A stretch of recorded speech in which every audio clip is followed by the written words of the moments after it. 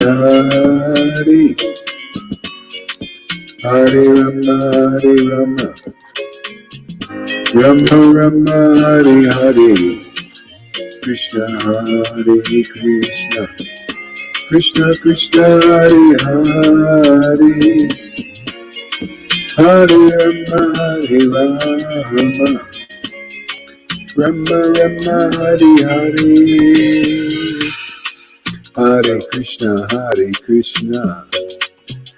Krishna Krishna Hare Hare Hare Rama Hare Rama Rama Rama Hare Hare Hare Krishna Krishna Krishna Hare Hare Hare Rama Hare Rama Rama Rama Hare Hare Hare Krishna Krishna Krishna Hare Hare Hare Rama Hare Rama Rama Rama Hare Hare.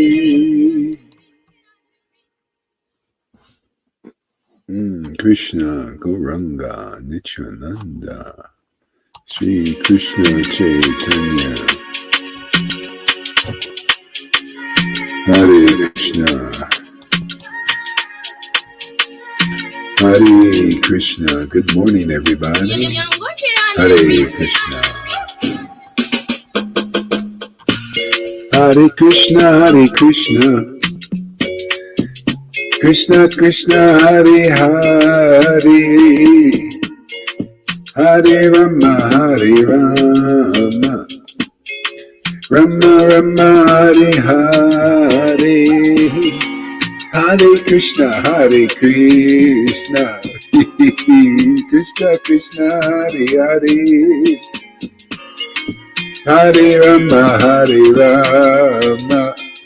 Rama Rama Hare Hare Krishna Hare Krishna Krishna Krishna Hare Hare Hare Rama Hare Rama Rama Rama Hare Hare Hare Krishna Hare Krishna Krishna Krishna Hare Hare Hare Rama Hare Rama Rama Rama Hare Hare. Hey Yogi, welcome. Thank you for coming. Krishna Krishna Hare Hare Hare Rama Hare Rama Rama Rama Hare Hare Hare Krishna Krishna Krishna Hare Hare Hare Rama Hare Rama Rama Rama Hare Hare Hare Krishna Krishna Krishna Hare Hare Hare Rama Hare Rama Rama Rama Hare Hare Hare Krishna Krishna Krishna Hare Hare Hare Rama Hare Rama Rama Rama Hare Hare Hare Krishna Krishna Krishna Hare Hare Hare Rama Hare Rama Rama Rama Hare Hare Nityananda Gauranga Nityananda Gauranga Nityananda Gauranga Nityananda Gauranga Nityananda. Oh, good morning, everybody. There are a lot of people going live today, but that's okay. That's great, man. See people inspired to serve the Lord's name.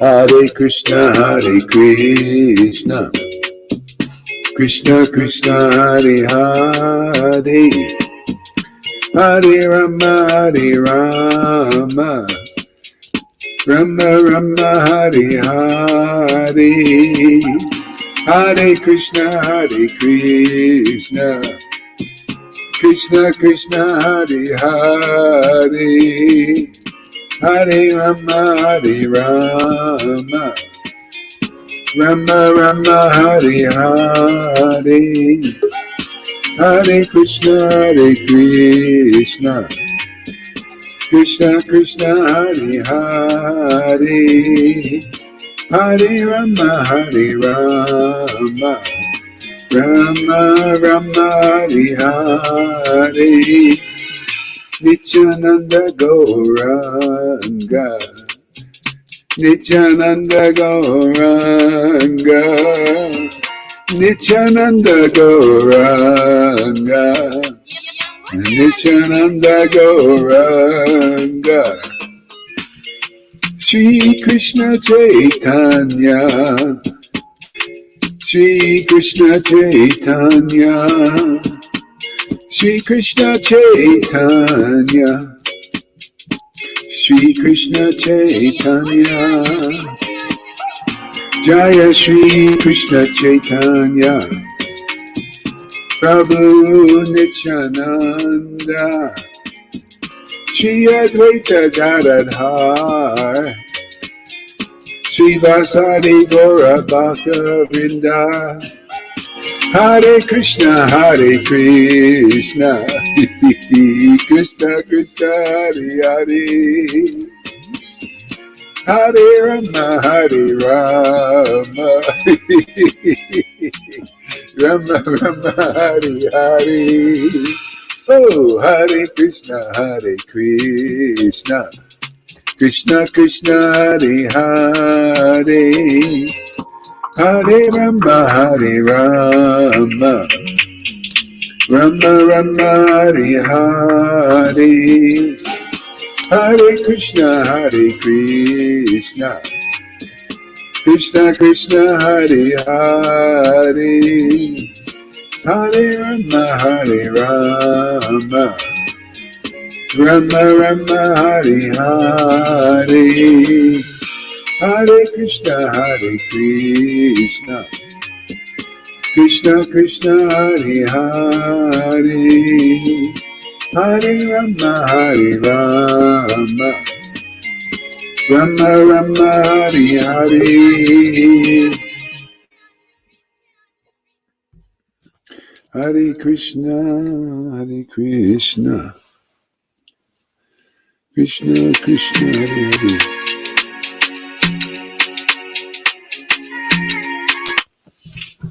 Hare Krishna, Hare Krishna, Krishna Krishna, Gauranga, Nityananda, Nitai, Nitai, Nitai, Gauranga. Hare Krishna, Krishna Krishna, Hare Hare, Hare Rama, Rama Rama, Hare Hare, Hare Krishna, Krishna Krishna, Hare Hare, Hare Rama, Rama Rama, Hare Hare, Hare Krishna, Krishna Krishna, Hare Hare, Hare Rama, Rama Rama, Hare Hare.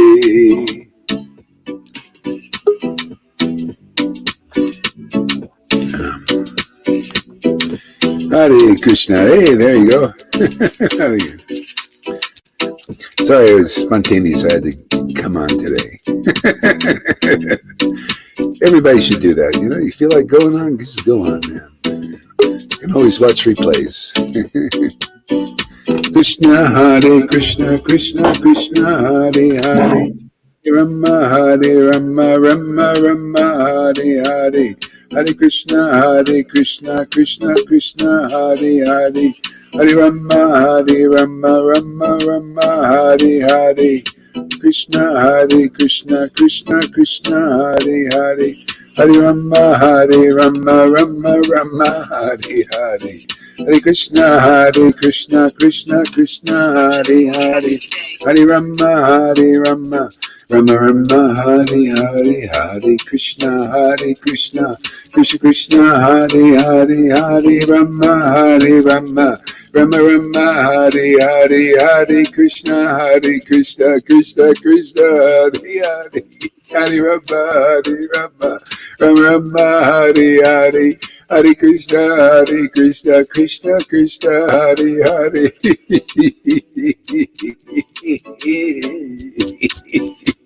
Oh.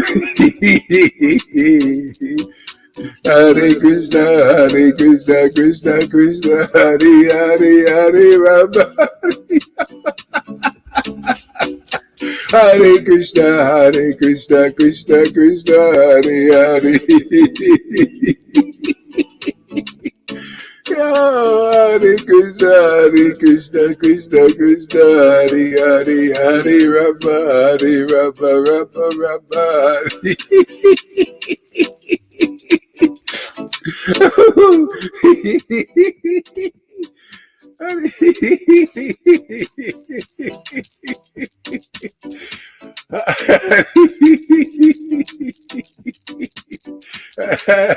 Hare Krishna.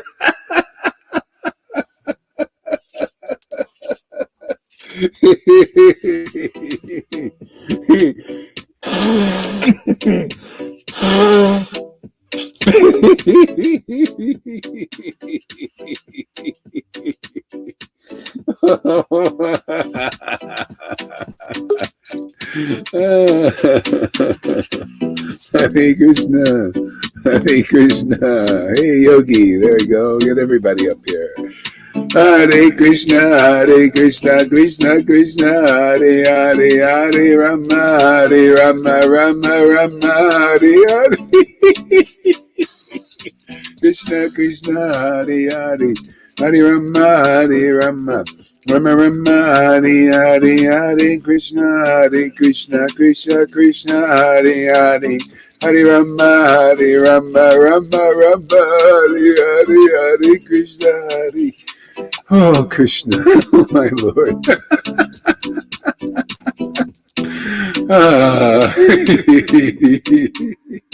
Krishna, Hare Krishna, Hare Hare. Hare Rama.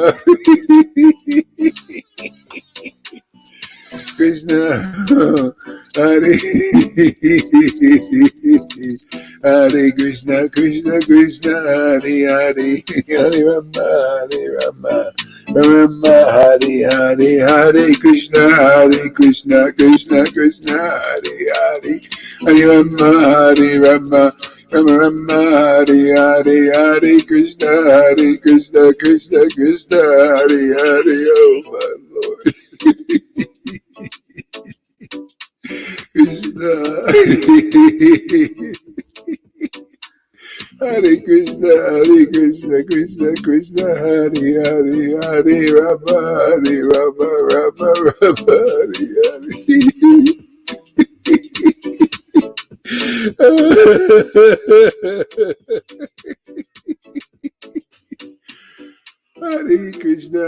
Hare Krishna, Krishna, Hare Hare. Hare Rama, Rama, Hare Hare. Hare Krishna, Krishna, Hare Hare. Hare Rama, Rama, Hare Hare. Krishna, Krishna. Hare Hare, Hare Rama, Rama, Hare Hare. Krishna, Radha, oh Radha,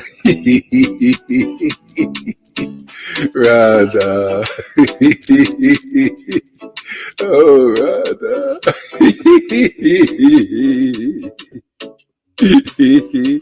Radha, Radha, Radha Govinda, Radha Govinda.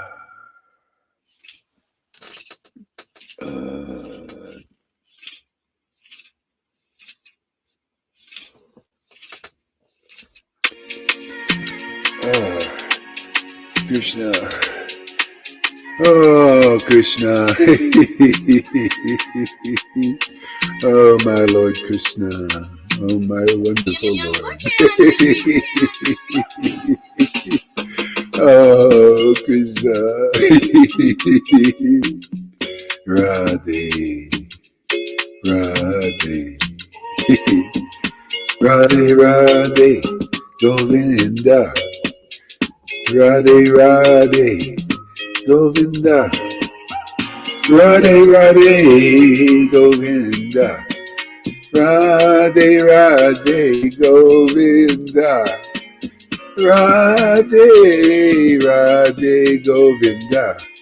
Radhe, Radhe, Govinda. Radhe, Radhe, Govinda. Shri Krishna Chaitanya. Radhe, Radhe, Govinda. Shri Krishna Chaitanya. Radhe, Radhe, Govinda.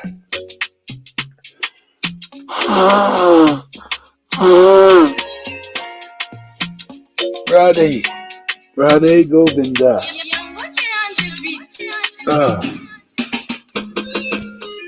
Radhe, Radhe, Govinda. Radhe, Radhe, Govinda. Hare Krishna, Hare Krishna. Krishna, Krishna, Hare Hare. Hare Rama, Hare Rama. Rama, Rama, Hare Hare. Hare Krishna, Hare Krishna. Krishna, Krishna, Hare Hare. Hare Rama, Hare Rama. Rama, Rama, Hare Hare. Hare Krishna, Hare Krishna. Krishna, Krishna, Hare Hare. Hare Rama, Hare Rama. Rama, Rama, Hare Hare. Hare Krishna, Hare Krishna. Krishna, Krishna, Hare Hare. Hare Rama, Hare Rama. Rama, Rama, Hare Hare. Hare Krishna, Hare Krishna. Krishna, Krishna, Hare Hare. Hare Rama, Hare Rama. Rama, Rama, Hare Hare. Hare Krishna, Hare Krishna. Krishna, Krishna, Hare Hare.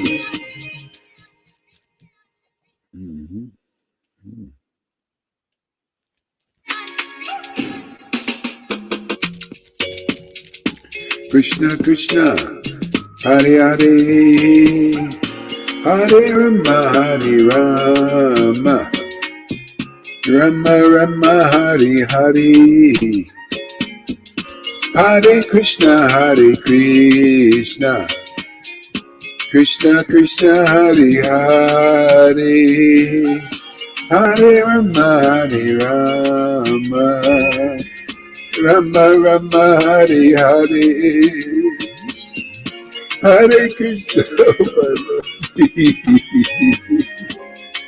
Krishna, Krishna, Hare Hare. Hare Krishna, Hare Krishna.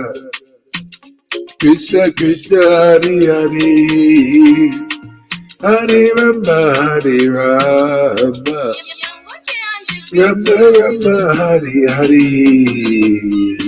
Hare Krishna, Hare Krishna. Krishna, Krishna, Hare Hare. Hare Rama, Hare Rama. Rama Rama Hare Hare. Hare Krishna, Krishna Krishna, Hare Hare, Hare Rama, Hare Rama, Rama Rama, Hare Hare, Hare Hare Hare Krishna, Krishna Krishna Krishna Krishna, Hare Hare, Hare Rama, Hare Rama. Rama Rama Hare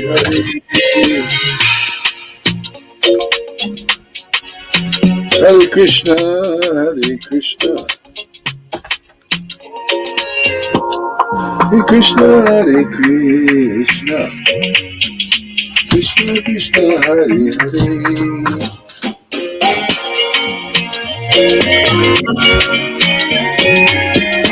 Krishna Hare Hare,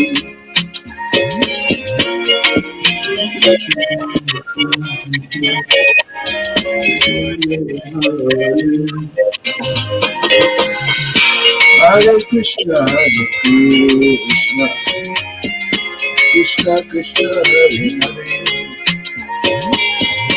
Hare Rama, Hare Rama, Rama Rama, Hare Hare.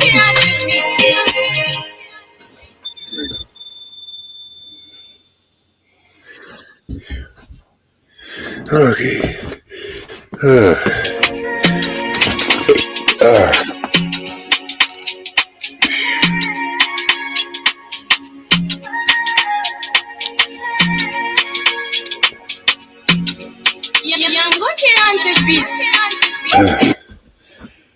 Krishna, Hare Krishna.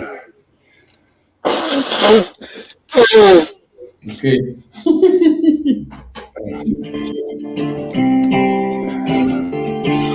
Hare Krishna, Gauranga. We ain't finished with Krishna yet. We're gonna drain that guy. Gonna suck him dry.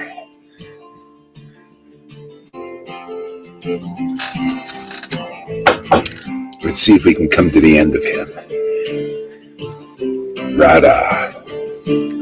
See if there's the end of her bhakti, if there's any limit.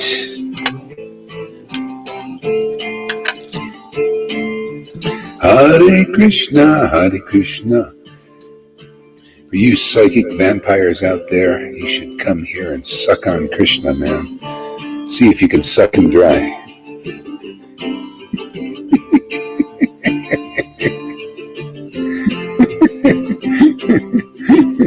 Want energy? Come here, man. See if you can get energy. Hare Krishna, Hare Krishna, Krishna Krishna, Hare Hare, Hare Rama, Hare Rama, Rama Rama, Hare Hare, Hare Krishna, Hare Krishna, Hare Krishna, Hare Krishna, Hare Krishna, Krishna Krishna, Hare Hare, Hare Rama, Hare Rama, Rama Rama, Hare Hare, Hare Krishna, Hare Krishna, Krishna Krishna, Hare Hare, Hare Krishna, Hare Krishna, Krishna Krishna, Hare Hare, Hare Rama, Hare Rama, Rama Rama, Hare Hare, Hare Krishna, Hare Krishna, Krishna Krishna, Hare Hare,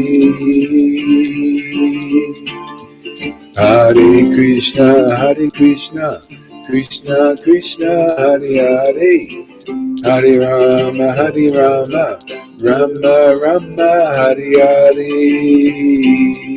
Krishna, Hare Krishna, Krishna Krishna, Hare Hare, Hare Rama, Hare Rama, Rama Rama, Hare Hare.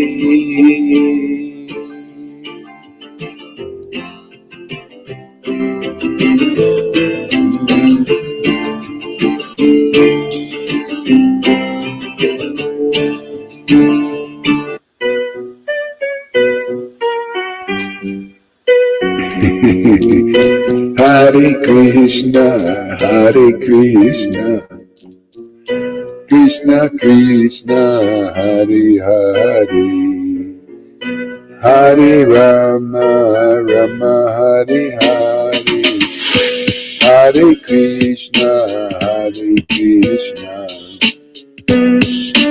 Krishna Hare Hare, Hare Rama, Hare Rama, Rama Rama, Hare Hare, Shri Krishna, Hare Krishna, Krishna Krishna, Hare Hare.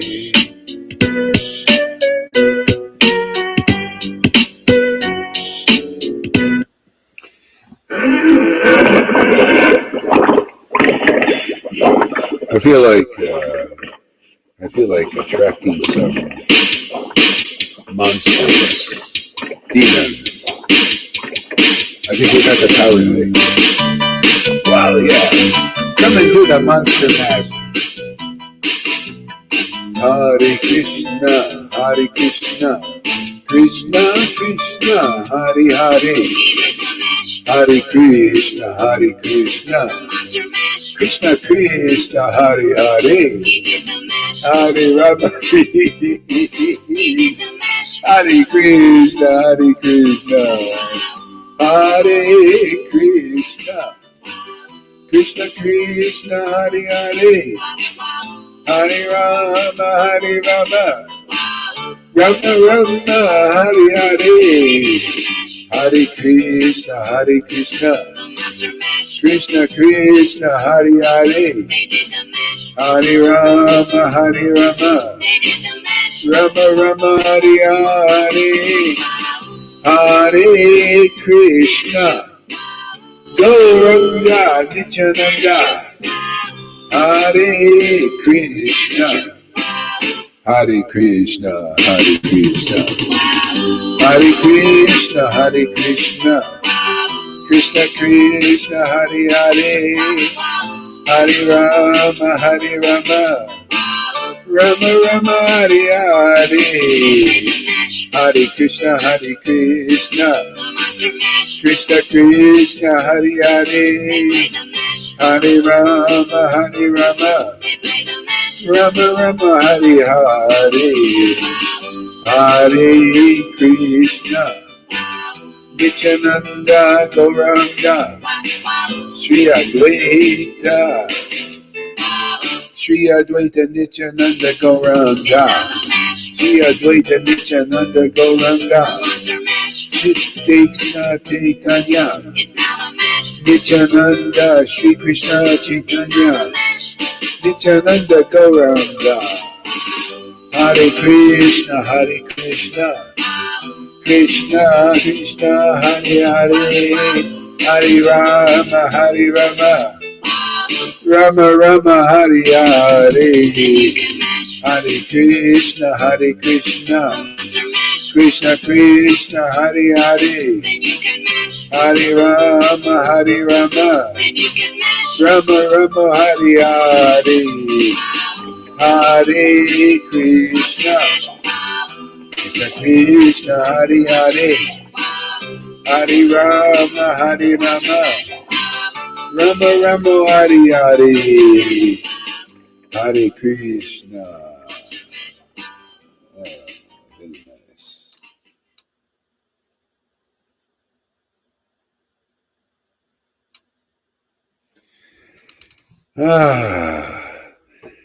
Hare Krishna. Om Namo Bhagavate Vasudevaya. Om Namo Bhagavate Vasudevaya. Om Namo Bhagavate Vasudevaya. Let's try some Srimad Bhagavatam. I was reading something yesterday. It was really nice. Let's see what happens here.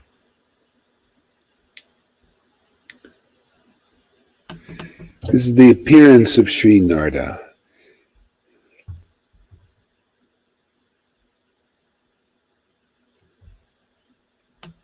I just love that word, appearance of devotees, realized souls.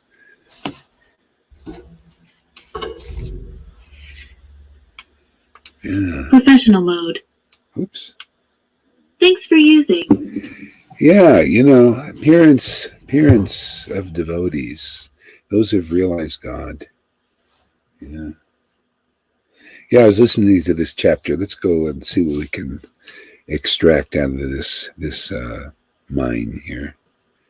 All right, this is the appearance of Narada, chapter 4 of Srimad Bhagavatam, first canto. Vyasadeva said, Jai Srila Prabhupada, Jai Jesus, thank you very much for all of this. Nectar, just nectar upon nectar. It's just amazing. Too amazing. Vyasadeva said, on hearing Shuta Goswami speak, Sanaka Muni, who was elderly, learned leader of all the rishis, engaged in that prolonged sacrificial ceremony,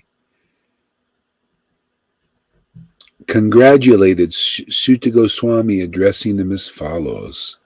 Sanaka said, O Sutta Goswami, you are the most fortunate.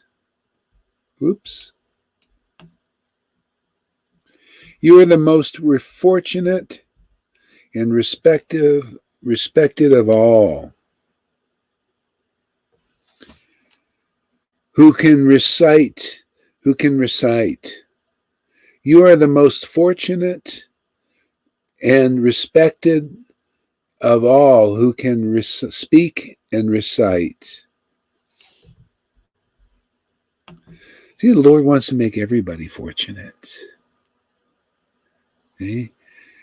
You get this potency. I was hearing this one guru, actually. And this guy's got some juice, But I think he's still looking behind it all. He kind of looks like he's really Rasic, and maybe, I don't know, maybe he is, but not exactly conclusive. He's just, and he's right. He's talking about, this guy's really learned, man. He studied all that. I won't mention name, but he's very learned, and very sincere, I think. And,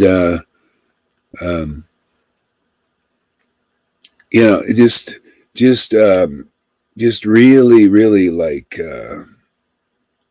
saying that it's really hard to get this bhakti to sprout in your heart, And so he's advocating Dham Seva, to go and live in the Dham of, like, say, Eka Chakra or somewhere, and then get Nitai's mercy. See? So, God, and that's when I knew, I said, he doesn't quite get it yet. Because if you get it, you got to realize conclusively that you're it. The Lord has given you more power than the Dham. See, and he couldn't see that. So that's why I say people still looking. Because, I just love conclusiveness. The Lord has put that in my heart. That's what the seed of bhakti does. You get really, really conclusive about everything. You see, that's slower than meeting a devotee. See, Dham has two meanings. One is the place, and the other is the person. The person Dham is more strong.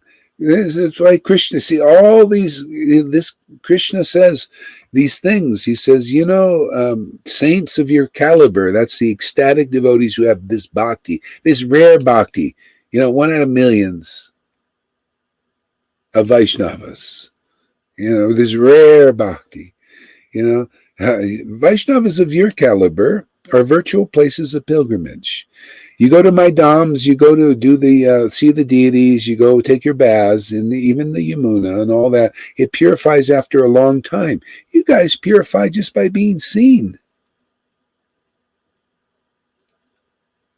See? So that's the power this is the power of Guru, man. Real Guru. I mean, we're talking about real Guru.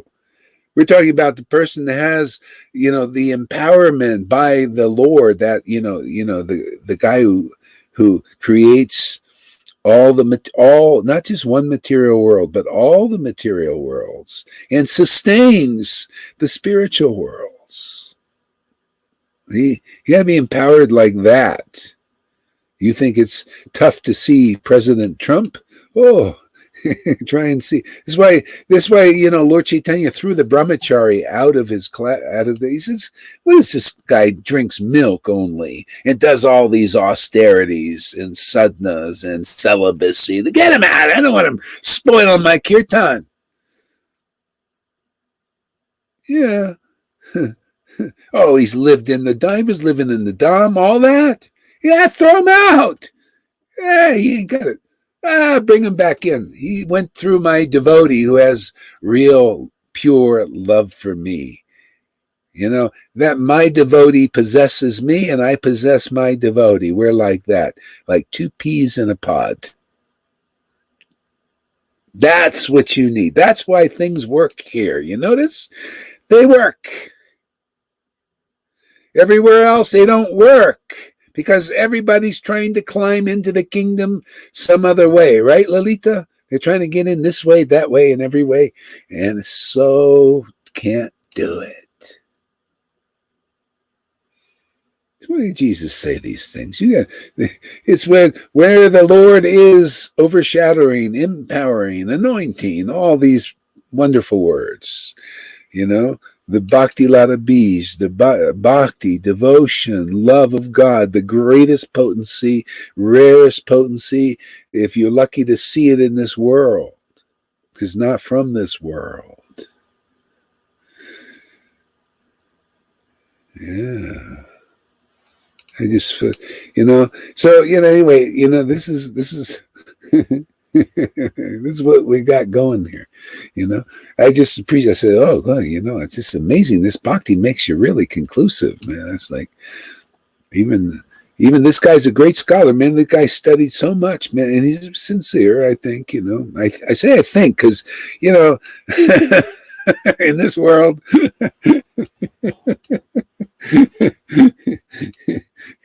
Maya's very tricky. But, I think he's sincere. I think he's pretty, more or less.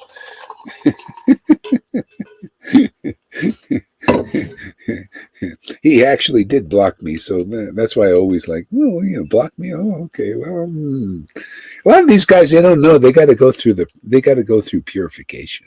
They don't know that. These Indians, he's an Indian guy, They think they can just somehow go into Krishna, go into the Lord Chaitanya, and they say, all I need is Nitai, Nitai, Nitai, again, and go to the Dham, and then I'll get in. Well, you get in, but slower. Yeah. You got to find where the devotee is, right? Yeah. Find the Those devotee. who block you are really very contaminated. Otherwise, Yeah.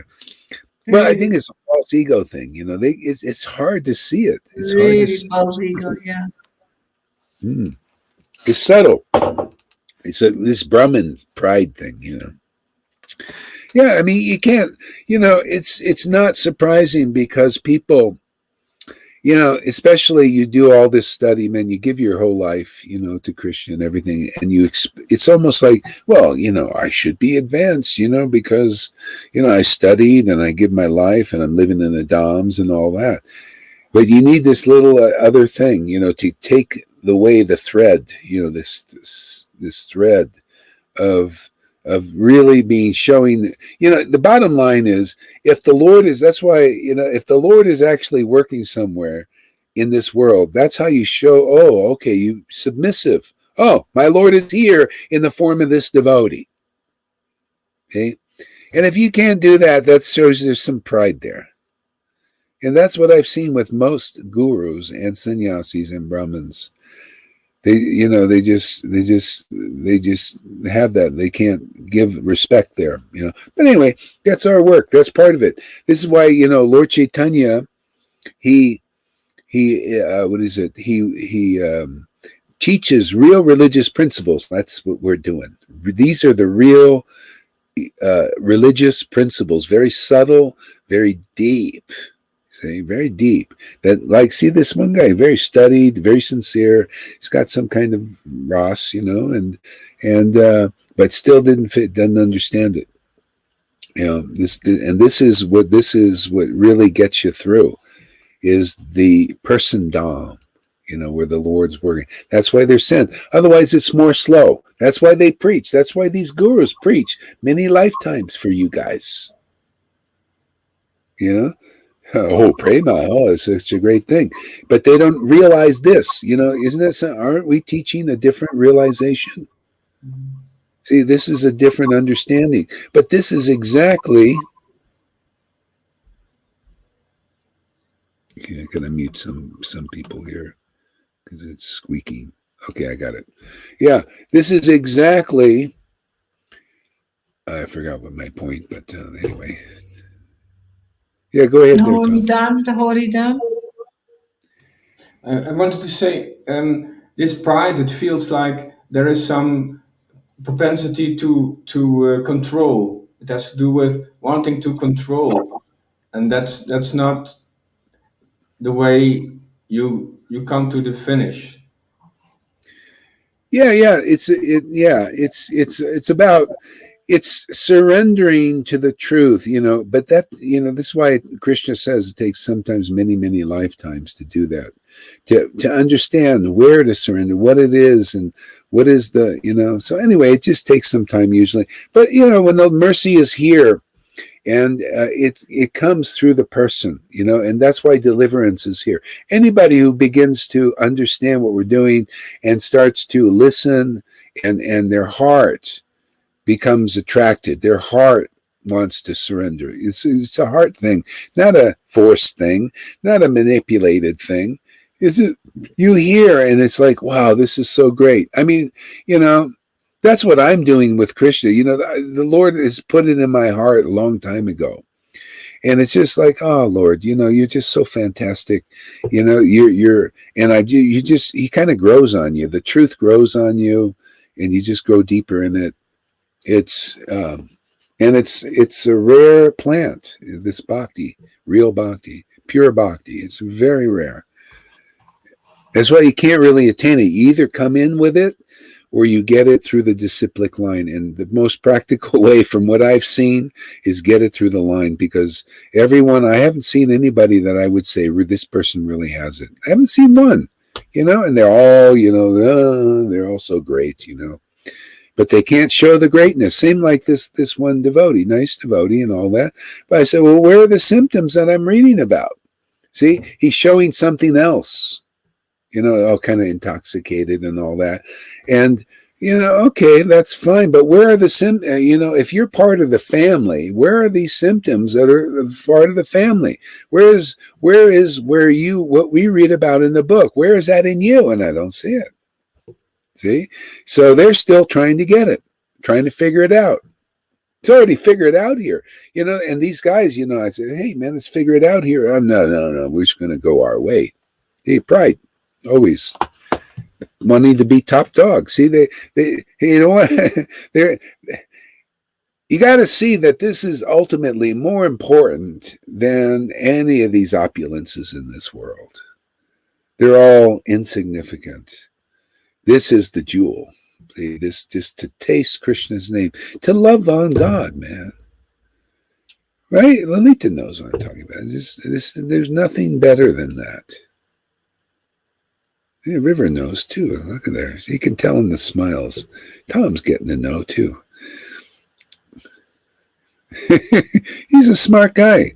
He knows where to be. He used to be kind of like a little bit of a vampire, and want the energy. But now he's getting intelligent. Oh wow, let me get it from Krishna, man. That's a let me be around real devotees, and see, and now you don't want to now he knows when you go try to get it from your family, it's like, oh, that's got an edge to it. Eugh, it's not pure, or somewhere else, or even from Mayavadis. Now, Lord gives him a little Mayavadi girlfriend for a little bit, and you can't, the energy is not quite clean, This is clean, right? This is clear, clean, pure. It's like manjari. When the people smoke pot, they like the manjari bud. It's like manjari bud. Gets you stoned like that too. Only it's natural.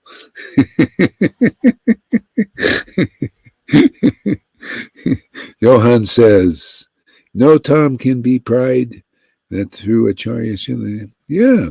Radha and Krishna. Yeah. Perspiration, trembling. Yeah, these things, these symptoms, perspiration, trembling, all that stuff. I mean, yeah, and really ecstatic. See, that's what I'm looking for. I was looking through this guy's video. I couldn't see any of that stuff, but yet he was showing some. Well, this is kind of how I see it. You're trying, it's if God is, the bottom line is if Krishna and Lord Chaitanya is working through you, right? It's him. Then where do you see him? You got to see when Jesus said, when you see me, you see the Father. When you see a devotee in our line, you got to see Lord Chaitanya. Oh yeah, there's Lord Chaitanya. He's ecstatic like that. Crying. I mean, of course, you got to understand Lord Chaitanya was in Radha Bhav and was like Radharani.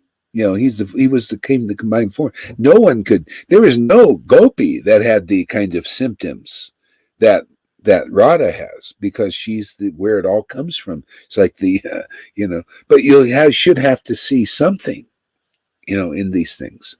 See, so this bhav shows, these are family members. This is part of the Lord Chaitanya family. And if you want to be part of that family, you got to associate with family members. You can't be too proud. Well, I don't know. I'm Gurudev, Yeah, well, who's Gurudev? See, when a devotee has been purified, who's Gurudev? Who's my guru? Gurudev is Krishna. He comes in the form of guru. He comes in the form of devotees and plenary portions. He comes as himself. He comes as this is the bhakti potency. This is all Krishna. See? It's all related, has relation. Okay. Christina says, Hare Krishna, everything devoid of serving Krishna's yoga maya is a waste of time. Yeah, only making Krishna happy is exactly, it's true. Unfortunately, I'm such a bad boy. Sometimes I just go and I want to just rebel. This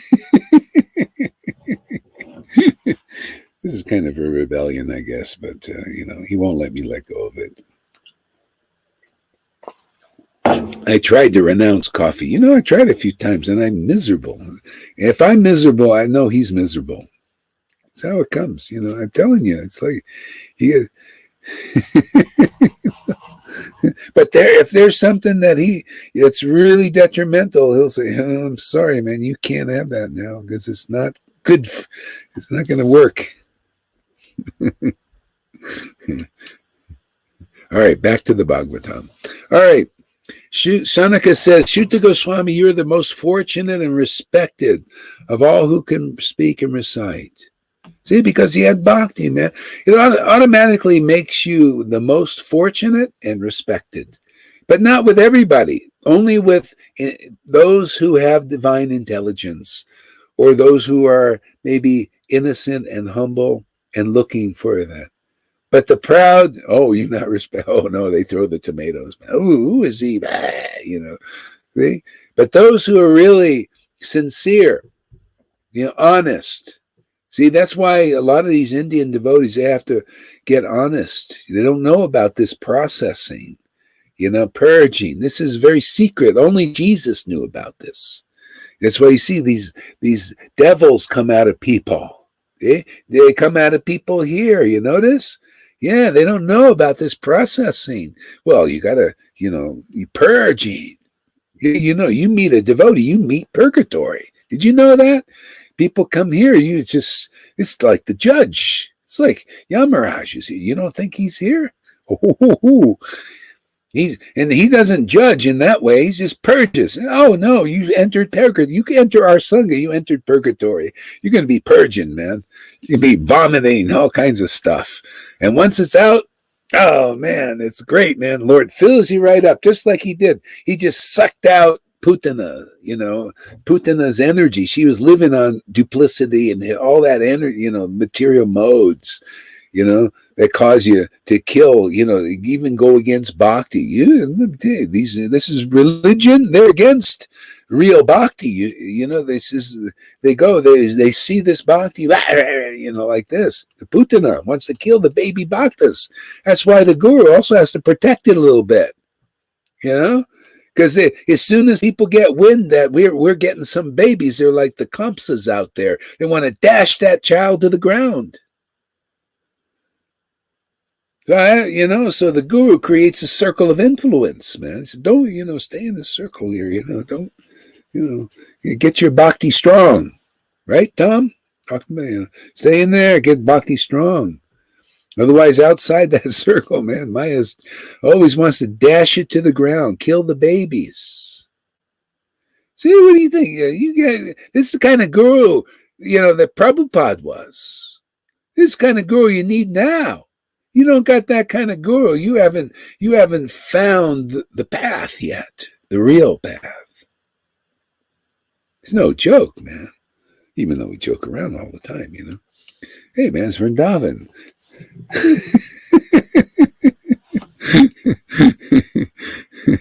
Clear of a charge of suspicion from Anglo perjury. Yeah. Okay, what else here? Okay. Please relate the pious message of Srimad Bhagavatam. Okay, I got to go for word, because, the word pious doesn't do it justice. So word for word, punya. Punyam, let's look it up. Punyam. Isn't this fun? I loved it. This is like Scrabble. Like Scrabble, word games. Highly glorified and pious, yeah. So punya means highly glorified and pious. But pious in the definition of Lord Chaitanya was transcendental. He said you could being a Brahmin, they think in the world is pious. But Lord Chaitanya says, if you're only a Brahmin, you have only that kind of piety, you can't purify yourself or anybody else. Isn't that amazing? So that's not Lord Chaitanya's definition of piety. See? The piety he was talking about, no, you need pure devotional service. You need bhakti, pure bhakti, man. Bhakti, Shuddha bhakti. See, not just piety, it's Shuddha piety. Not just goodness, but pure goodness. See, what's pure is Shuddha, transcendental. Now that's pious to the Lord. That's purifying to the Lord. This is why we have high standard here. Can you imagine a low-class person like Gaur Hari Das talks about highest standard? I think that's a miracle. That's why people he can't talk about high standard. Hey, look, no tilak. See, that's, all this piety thing, crematorium, even Lord Chaitanya, when he was teaching like a Brahmin, your head's like a crematorium and all that, because you don't have the little mark there. It's external bhakti. Even I have students, they say, well, you see, the Lord said, you got to you're a crematorium. Why don't you wear tilak? Little babies, they don't understand. External bhakti. Yeah. Everything, even all the way up into Ekadasi. That's the most respected. Nobody does it here. But why are we so ecstatic if we're it's, you don't do Ekadasi, then it's like killing your guru. Oh, yeah. Well, why are we so ecstatic? Why doesn't this apply? Must be a deeper principle, eh? It's fine. People come here. You want to do Ekadasi? Have a great time. Do your Ekadasi. I don't care. I don't even want to talk about it. Don't even remind me. But you do what you want to do. Do your pious thing and all that. But don't think you're going to be delivered quickly like that. You want to be delivered quickly? Come here and listen. To the point of, wow. That's what I do. Why do you think I'm here at 365? I come here for the wow. To me, every day is almost like a wow. Come here for that. Then Krishna said, oh, this guy knows. Vrindavan for you. He knows where I'm working and through whom I'm working. Where I'm working? Oh, well, come on. Step through the door.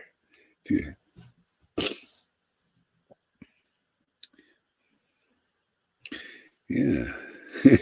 Tilak in the heart. Yeah, right. Go on. Look at these wonderful friends we got here. What a family, man. Whoever wouldn't want to be a part of this family, you're still in Maya. Because this is a rare family, man.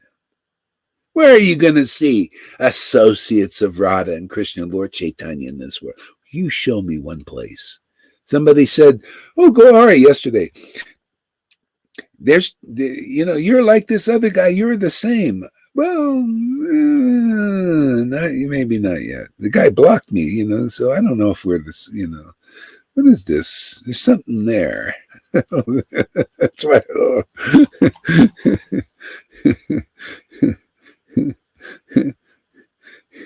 All right, where were we here? This is fun. I love this. Playing with Krishna. Isn't that what it's all about? Playing with Krishna. Well, please relate the pious message of Srimad Bhagavatam. See, so Bhagavatam is beyond the material piety, but it's real piety. See, it's transcendental. This book is transcendental. Only the pure in heart and see, that's why I say when I see somebody really conclusive, that means they're mature bhakti, they'll know these deep conclusions.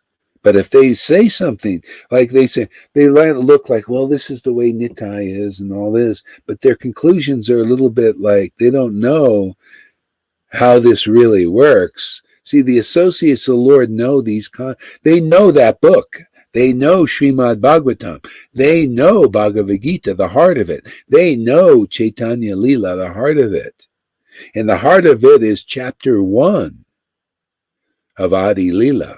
The devotee, if you can't be responsible and say, well, oh yeah, just go to the Dham and live in the Dham. No, you go to the devotee and hear from the devotee, enter the door to bhakti.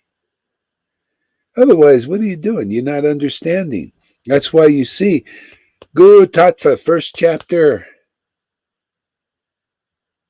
Yeah, people understand that well here. See, which was spoken by the great and powerful sage Shukadev Goswami. See, great and powerful sage. What was the source of his power? He heard the Bhagavatam from his father. He heard it. Not just Vedavyas wrote it down, but he spoke it to his son. Why didn't he just just read the book? He didn't do that. He spoke it. He got empowered. See, through the disciplic line, like here, you see, you guys get empowered through the line. See? This is a secret. This is why the Ritviks, you guys are babies, children. You're not understanding properly. That's a message from Prabhupada, by the way. He just poked his head there. You got to hear this from a realized devotee, just like these devotees. They're sitting. You see, the Bhagavatam is a book. What's it a book of? Of how to be in life. See? You sit like these devotees. The sages sat before Sutta Goswami, like the sage Mars Parikshit sat before a realized, empowered devotee. See, that's Bhagavatam. That's in the book. Where are you doing it now in life? Are your gurus like that? Are they like Shukadev Goswami?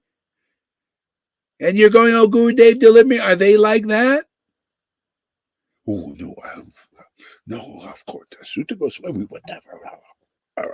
Well, that's what you should be. If you're really a deliverer, if you're really a devotee Bhagavat, that means the Lord is using you like he did Shukadev Goswami and Prabhupada and all of them. Otherwise, step aside. You're not understanding conclusively these things.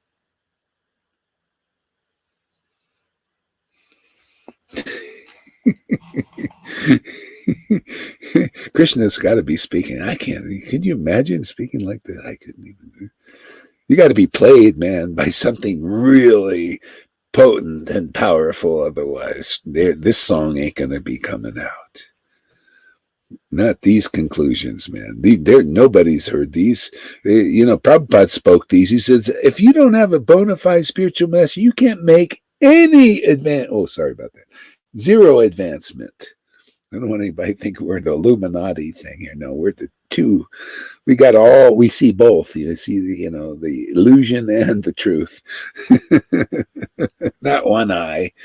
That's not all seen. See, they think that's all. I'll tell you, this is the thing. They think that's all seen, that one eye. But they're only looking at half.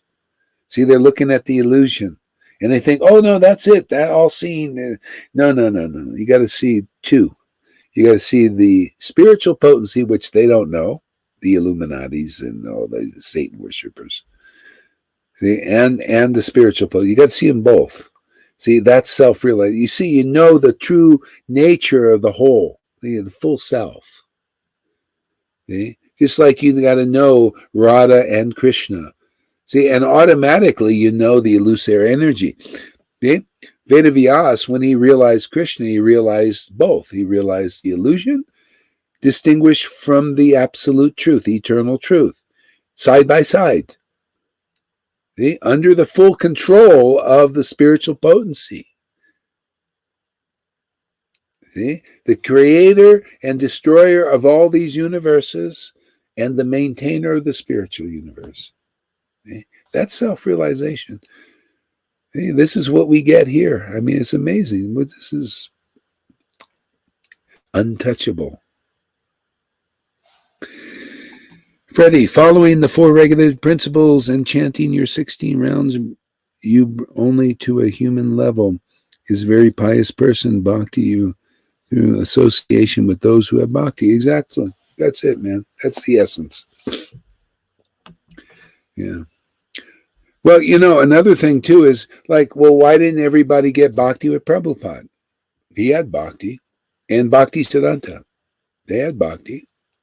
But they see that it's in the message because there is no room for the confidential message. This is what I got in here. In this chapter, you'll see we'll come to it maybe today. Who knows? But you gotta be with a devotee like Prabhupada, and they gotta tell you the confidential message, which he only put in his books, and save that for our work.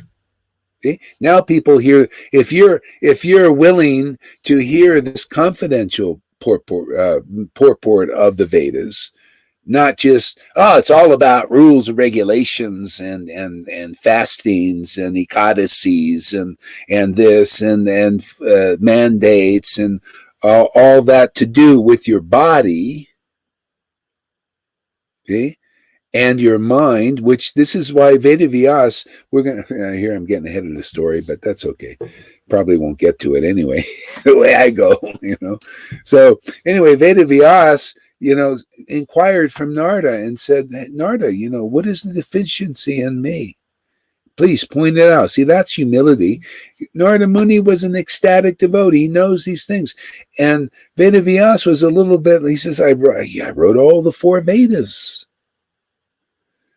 I wrote all about, how for the welfare of people so that they can make spiritual progress, they can follow, all these rules and regulations and all this stuff, that to do with the body, how to, clean the body and all these things and regulate the body, regulate the mind, the body and the mind. See, all to do with the body and the mind. So, yeah, you use your energy to regulate your body and your mind and do these things and keep these timings and see all in the mind. And so he was feeling like, hey, man, where's this going? Where's this going? I'm doing all these rules and regulations teaching about varnashram dharmas and all this stuff. And why am I not satisfied? See? This is where devotees need to be before they can come here. This is why they don't. They're not satiated with that. No, it's all Prabhupada taught us varnashram dharma and the rules, regulate, mandates, all that. We're just any codices, and we're just totally into that. That's where we're going to go, where our time is into the body and the mind. See, that is our object of self-realization. See, this chapter. And so Narada starts. He said, "Oh, you're ready to listen. Oh, well, there's room for my word, my confidential word, because now you're satiated with that, and you're ready to move on." Just like Lord Chaitanya with Ramananda Roy started his conversation. Oh, varnashram dharma and the rules are regular. That's the way to attain perfection. See, make that your. He's testing Lord Chaitanya. Oh yeah, make that your object. Of self-realization. Varnashram dharma, and then you'll get it. There she is. Welcome. Yeah, and then you'll get it. Yeah, mute your mic there, please. I'm a little talking. I'll mute it for you. There you go. No. There you go. Yeah.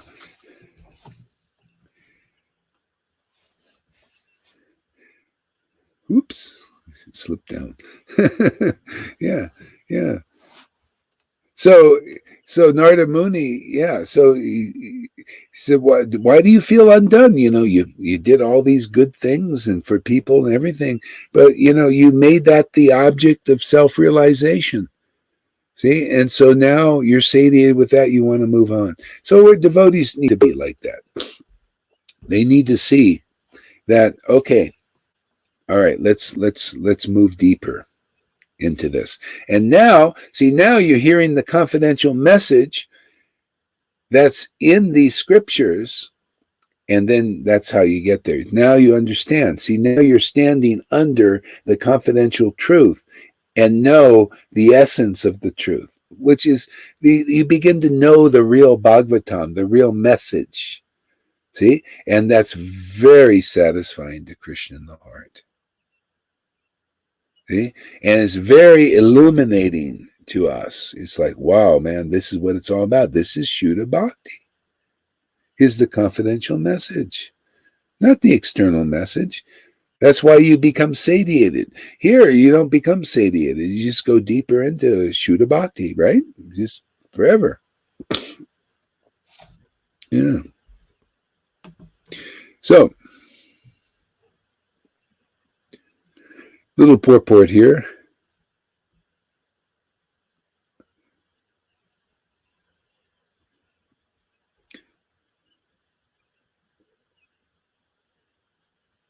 So Shuddha Goswami is twice addressed herein by Sanaka Goswami out of great joy because he and the members of the assembly were eager to hear the text of Srimad Bhagavatam.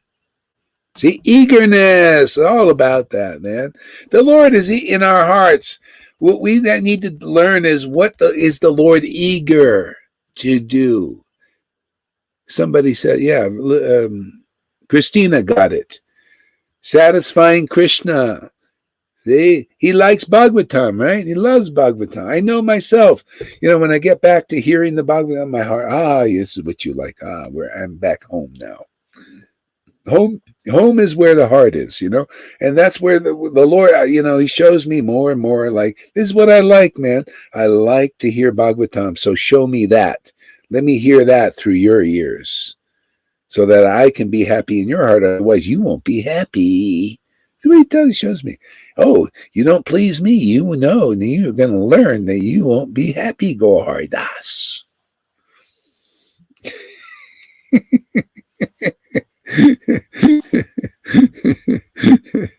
Nah, you ain't. I got you. You belong to me now. You don't make me happy. You're going to just sit there like a branch outstretched with no real life. Home is sweet home. Yes, exactly. Yeah, Sutta twice is twice addressed here by out of great joy. See, great joy, man. This is it, man. This is why it's so fun, man, to be with devotees, talking about Krishna, making Krishna in our hearts happy. See, joyous. It's a party, devotional party, my friend. My God, it's amazing. They were not interested in hearing it from a bogus person who would interpret it in his own way to suit his own purpose. See, own purpose means material motive. It means you just don't enjoy. See, that's why I like that Alan Watts guy when he was saying, he said, listen, I didn't come here to convert anybody. I'm not here to change, convert you or this. I'm here only for pleasure. I'm here because I just like to talk about truth. Okay? Now that's a devotee here. If I'm, you got to be like that. Otherwise, you're doing it for your purpose. Oh, well, let's see. This is a job. I got to do this, and this way I can, I kind of like can't. I don't have to go in and be a shoe salesman or something. I can go to the ISKCON and become a guru and a sannyasi. I'll get somebody to give me sannyas. That's why I like the way Bhaktisiddhanta did it. He just went in front of his picture, took sannyas, man. Even though he knew all these people, and that's great because I know who's really got it. A lot of these Babajis said, "Oh, this is not in tradition. Why is he taking sannyas from a picture?" Oh, I know where you guys are at. External bhaktas. What is this? Take from a picture from a person. What is this? It doesn't matter for those persons. Krishna's using them, man. You don't tell Krishna what to do. You don't tell an acharya what to do. The Lord is, the Lord is inspiring them from the heart. I don't care about what you say. Well, this is near not spoken. And everybody that does it, they always speak from the mode, at best, the mode of goodness. Well, the Shastras say you should do, yeah. Well, hey, man, my Lord says the Supreme Personality of Godhead and my Guru is not subject to the rules and regulations of the scriptures. They're only controlled by affection and truth. Affection for the truth. See? A lot of people have a hard time with that.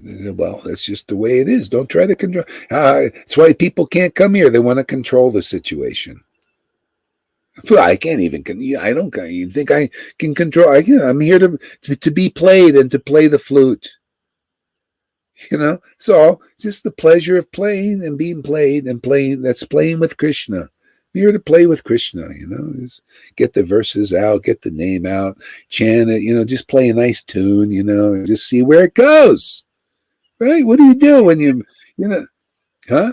They are so comfortable in their illusion. They are so comfortable in that illusionary state. They are afraid to lose it.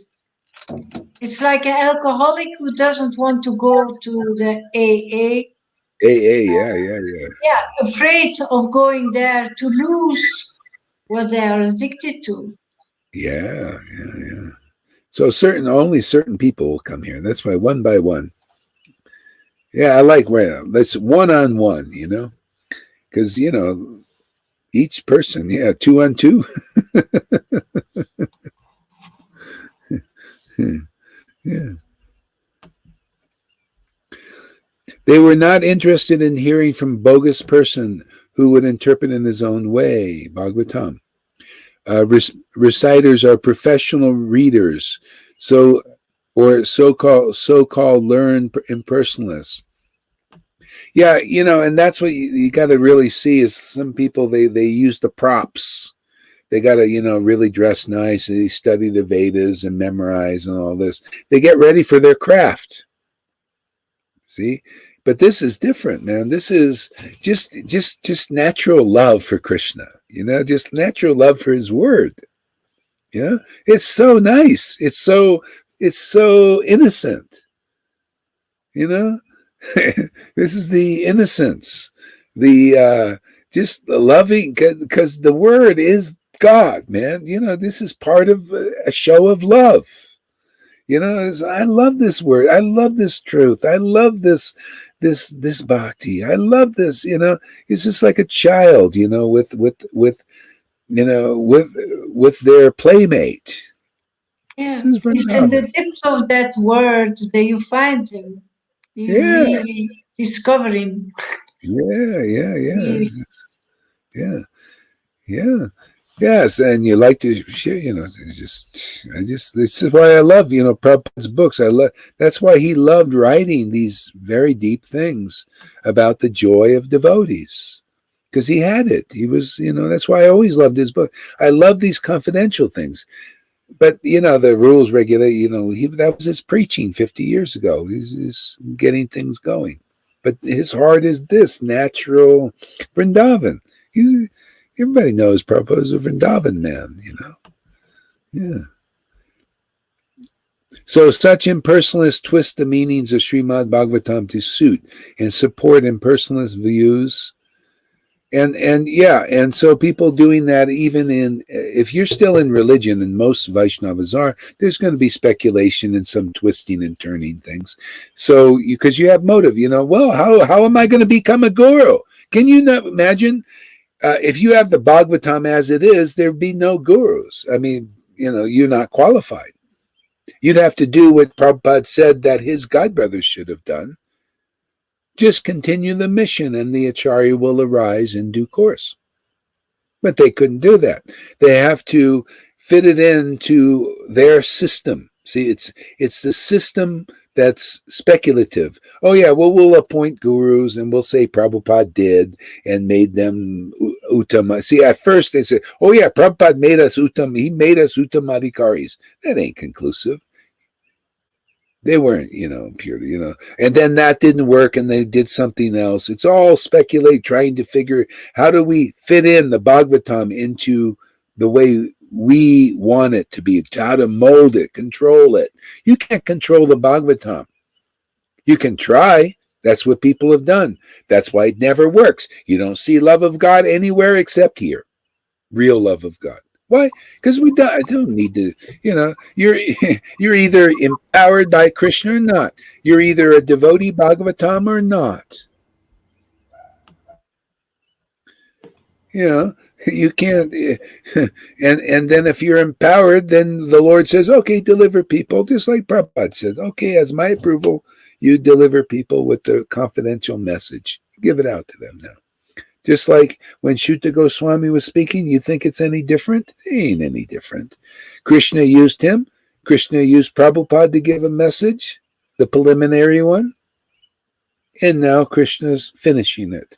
Krishna is always doing it. He's playing his own flute. He chooses his flute as he does. If anybody has a problem with that, too bad. Then you missed the boat, right? You missed the boat. Oh, you can't see that Krishna's working in our Sangha? my students have more bhakti than any of these gurus, all of them. And these other guys that are trying to look the part and everything, more bhakti than them. They have more symptoms than them, most of them, our students here. So it's real. It's real deal here. It's not, anybody has a hard time with that? Well, too bad for you. You missed the boat. This boat. You missed this boat. Try either with my students later on. If you miss that boat, then you miss the boat, and then you get another chance in another lifetime to figure it out. This is figuring it out here. It's all figured out. The Lord is figuring it out. All right. Only one who is prepared to present Bhagavatam in the light of Shukadev Goswami, and only those who are prepared to hear Shukadev Goswami and his representative are bona fide participants in the transcendental discussion of Bhagavatam. Now that is a wonderful statement. See? Only those who are prepared to present Bhagavatam in the light of Shukadev Goswami. So everybody can look. Is Gaur Hari Das presenting Bhagavatam in the light of Shukadev Goswami? See, the light. The light is the truth of it, without speculation. New place here. This is a fantastic place I got. Oh, man, paradise in the material world. It's paradise because this connection is fast. To me, that's paradise. We're a very fast internet connection.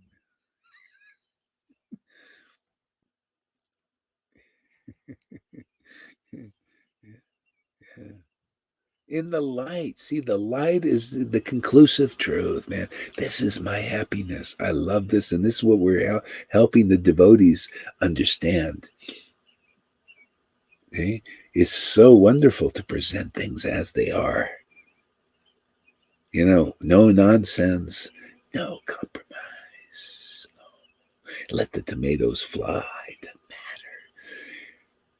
It's just the happiness in the truth. Jesus was like, that's why I love Jesus. And follow in his footsteps. That's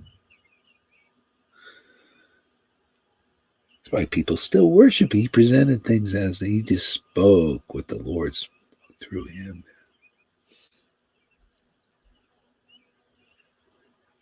If he were here now, he says, well, you know, look at these guys. They've changed this and this and this. Well, it's still flying because, you know, just by faith in a realized soul, even though you don't understand them well, goes a long way.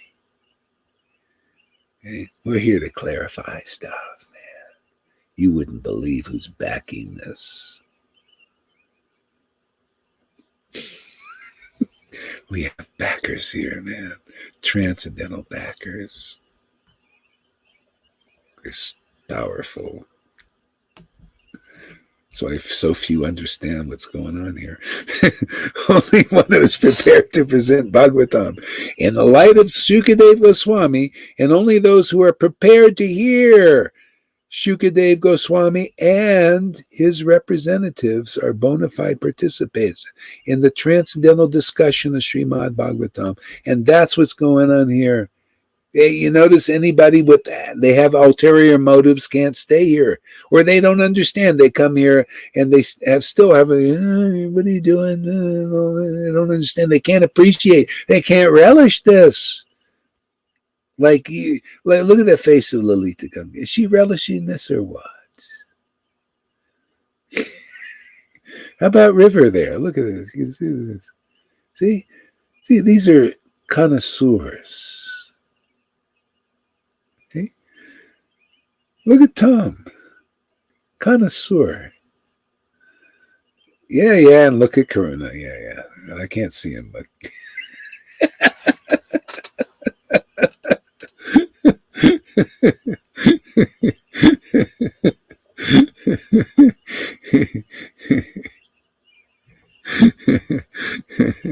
yeah, isn't this amazing? I just love this. This is such a family affair, man. This is so amazing.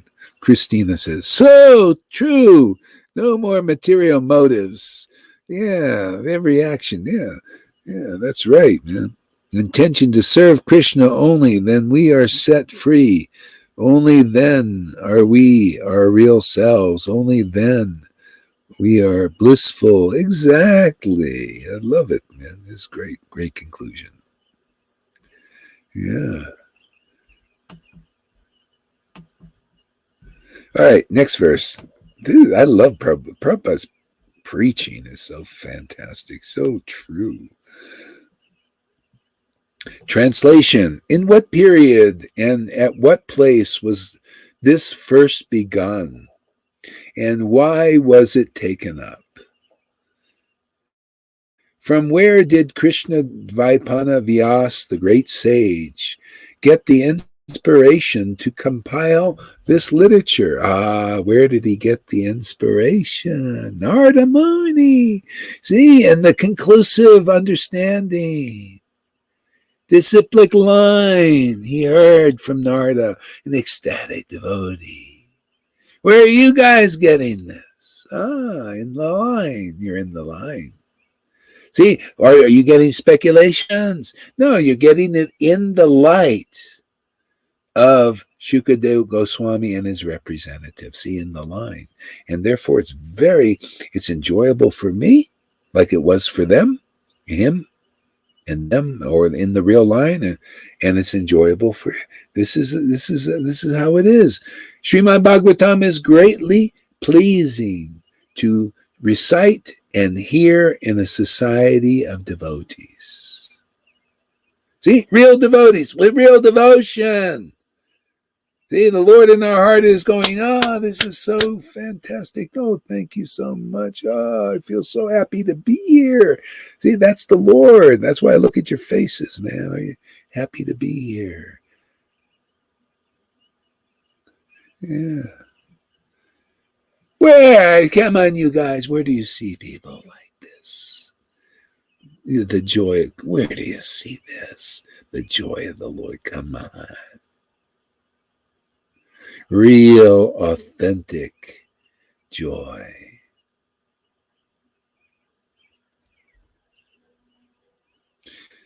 I think we're going to get a lot of people. This stuff is amazing.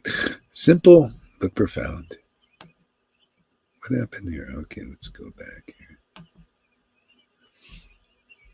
here.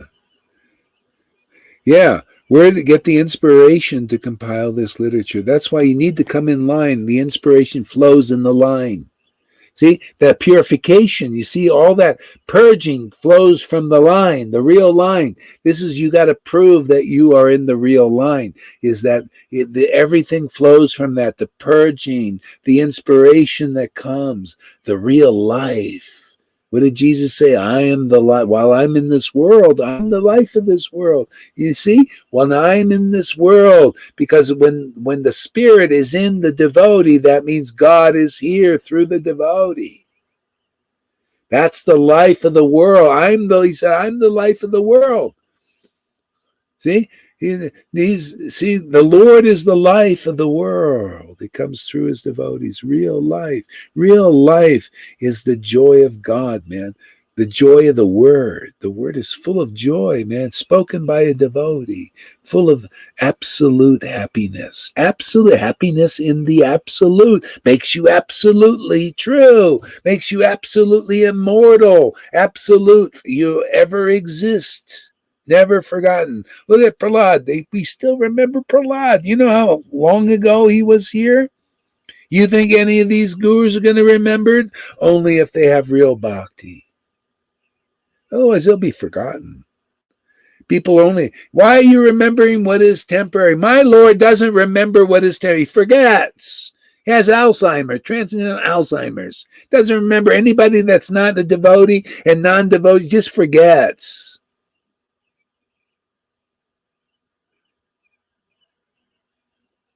He only remembers devotion. He only remembers devotees. That's absolute happiness. Otherwise, it's all temporary happiness in this world. Comes and goes. He remembers all recitations of the Bhagavatam. He remembers all our classes. All heartfelt from his heart through our hearts. We share the same heart.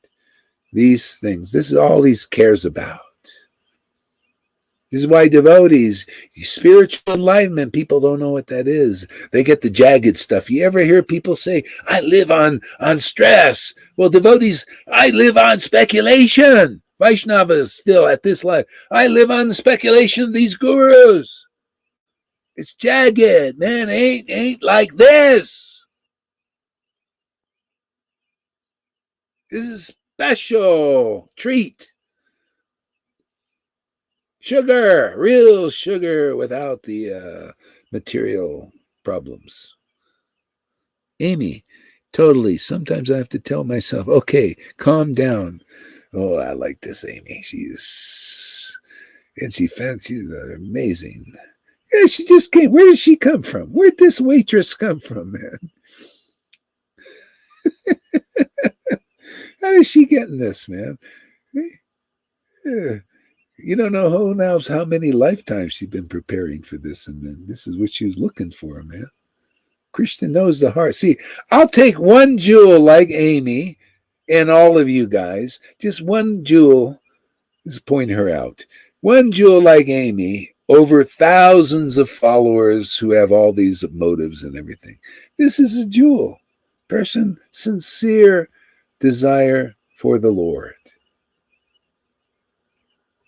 See, the Lord only gives me jewels here, so I'll take one by one. Just give me that Richard, heart of gold, man. Sincere, honest. Yeah, just give me these jewels. Look at Lilita Ganga. Look at Tom. Look at River. Look at Karuna. Look at you guys, man. Now this is family, man. This is the eternal family. This just gets better every day too. It's really amazing. So, purport by His Divine Grace, A.C. Bhaktivedanta Prabhupada. Because Srimad Bhagavatam is the special contribution of Vyasadeva, there are so many inquiries by learned Sonaka Muni. It is known to them that Srila Vyasadeva had already explained the text of the Vedas in various ways, up to the Mahabharata, for the understanding of the less intelligent women, Sudras, and fallen members of the family of the twice born.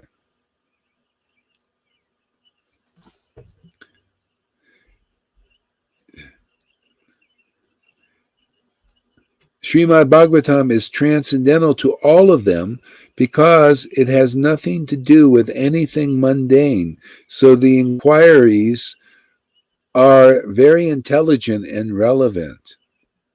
Yeah, you see, the other literatures were for the less intelligent. That's really humbling. Anybody preaching or following Varnashram Dharma now, and just all these rules and the regulations is for the less intelligent. You're just part of the less intelligent class. If you believe that's going to deliver you, it's still mundane. No, something spiritual is going to deliver us. Lord Chaitanya, when he realized the spiritual, he said, what man needs is spiritual. Not material now, not Varnashram Dharma, really. I mean, see, the less intelligent have come around again, and so that's why the Acharyas preach that, for the less intelligent. Now you want to understand Srimad Bhagavatam, we preach it. I'll prove it. You come here, you'll see that you didn't even hear the real Bhagavatam with all your Bhakti Shastra degrees on the wall. You didn't understand it. You don't, because you can't understand it just by your own studies unless you have Bhakti, real Bhakti, pure Bhakti. Only the pure in heart can understand. Only the 100% pure in heart can, it says that in the book, 100% pure in heart can understand the Srimad Bhagavatam. And it is only this kind of bhakti that purifies heart, nothing else. See? Therefore, you haven't heard the Bhagavatam till you hear it from somebody like that. They're the ones who are empowered. See, you have to have love of God to really preach the real Bhagavatam. Otherwise, there's just going to be speculation. Okay? So look at this. We have such a place, an empowered devotee speaking and empowered listeners. So therefore, it's so delightful.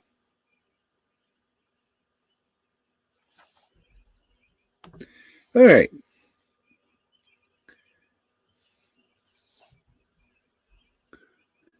See, so the real Bhagavatam, Prabhupada says, has nothing to do with the mundane.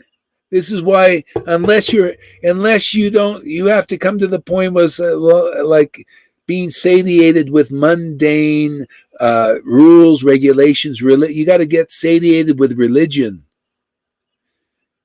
Is there something more than religion? Well, that's what we're teaching. This is super mundane. Beyond, this is transcendental to the mundane. Transcendental principles. That's why Prabhupada didn't openly preach them, or Bhakti Siddhanta didn't, and Bhakti Vinod did. They kept them a secret because they're transcendental and powerful. Go ahead, Lolita. You want to say something? No. Yeah. They're transcendental and powerful, and they destroy all illusions. All illusions that people hold dear. Oh, I'm going to be delivered following Prabhupada's program of rules and regulations and Varnashram Dharma. I'm sorry, man. That's just the beginning. You got to hear the deeper message. Oh, I'm very attached to that. No. Okay. So those who are ready, they'll come here and listen. This is transcendental. That's why it's hard to take, This is why, Jesus, the Pharisees, they were cloaking all their sins. And he said, I preach the truth and there's no cloak for their sins. The same thing. I'm preaching the truth. There's no cloak for the ISKCON sins. The sins, you know what sin is? Sin is speculation, illusion. It's ignorance. It's teaching, it's hypocrisy. It's teaching a speculative Bhagavatam. It doesn't destroy the sin. This does. Destroys ignorance. That's why it's so powerful.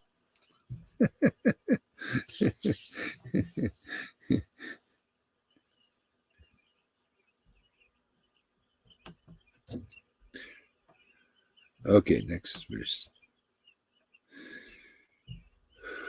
Oh, I didn't finish. Oh, that's it. So, it's transcendental to all of them. Okay, wait. Yeah. Because it has nothing. Okay, I got to read this again. It's so good. Okay, because Srimad Bhagavatam is a special contribution of Sri Vyasadeva. When you hear the real Bhagavatam from a reciter, it's this is a special contribution. The writing was a special contribution, and the speaking of it is also. It's special. It's different. There are thousands of devotees reading Bhagavatam, but it's a special contribution when it was written at first by Vyasadeva and spoken by somebody in the line that's heart is pure from bhakti, devotion. It's special. A lot of people think, what you're doing, Gohari, is the same as all the other devotees, or actually less, because you don't have any tilak on. They think like that. No, this is the special, and we prove it. If you can go beyond the superficial and just hear, you'll hear things that you never heard before. People coming here, you never heard this. Purushet never spoke like this. None of those ISKCON gurus did. That's why Johan's here. He heard all of them, sannyasis and all that. Nobody spoke like this because it's special revelation, special contribution. Oh, Gohar, you're in false. No, it's just the truth. That's why I'm here. You think I taking credit for this? No, the Lord is actually speaking here. He's showing me all these things, and I'm just showing you. I can't take credit. If I did that, I'd be an illusion. But I got to speak it as what's really happening here. This is a special contribution. It's so. I mean, I'm like in the audience like you guys. I consider, if I didn't consider this special, then what is that? What am I presenting to you? It's like Prabhupada. He reads it. This is the ways of the transcendental potency. Prabhupada's reading his own books in great blissful smile that on his face, like you guys have, like this, hearing. He's reading his own books. Oh, this is so amazing, so wonderful. And the voice of this, isn't that false ego? You like your own books? You're just supposed to be like people in the bookstore. They read the book and then they throw it away or give it back and get some money for it. Why aren't you like that, Prabhupada? He said, well, I didn't write these. They were dictated by Krishna. Therefore, I love these books. Yeah, I said, my lectures are like this, man. They're dictated by Krishna. Therefore, I love these lectures. I love speaking them. That's why I attend every day. I'm like you guys in the audience. You get it a little better because you can fully, there. I have to watch afterwards. Yeah, the Lord is playing here, man. He's playing. We're playing with him. He's playing with us. It's fun, isn't it? The Lord likes to play. It's Vrindavan, man. Vrindavan is a play place. You know, they got all their toys there and they're just playing around. These are our toys. Toys, the Bhagavatam, the holy name, Radha's name, Krishna's name, devotees' names, truth, playing in a sandbox and delivering the world. That's Vrindavan, man. Play in a sandbox and deliver the world. Now, is that conclusive? You bet your little two shoes. Goody two shoes. Okay. Yeah. Boy, it's getting a little bit cold here. Put this on here. So, has nothing to, Srimad Bhagavatam is transcendental to all of them because it has nothing to do with anything mundane. Yeah. The spiritual potency, this is the confidential message. Nothing to do with anything mundane. Even rules, regulations, all. That's why people have a hard time coming. Why aren't you preaching? I had one guy, he said, I ain't going to listen to you anymore. You're not preaching Varnashram Dharma and all these rules, regulations, and all that. You're not putting emphasis on that. The guy told me that. I said, well, good riddance for you. You know, we're not into that. We're into transcendental subject matters, the confidential matters. That's my order from Prabhupada. Preach the confidential message. He has his full approval. You know, do more of this. So I will. It gets more and more interesting all the time, too. Okay, and is transcendental to all of them because it has nothing to do with anything mundane. So the inquiries are very intelligent and relevant. See, relevant for the welfare of others. See, the inquiries are relevant. You know, we ask questions about, you know, how do we put this in our lives practically? Very relevant for the time, the place, and circumstance. See, this is all relevance, man. This is all relative. You see, not relevant to how to progress from Vaidhi Bhakti to the transcendental loving service of the Lord. Very relevant. This is the bridge. This is the safe bridge to the spiritual world. Everybody's trying to get in some other way. You're going through bogus gurus or people who haven't realized Krishna. See, that's not a safe way. I'm telling you, I've seen people go crazy doing that. I see people get confused doing that. I see people going getting injections doing that. Okay. And watch out for the mainstream. Watch out, mainstream media and the radio, televisions, and the internet. Everything is like being controlled a lot, mostly by the demons that are twisting everything to, you know, get rid of it. So I like to keep our sangha around as long as possible. Believe, you know, those who are doing deep research like myself, if you can, you know, just so you can keep your body around long enough here. This is a kind of a depopulation program going on. We need people here, I don't want to lose our friends.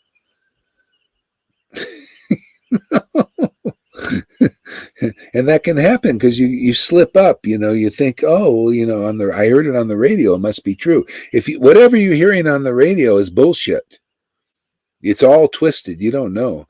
They're twisting things and all that. Go ahead. What? You're muted. Oh, maybe I muted you. Okay. No, I wanted to say when we lose our bodies, we lose our communication system to be in the sangha. So it's important. We lose our communication tool. Yeah. So don't listen to the mainstream. I mean, and talk to me first about these things. This is a serious thing to inject things into your body. Very serious. I mean, this is I'm telling you, it's part of the depopulation thing and changing things in you. You don't, just, it's a very serious thing. Talk to me first. Don't think you know everything. I don't care how ecstatic you guys are. You're not ecstatic enough. Let's discuss. You need these discussions. This is what they did in Vrindavan too. And they discussed things. Well, these demons were coming in. Should we move here and stuff like that. Don't act on your own in these times, especially in serious things of putting stuff in like that they're doing now. It's common sense to me. Is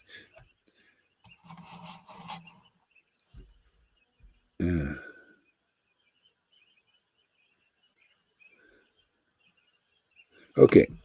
Next verse. All right. So, translation.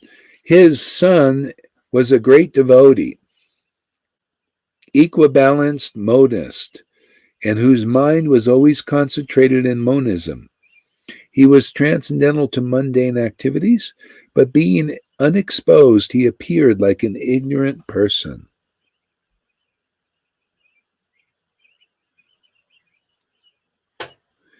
Purport. Shukadev Goswami was a liberated soul, and thus he remained always alert not to be trapped by the illusory energy. In the Bhagavad Gita, this alertness is very lucidly explained. The liberated soul and the conditioned soul have different engagements.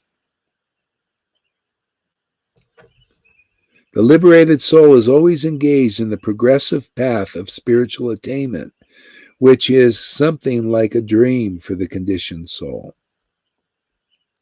So the liberated soul is always engaged in the progressive path of attainment, which is like a dream for the conditioned soul.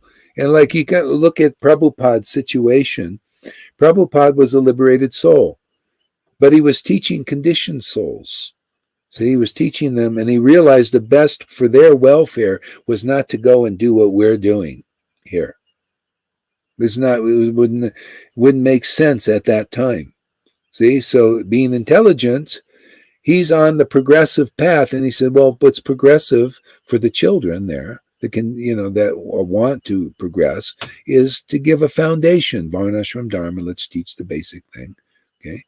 And then at some time, someone will come along and teach the conclusive, essential conclusions, these deep conclusions of the Bhagavatam, which we're doing here.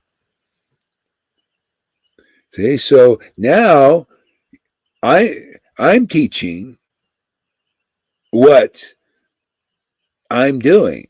See, Prabhupada was not teaching what he was actually engaged in his intimate relationship with Krishna. I'm teaching that. I'm teaching you guys that. See the difference? He's teaching something else to help the progress. See, the Lord using an acharya it's like using Moses to get things going and then sending Jesus to finish the job. Jesus was the closer. See? And actually more so now is Lord Chaitanya was the closer. He came in to close the deal. He would close the deal, cement everything, marry everybody. That's what he came here, to give that Radha Bhav devotion, Radha's potency, so that people could love Krishna intimately, marry them off. See, he came as the closer. So Prabhupada wasn't the closer in that sense. He didn't close the deal with most devotees. Neither did Bhaktisiddhanta. They were preliminary. Even though they were qualified. Huh? What? Founders? What? I don't understand. Founders? I don't understand. You got to explain more. Yeah, he started up the movement. Started, yeah. Well, it's always, yeah. So founders, yeah. It's just not that they're not qualified, but they're very intelligent and they see the needs of the people. That's why Prabhupada, when he came to me, he said, okay, close the deal now. Close it on his order. See, this cements your relationship with Krishna. This is not a speculation. This is, people can look at it. You can look at Lalita. Does she have a relationship with Krishna? No. Is it prema there? Well, you look in the book. It all says prema symptoms. Is she married to Krishna now? Can you tell? You know, I mean, if you're a guru, if you're an Acharya Dev or a Radhanath, and you can't see that this person has a relationship with Krishna, a transcendental relationship, what's that saying? That you think you're actually qualified? You can't see that some of my disciples are intimately relating to God? You can't see that? And people think that you're worshipable? You can't tell who has an eternal relationship with the Lord? Step aside, my friends.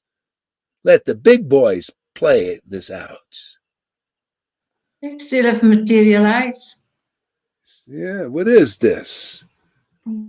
You can't see the person. It's right there being shown to the world. It's right there in the book. I think you guys need to hear the Srimad Bhagavatam, all of you.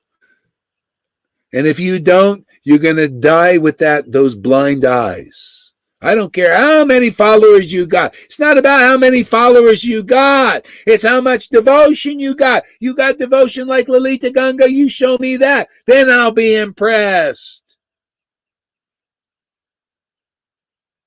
Otherwise, I'm not impressed at all. And you can't impress any of my intelligent students either, and friends. You guys are more my friends now. The students, you already got your Krishna's teaching you now. We're just having fun here in Sadhu Sangha, you know. Yeah. Calling some out there. Hey, man, let's see. You got a pair of deuces or a straight flush like us? Showing our hand, man. See, we got a straight flush. What do you got behind there, your cards? You little gurus out there and sannyasis. What do you got? You got a deuces? You got real ecstatic devotion? You got real prema? Oh, yeah, we got it. But we don't wear no shows. Oh, there's no show. Oh, too bad, man. The show, it's all in the show, man. You know, what kind of show you got? We got a prema show here, man. It was prema bhakti right there, River. The prema show, fun, dancing, celebration, party down, rave, transcendental rave, raving around, man. That's what we're doing here. Yeah. So the liberated soul is always engaged in the progressive path of spiritual attainment. While the conditioned soul thus dreams about spiritual engagements, the liberated soul is awake. Similarly, the engagement of the conditioned soul appears to be a dream for the liberated soul. Oh, I like this. The appears to be a dream for the liberated soul. Yeah, Krishna said that in Bhagavatam. He said those who still have dreams, you know, and goals that are outside of the real interest of the Lord are still dreaming. They're in the Maya.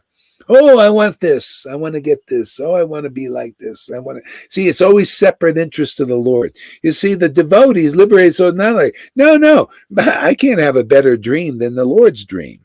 The Lord's dream is to liberate souls because it's all crap here. It's all illusions. Everything. Except with his, you know, the whole thing is when self-realization and liberation, I mean, on the level of Bhagavan level realization, you realize all crapola here. So the whole thing is, hey man, let's join the Krishna's party of delivering souls, become a soul winner. That's better than being the president of the United States. You guys get a better position better than the President Trump or Biden or all these other guys. They can't liberate anybody, but you guys can.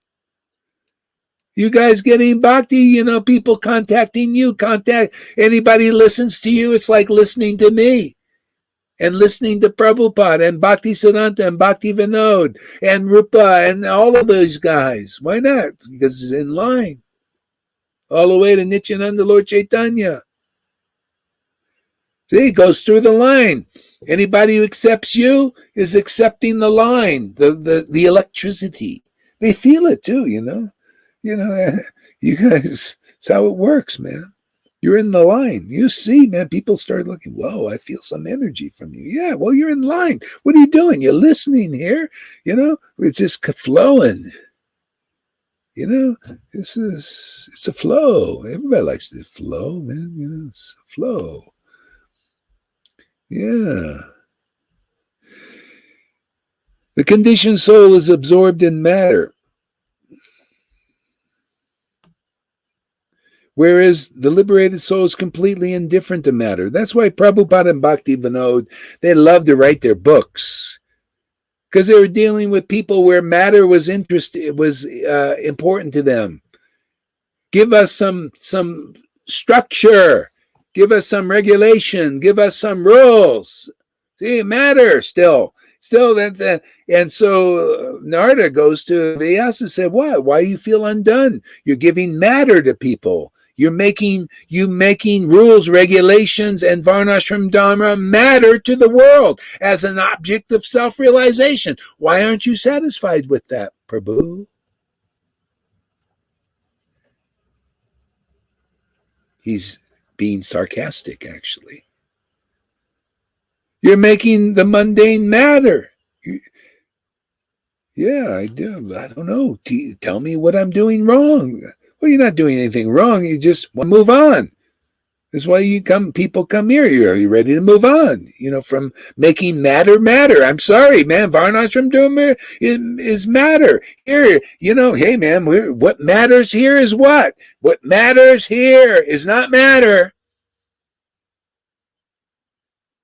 What matters here is spirit and confidential spiritual principles. That's what matters here. And that's how you transcend matter. Because if matter matters to you, you stay matter. You die you see many devotees dying in varnashram consciousness. Yes, I've been, coming to the Sunday feasts and all this, and this was a sincere devotee of Prabhupada, and they died. Oh, they did so much service, and okay, yeah. And what kind of service, well, we were varnashram dharma, and we, taught these and distributed books, which is good. It's just all part of it. It's all part of it. Yeah. And what about, did you hear the Bhagavatam, the confidential principles yet? Oh, no, but okay, well, next life, maybe, probably get a chance. But anybody who's alive and kicking now, who can understand now, such an opportunity is now. Oh, you can do that now before you kick the bucket in matter consciousness. Here you can transcend matter with these confidential conclusions. It's just right there in the book. I'm just bringing out that Prabhupada, that's why he was ecstatic writing. That was his priority, because he was pleasing Krishna, and then he'd go out and put the hat on, and all that. Oh yeah, build the temples, and yeah, do all these rules, do all that. But he was most happy when he's writing these intimate conclusions, just like I'm most happy speaking them. That's why I'm not people pleasing. I just get great pleasure in the confidential conclusions. And you guys are also, because you're coming here listening. Yeah, it's great. Thank you very much, man. You give me a chance to speak about this. Otherwise, I'd be speaking to the walls. It's more interesting to look at faces, smiling faces.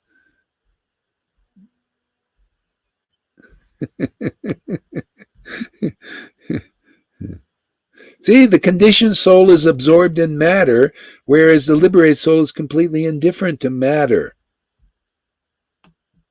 And that's the secret again. See, the confidential conclusion is spiritual. And that's what Vedavyas was looking for. Well, give me something spiritual, because it's like I'm absorbed in this matter, and my heart ain't happy. See? Because the heart wants to be absorbed in spirit. So when he started writing, he became ecstatic, and then he spoke that confidential conclusion. Because Shukadev Goswami would not be interested in give him a bunch of rules to follow. He's a liberated soul. He's ready to hear the Bhagavatam. He was already on the liberated platform, of monism, seeing the oneness. So what's the next step on that? Oh, hear Bhagavatam. It was more attractive. See, more interesting, more understanding. See, standing under a higher foundation now. See, that's why Varnashram Dharma, and you could see as rules, regulations, is a bit of a foundation. See, but you got to be under this foundation. See, this is the liberated platform. Otherwise, you stay under that foundation. Oh no, this is the foundation of my life. I believe in this, and this is my foundation. Well, it's still material. That's why you take another birth. Here, how can you take another birth? You come here and listen to these things. See, your foundation is now spirit, is now spiritual. Shuddha Bhakti is your foundation. So where are you going to go? There's no place for you here other than being a teacher of this.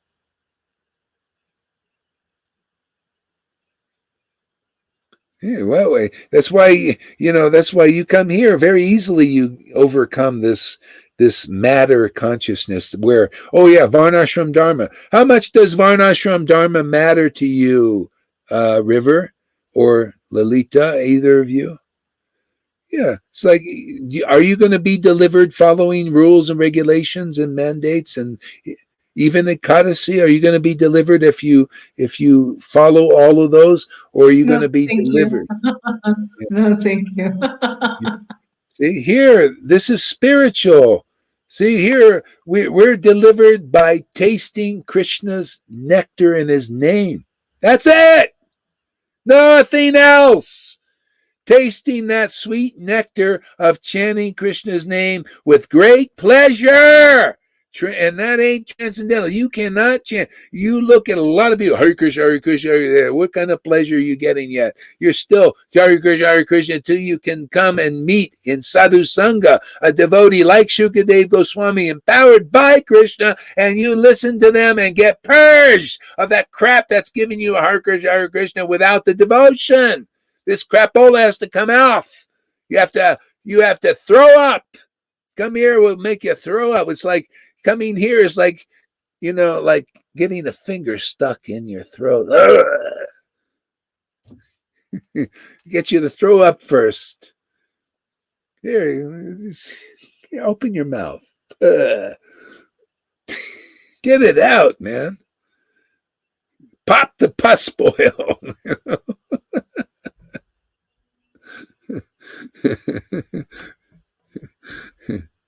Okay, next verse.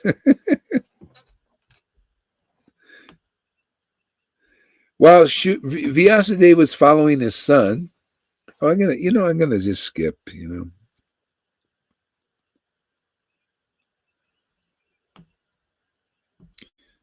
Let's go to another verse, the sixth verse here.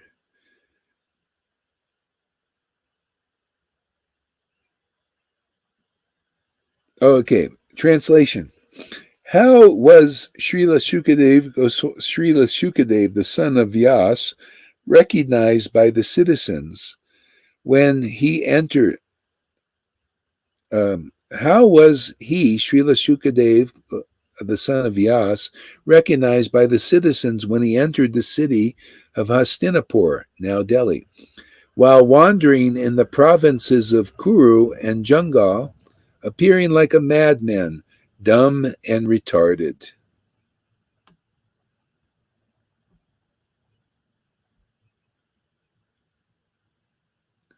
So Goswami Sukadev, after leaving his purport, Sukadev, after leaving his paternal home, was roaming like a madman, and therefore it was very difficult for the citizens to recognize him in his exalted position.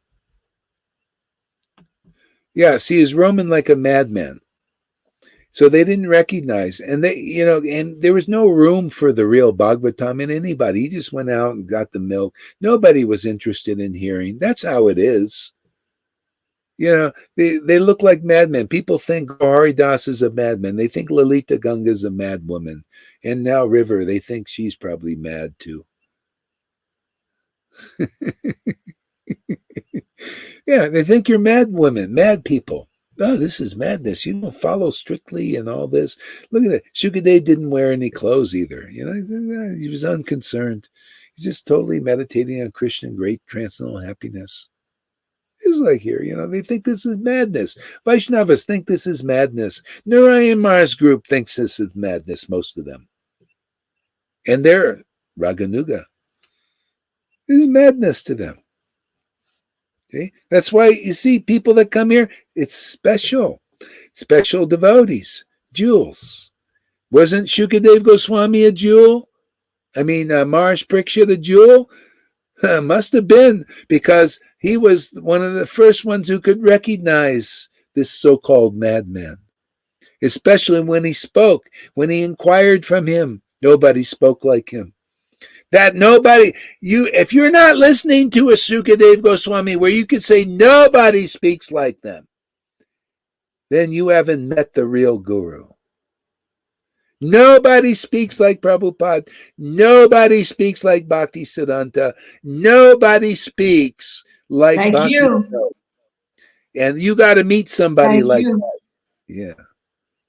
Or so that's proof that Krishna is using them, because they are in their real identity. They are themselves spiritually. Don't think that Gohari is going to be like Prabhupada. He's going to be like Gohari or Prabhupada is not going to be like they'll be like Jesus, but they won't be Jesus. These are imitators here. Many gurus like imitators. Oh, Prabhupada spoke like this. I'm going to imitate. Imitation. You ain't yourself yet. You ain't your spiritual self. You're not in your spiritual identity. You don't have that Bhakti Lata Bees that makes you enthusiastic about serving Krishna in your own unique way. You cannot imitate an Acharya. They're unique, every single one of them. And if you're lucky to see one, can you imagine these guys are so much Maya, they can't recognize what's going on here, man. See? So the jewel came, Maharaj Parikshit, one out of millions came. That's what we deal. You see the jewels come here. One out of thousands of persons. Not even, sometimes they've never even done anything with devotion. The bhakti, the path here with the Vaishnavas and everything. The Lord only sends me jewels here. Yeah, everybody's there. You know, you cannot, when I talk about poo-poo, this, Ekadasi, that ain't anything to us. Oh, you could see Vaishnava. Oh my God, he's against Ekadasi. I'm not against, I'm not for, I'm not against. I'm into transcendental things. That's transcendental, sort of. They can't, if it's so transcendental that, you got to go out the day, they have 2 different days. It's not even absolute. What is this? Well, our group says Ekadasi is this day, and our group says it's that day. See? Oh, and so I guess Krishna he makes adjustments. Well, you're following the Ekadasi. Because if you don't follow it that day, you're going to hell. You're killing your guru. So which ones are killing their gurus and which isn't? Well, Krishna makes an adjustment or something. Well, they ain't absolute then, because there are no adjustments here. This is just always the same truths. Eternal, not the rules. Yeah. I mean, you follow Ekadasi and ecstasy. Okay, it was Udipan, stimulus for your ecstasy. Everything's perfect like that. You see the deity, you go into ecstasy. You see the name through your ears, and you go into ecstasy. Oh, it's perfect. Whatever, that's how it is. It's just like this. Or you go and you follow a rule, and you become transcendentally ecstatic. Okay, that's perfect. But a lot of people don't. They just kind of just do it because it's a rule. Well, we're supposed to do it. The Vedas says you're pleasing Krishna. See, feeling it here yet. You're not transcendentally enlivened. Yeah. So anyway, different levels. You ready to stand under this knowledge? Well, this is transcendental. This is spirit. You want to stand under Varnashram Dharma? Well, then you're just like Vedavyas and you're not satiated yet. Well, I'm standing under that teaching. Well, we're standing under this. We're like representatives of Narada. Wasn't Narada ecstatic devotee? Wasn't he laughing and crying? Don't we read all these things? Yeah. Well, and so he taught these principles that we're teaching here, see, to Vedavyas. Same thing. It's all in the book, and all I do is I just take that information and present it to the world as it is. No, I don't care that you're too attached to Varnashram Dharma and Ekadasis and all that. I don't care. It doesn't matter to me.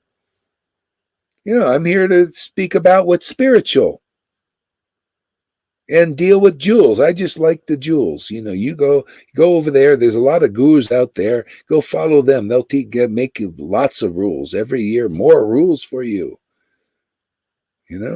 See if you'll be delivered. See when you die, where you're going. Here, we know where, anybody who's an ecstatic devotee knows where you're going, because you're there already. Krishna's there already. He comes to you. He says, oh, well, now you're starting to know what Narada Muni's experiencing when he's here in this world. Wherever he is, Krishna is. So why does he have to go anywhere? Just wherever he's inspired to be, that's where it is. Yeah. I love the tent preaching of the Christians. They go and they erect a tent and then they start preaching. That's what we're doing. It's just like, I'm in a new place, man. I like this lifestyle, man. New preach. Just erect the tent, turn the camera on, man, and then just go, just eat up Bhagavatam, man. Just eat it, man. Just like food, candy. The name, just this is spirit. Spiritual.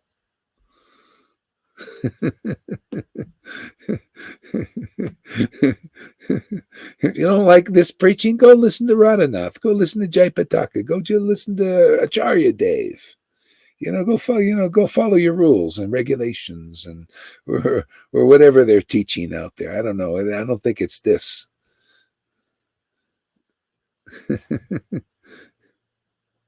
Maybe it is. I don't know. I just look, I don't know about you guys. I say, I'm going to listen to this guru. So I go listen, and I'm looking for where's the bliss, where's the conclusiveness, where's the ecstasy. Still looking. Have you found anything? I sent Jayapataka to you now today, this morning. I rather not as well. You sent them to me? I advised them, yeah. Ooh, we're getting bold. To have a lot of benefits. Yeah. Now that's a preaching. You got to boldly. What Gadadhar was like that. He went to the Qazi and says, "You should chant the holy name. Associate with our group." Yeah, I tell you, man. Tell these guys. They may not accept, but they'll go like it'll like wake them up a little bit. Like, what's going on here? What's going on? What happens? Yeah, in religion, everything becomes more complicated. Yeah, that's true. So this is an important point. It was very difficult, Prabhupada says, it was very difficult for the citizens to recognize him in his exalted position. A sage is not, therefore, recognized by sight, but by hearing. One should approach a sadhu or great sage, not to see, but to hear him. See, this is, I can tell who's neophyte and who, when they come, they're looking by sight. Does he have a, where Nick be? They come here. They're not even hearing, they're looking. ooh, look at the body, man. Look at the, they're looking at the body, and therefore they don't hear nothing. But seeing the ecstatic symptoms is important. Yeah, but then see, then they start purging. See, immediately, they don't know what they're doing. This is that level. And so that's good in the sense of getting purified, This what it's called, they're making unknown spiritual advancements. It's not known to them, but they are. Yeah. See, so by hearing, and so anyway, those, when you're ready to go beyond this varnashram thing, by sight and looking, are you dressed like a devotee and everything? You notice the world is like that. Even religion, you got to dress the part to look like a sage. To look like a sadhu. Look at, these are all props. I see everybody's using props. And that's why I want to prove that we can make real devotees without the props. Where, they're all, you got to look like a sage. Even that guy I told you about, the Indian guy, he's got to look like Lord Chaitanya, have the long hair and and look like he's, they all got to use the props, and then the sound, with the India, but there's no, it's like it's mostly props. Got to look like Nitai. Or shaved head.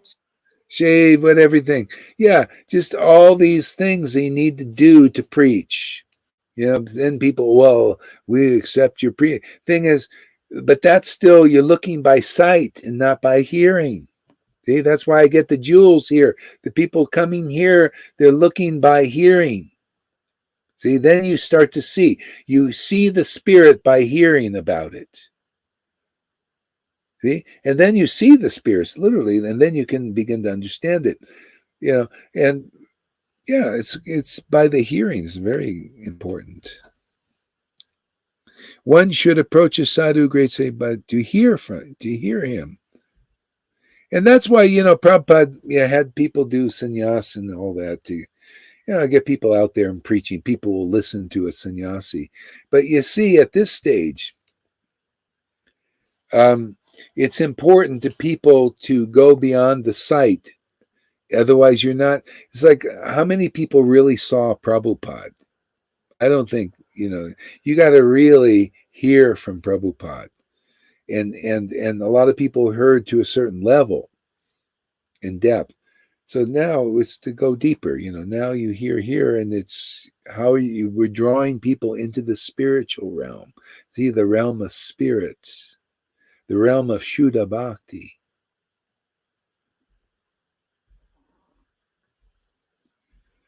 Yeah. Okay, I think I'm done for now. You guys, all right. What do we do from now? Any suggestions? Yeah. Don't we read? You want to read some Chaitanya Bhagavat, River?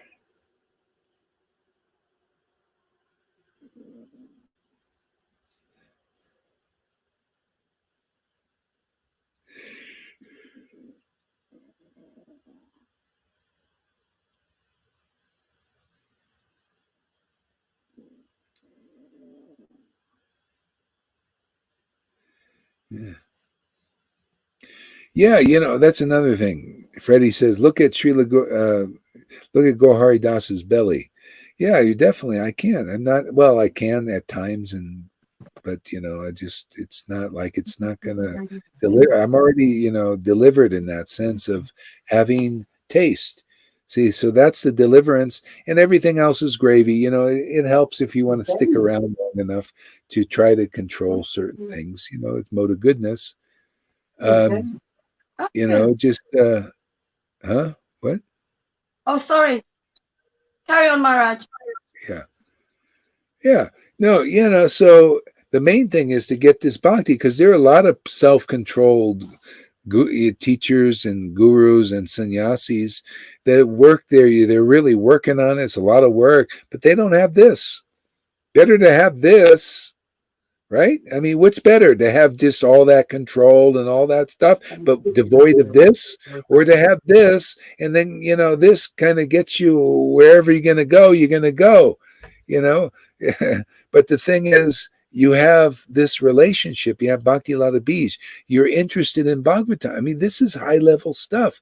This is stuff that, usually only, exalted souls have attraction to Srimad Bhagavatam and these things. But you guys are getting it simply because I'm attracted to it.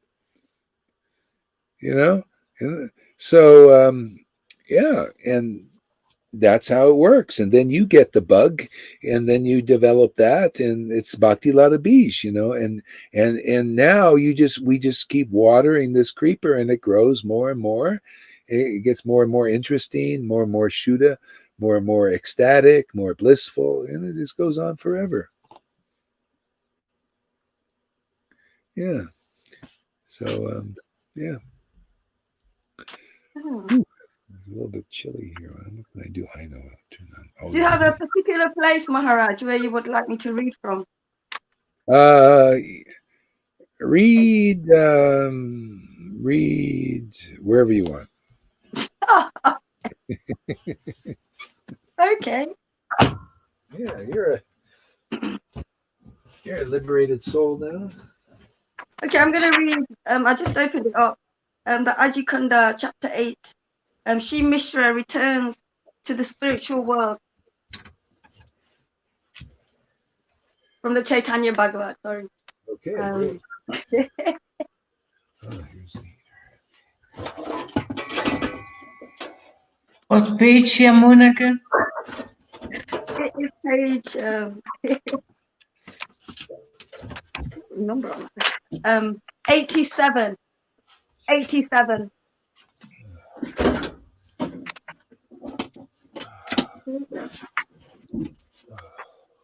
No, 85, 85, sorry. 85, Lily. Okay. I offer my respectful obeisances to my wonderful, awesome spiritual master, Srila Bhaktivedanta Gaura Hari Das. All glories to you for opening my eyes to absolute truth, so I can distinguish the illusion from truth for the benefit of myself and others. All glories to you. All glories to Srila Bhaktivedanta Swami Prabhupada. All glories to all previous acharyas.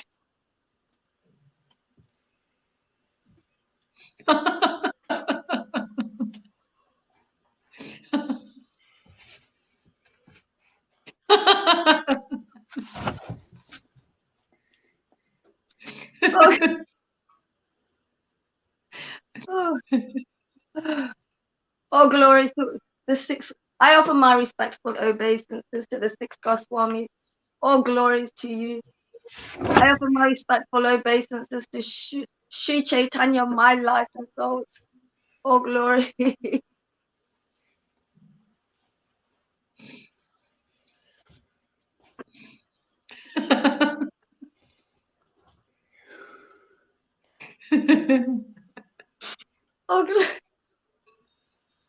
All glory to you. I offer my respectful obeisances to Nityananda Prabhu, whose life and soul is Sri Chaitanya. All glories to you, Avadut. I offer my respectful obeisances to Advaita Acharya Prabhu.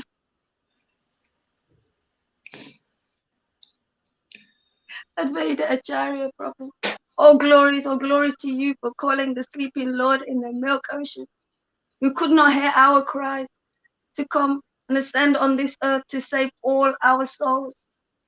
All glories to you, Advaita Acharya. I offer my respectful obeisances to Gadadhar Pandit.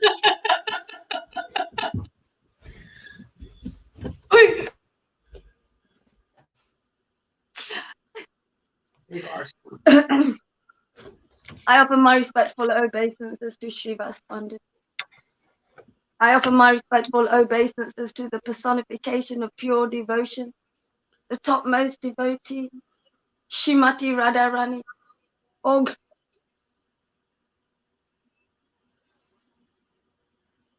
All glories to your lotus feet. I offer my respectful obeisances to the Supreme Personality of Godhead, Sri Krishna. All glories to your lotus feet, my Lord of Lords. I offer my respectful obeisances to all the intimate devotees and devotees in the Sangha Srila Bhakti Gora Haridas. All glories to you, my God brothers and sisters, my friends, my relatives. I offer my respectful obeisances to all those devotees who are favorable for Maharaj and who are not favorable for Maharaj. All glories to you for coming to hear absolute truth.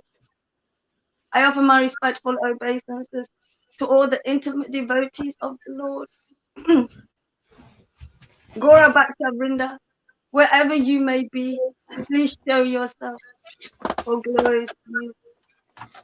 Jaya Jaya Shri Chaitanya Jaya Nityananda Jaya Shri Advaita Chandra Jaya Gora Bhakta Vrinda Jaya Jaya Shri Chaitanya Jaya Nityananda Jaya Shri Advaita Chandra Jaya Gora Bhakta Vrinda Hare Krishna Krishna Krishna Hare Hare Hare Rama Rama Rama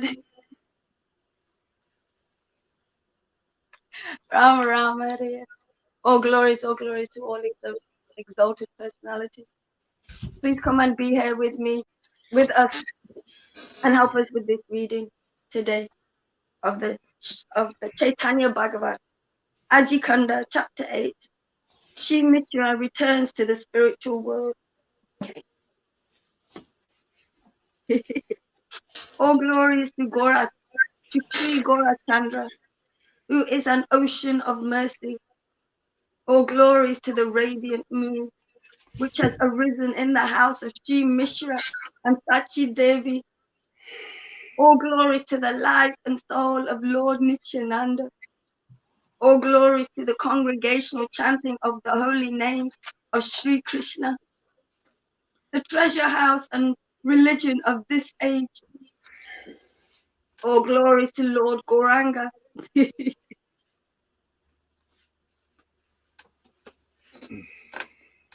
All glories to Lord Gauranga, his devotees and his associates. Just by hearing the pastimes of Lord Chaitanya's devotional service to the Supreme Lord is immediately achieved. All glories to Lord Gauranga, his devotees and his associates. Just by hearing the pastimes of Lord Chaitanya's devotional service to the Supreme Lord is immediately achieved. While Lord Chaitanya lived in Sri Jagannath Mishra's house, his absolute identity was wrapped in complete secrecy, and no one could recognize him. As many games as there are 4 boys in this world, as many games as there are 4 boys in this world, young Nimai played with them all. Who knows the name? Who knows the name of all these games? The wonderful pastimes of Lord Chaitanya have been revealed in all the Vedas and Puranas. Puranas. I heard that one. Puranas. Within a short time, all fortunate and pious souls will hear about them. Perfectly absorbed in the mood of a child, Lord Gauranga passed many years. At last, the time arrived for him to accept the sacred Brahman thread. When Sri Mishra decided to initiate his son with the sacred Brahman thread, he called his friends to the house. For the occasion. They arrived in great delight and took up different duties to assist with the ceremony. The ladies ululated in glorification and sang about the extraordinary qualities of Lord Krishna, while the musicians played on different instruments, madungas, shinai, is that right, Kruna? And flute. The Brahmanas chanted, The Brahmanas chanted Vedic hymns, and the audators, who are they? Audators offered verses in glorification.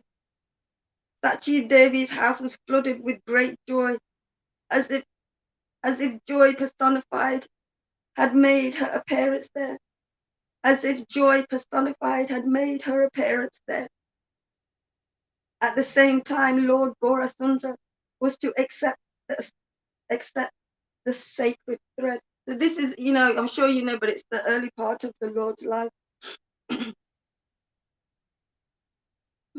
and all the planets were favorably positioned. The month, day, and moment were all auspicious when Lord Gauranga, who was Sri Hari, accepted the sacred thread. The sacred thread adorning the beautiful form of the Lord was an enchanting sight. Certainly, Ananta Sage must have assumed the form of a thread to circle the body of his beloved Lord. The Supreme Lord Gaurachandra then manifested his Vanama form. Whoever saw that wonderful pastime felt unbounded joy. People saw a wonderful spiritual aura emanating from the Lord, and they immediately discarded the idea he was an ordinary child. The people saw a wonderful spiritual aura emanating from the Lord, and they immediately discarded the idea he was an ordinary child. With a stick in hand and a cloth bag hanging from his shoulders, Sri Gaurasundra went begging Dakshina. What's Dakshina? Begging Dakshina to the houses of his devotees. Each man, according to his ability, placed alms in Nimai's bag and felt great satisfaction. The ladies also smiled with pleasure as they dropped their alms in his bag. When Saraswati Devi, Sri Parvati Devi, and the chaste and dedicated wives of other great sages appeared on the scene, taking the position of Brahmana's wives, they gave alms to the beautiful Brahmana boy Nimai.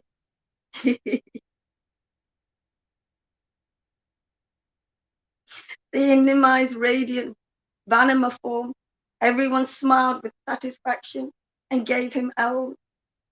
He enacted the transcendental pastimes of Lord Vanama simply for the redemption of all conditioned souls. All glories to Lord Gaurachandra's beautiful form. Please place those lotus feet upon the throne of my heart.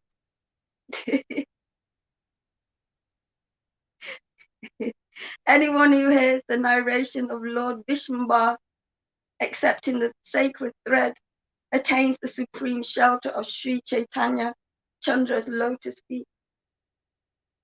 Nimai, the supreme lord of Vaikuntha, performed various other pastimes while residing in the house of Sachimata. These pastimes are hidden in the Vedas. Nimai had already understood the essence of all the scriptures, even while studying at home, but still he desired to study in the company of others. Sri Gangadesh Pandit, a resident of Navadvip, was a crown jewel amongst teachers. He was none other than Sandipani Muni, the teacher of Krishna and Balaram. He was extremely knowledgeable in grammar, and Nimai expressed a strong desire to study under him. Shri Mishra correctly interpreted his son's indications and went with him to the house of the Lord Brahmana, Sri Gangadas. Sri Gangadas Pandit stood up respectively upon seeing Sri Mishra and went forward to meet him. After embracing him warmly, Sri Gangadas offered him a seat. I give my son to you, said Sri Mishra. Please let him read and hear from you and personally teach him every day. Sri Gangadas Pandit replied, I feel immersely fortunate by this offer. I will teach him to the best of my ability. Sri Gangadas was extremely pleased to have Nimai as a student and kept him always by his side like a son.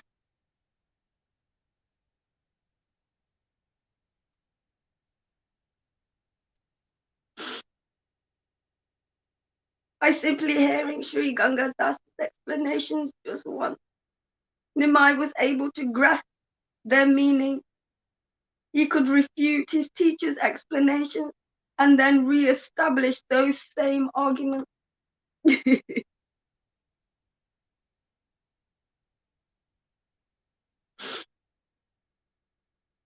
teacher was extremely pleased with Nimai's extraordinary intelligence and declared him the best student. In the presence of Nimai's argument, the other students in the school danced like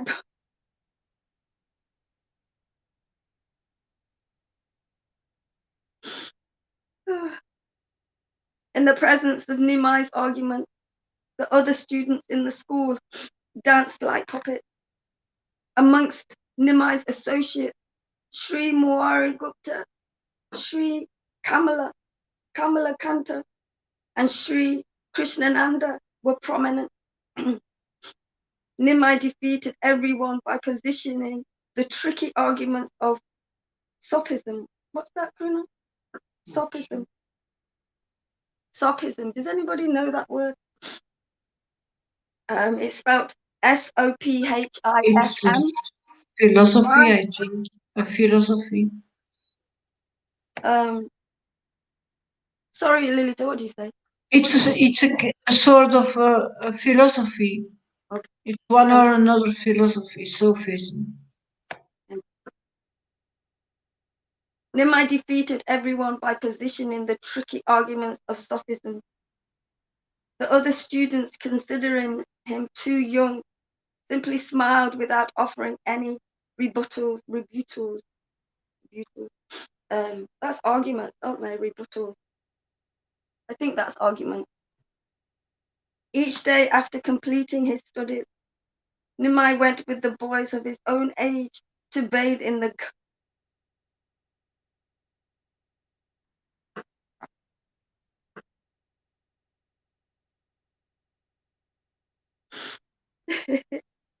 Each day after completing his studies, Nimai went with the boys of his own age to bathe in the Ganga.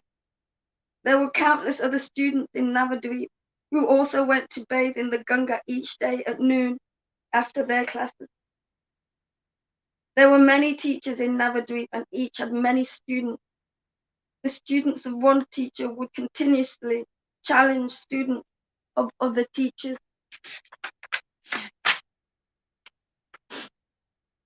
Although Nimai was only in his early boyhood, he had a mischievous nature and continually started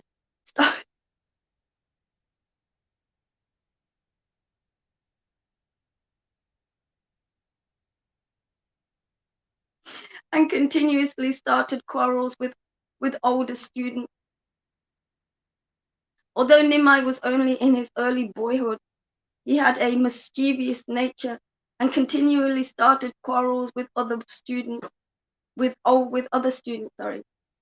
One student might say, "What intelligence does your teacher have?" Another would say, "Look whose student I am." In this way, they would begin by being a little abusive towards each other. Then they would splash water at each other and end up throwing sand. In this way, they would begin by being a little abusive towards each other. Then they would splash water at each other and end up throwing sand. Fights would break out and boys would beat whomever they could catch. One might throw mud on the other, jump on him and beat him as well.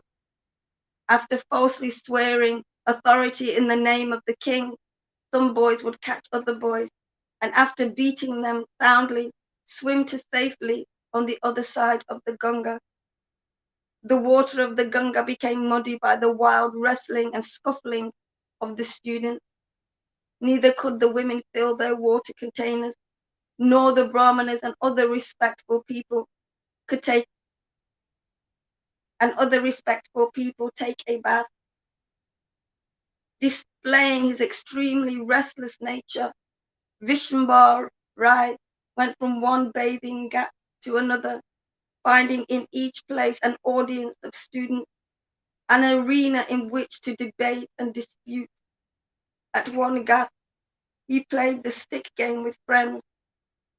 The advanced students band together and challenged. Why do you always quarrel with everyone? Let us see how intelligent you are. Let us hear you give the purport to the explanation of the astrological treatise in the Almanac. What does that mean? You know? Almanac. Do you know what that means? Where you have every day, yeah, every month and all the days, almanac. Yes, that's it. Nimai said, "This is very good indeed. I accept your challenge. Whoever wants many questions, whoever wants may question me." One irritated student said, "Why are you so conceited?" However, Nimai replied, You may question me as you like." The student said, "Explain the laws of verbal root."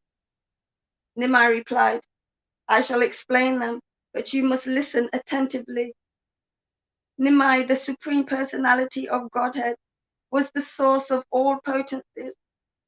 Naturally, his explanations of the grammatical rules were completely authorized. The challenging students praised Nimai for his explanation. Then Nimai said, "However, hear me now refute my own argument." Nimai picked out the discrepancies in his own explanation and said, "Who amongst you has the power to establish any point over and above my argument? Who amongst you has the power to establish any point over and above my argument?" The students were all amazed by Nimai's original argument, as well as the arguments he used to defeat himself. So no one dare say anything. All right, he said. "I shall have to establish now the new argument which defeats the other two. I shall have to establish now the new argument which defeats the other two." Sri Gaurachandra gave his new explanation that was as beautiful and poetic as the first two. The students were all truly impressed and embraced Nimai sincerely. The students said, "Go home today, but come." The students said, "Go home today, but come back tomorrow, and we will have fresh questions for you." Playing the part of a student enwrapped in learning, Nimai, the Lord of Vaikuntha, frolicked in the water of the Janavi Ganga. Nimai's irradiation was so profound that in the presence of the other students of Navadvip, he looked like a Brahaspati himself, surrounded by his disciples. Is a Brahaspati a teacher? Yeah. Thank you. While performing their daily water sport, Nimai and his friends occasionally swam across the river to the far bank. Since the time that Lord Krishna had supported in the Yamuna River, Ganga Devi had nursed an intense desire to have that same good fortune. Although great personalities such as Lord Brahma and Lord Shiva worshipped the Ganga by poetic prayers, she nevertheless aspired to achieve the elevated position of the Yamuna. The Supreme Lord Gaurasundra was the desire tree that mercifully fulfilled the longing of the Janavi Ganga. After a day of sports and fun, Sri Gaurasundra returned home, worshipped Lord Vishnu in the prescribed manner, offered water to the Tulsi tree, and sat down to eat. Immediately after his meal, Nimai would take his book and search for a quiet place to study.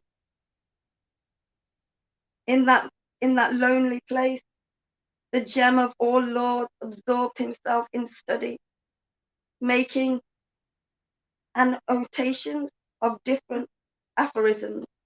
What's annotations mean? Mara, do you know that? Karuna? Okay. What does that mean? You don't know. I don't know what that word means, and I haven't got the dictionary. I like it. Okay. Is it the annotations or aphorisms? No, the first one, Maharaj. What? First what? The word Aphorism? annotations, you said. Oh, I don't know. I don't know what that annotation. Annotations on different aphorisms. Notes. Notes by way of the Yeah. Oh, thank you. Notes. Yeah. Okay. This is a Hey. small chapter, Maharaj. It's got Yeah. one page. Why don't we have Bhakta Tom read a little bit now? So, Tom, it's page 90 at the top, right at the top. Read something in Madhya Lila. I like the Madhya Lila.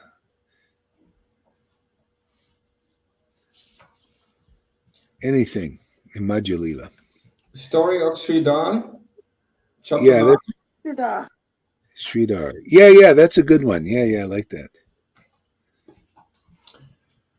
I like to learn paying obeisances like river.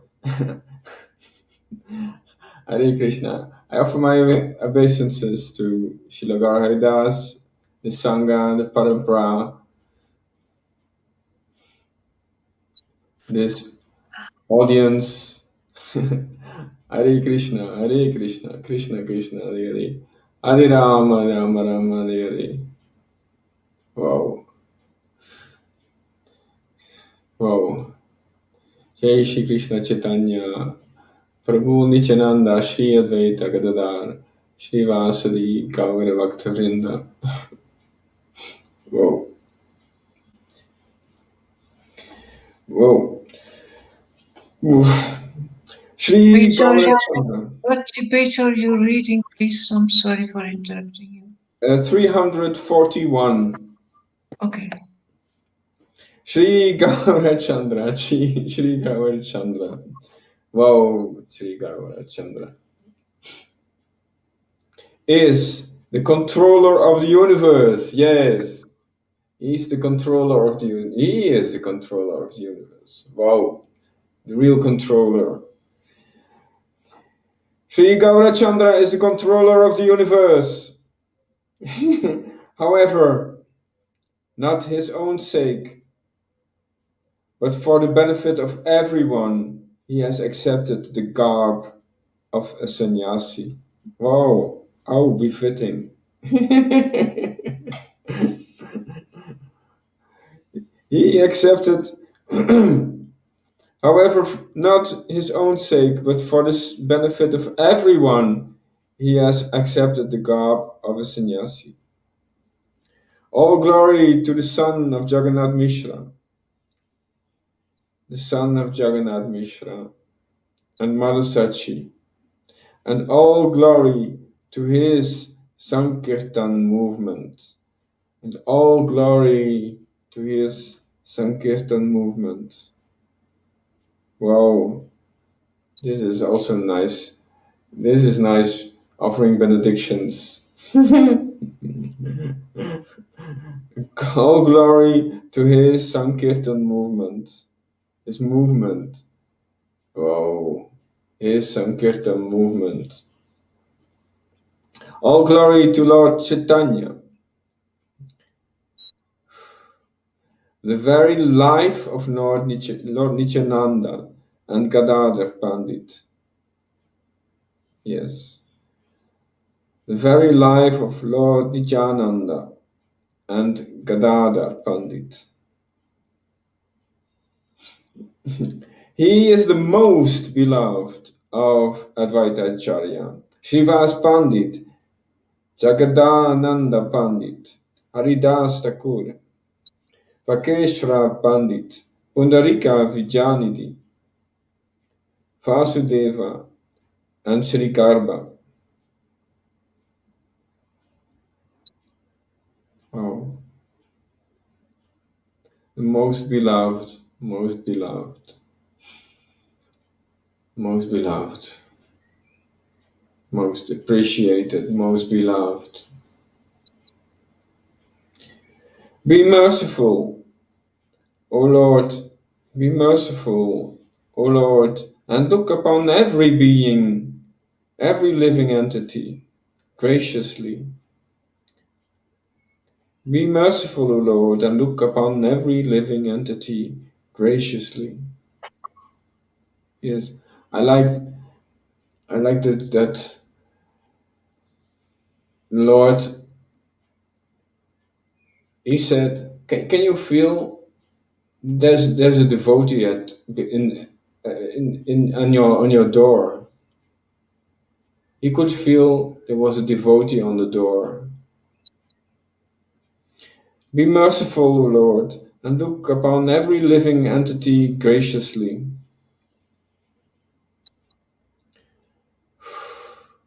May the Lord and all his associates be glorified. May the Lord and all his associates be glorified. Krishna. For by hearing about the pastimes of Lord Chaitanya. May the Lord and all his associates be glorified, for by hearing about the pastimes of Lord Chaitanya, one immediately attains the supreme goal of devotion, love of Krishna. Wow.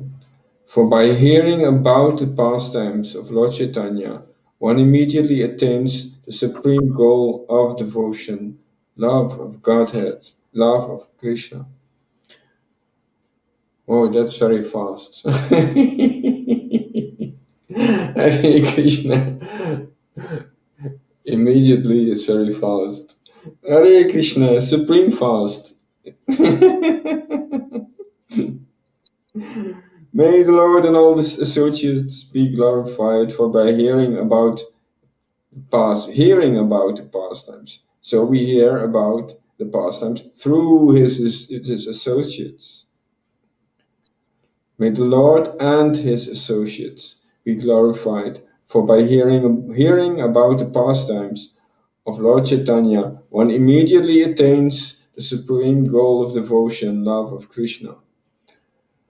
Oh, Hare Krishna, Hare Krishna. Krishna, Krishna, Krishna. Let's hear. Please listen.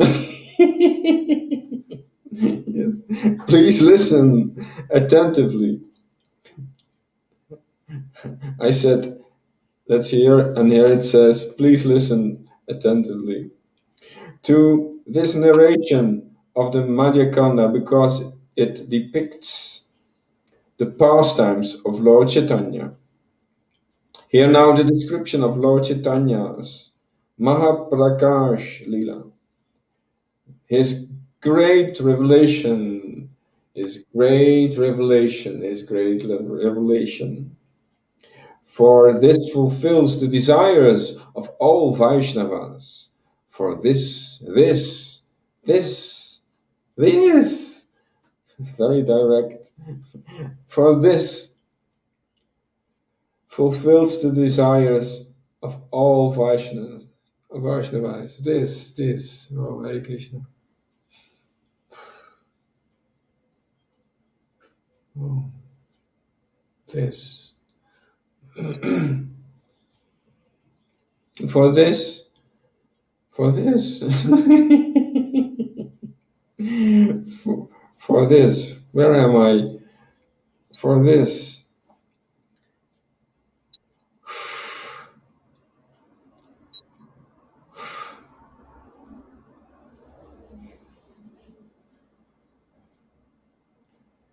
here, whoa. For this fulfills the desires of all Vaishnavas. This,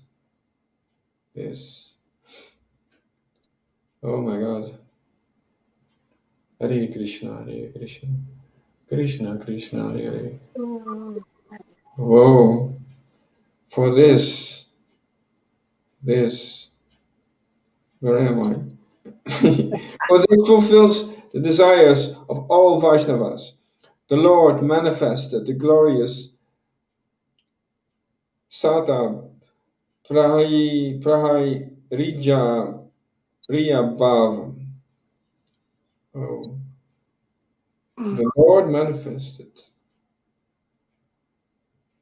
the glorious Sata Prahaya Bhav. The 21 hours of devotional ecstasies. The 21 hours of devotional ecstasies. In this pastime, he wonderfully revealed his different incarnations, his astonishing feasting, and freely gave away pure Krishna prema to the devotees. Wow, bring it on, that's my words. All the Vaishnavas honored the Lord in a grand bathing ceremony known as Rajeswara, which is fit only for the most powerful kings of the universe. Which is fit only for the most powerful kings of the universe. One day, Gaura Sundar came to Srivas Pandit's house. One day, Gaura Sundar came to Srivas Pandit's house, accompanied by Nityananda, who was beside himself with joy,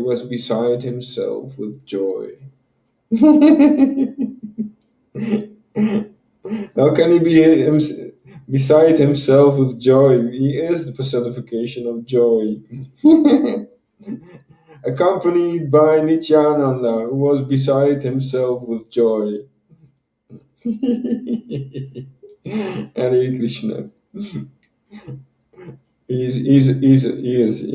is all in this. He is. Wow, his joy is in and around him. So he was beside himself with joy. Gradually, all the Vaishnavas assembled there. Gaurasundar was engrossed internally, looked about himself. He looked about himself. Just as a regal personality surveys his surroundings with intensively powerful glances, just as a regal personality surveys his surroundings with intensely powerful glances. Yes, I feel there's a connection. This is about the surroundings. The surroundings is effulgence into his surroundings. Nityananda also, he was beside himself with joy. Just as regal personalities of service Realized so. his surroundings with intensively powerful glances. Realized so. Realized so. Well, no, okay. Okay.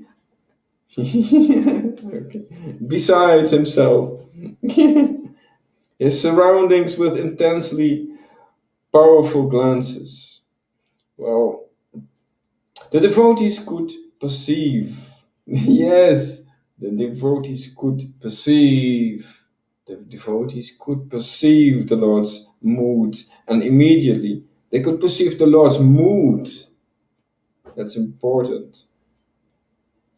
The devotees could perceive the Lord's mood.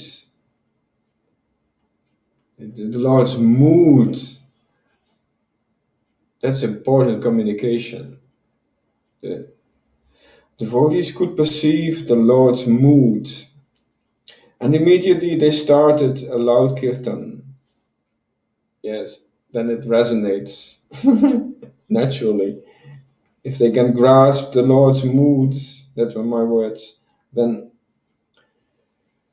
they start loud kirtan. The devotees could perceive the Lord's mood, and immediately they started a loud kirtan. Wow, Hare Krishna, Hare Krishna. Oh, yes, receive his mood, perceive his mood. On previous days, the Lord would dance in ecstasy of a devotee servant of the Supreme Lord. On previous days, the Lord would dance in the ecstasy of a devotee servant of the Supreme Lord. On previous days, the Lord would dance in the ecstasy of a devotee servant of the Supreme Lord. Okay. Yes. Then, changing that mood, momentarily, he would reveal his identity as the omnipotent Supreme Lord. Wow! So from one mood to another mood. Wow. Dance in the ecstasy of a devotee servant of the Supreme Lord. Then, changing that mood momentarily, he would reveal his identity as the omnipotent Supreme Lord. That mood would also quickly change. He would again revert to the mood of a devotee. However, today, to the good fortune of the assembled devotees, however, today, to the good fortune of the assembled devotees, the Lord stood up as if to dance as usual, but then instead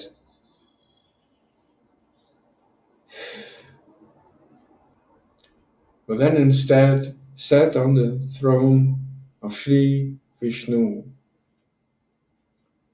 But then instead sat on the throne of Sri Vishnu.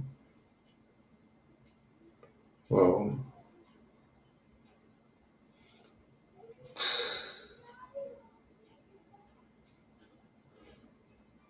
Wow. Wow. On previous occasions, the Lord would sit on Sri Vishnu's throne immersed in devotional ecstasy, as if unaware of his own conduct. Not so today. On previous occasions, the Lord would sit on Sri Vishnu's throne immersed in devotional ecstasy, as if unaware of his own conduct.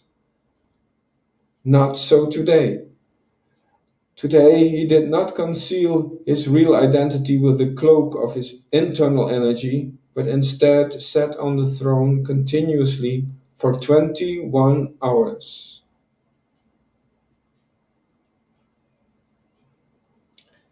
The devotees stood in front of him with folded hands and hearts, effervescent with joy. Oh, it was a wonderful sight. It was a wonderful sight. The devotees were fully content. The devotees were fully content. Spontaneously they expressed. Yes. Wow. it immediately resonates into these devotees, these associates that are my words. Spontaneously they expressed, "We have entered Vaikuntha. We have entered Vaikuntha.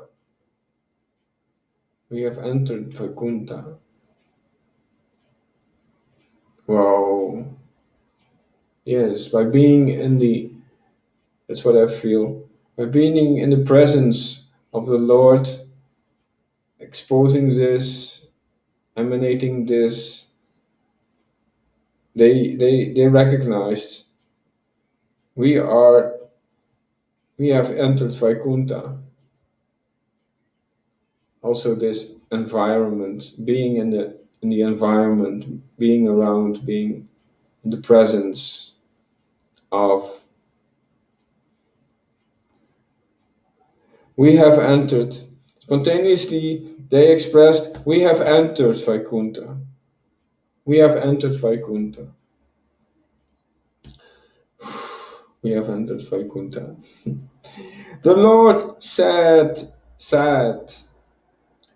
the Lord sat amidst all as the Lord of Vaikuntha, and everyone present became free from the influence of the material illusionary potency. Whoa, whoa, yes, yes, this is how it works. Wow. Immediately.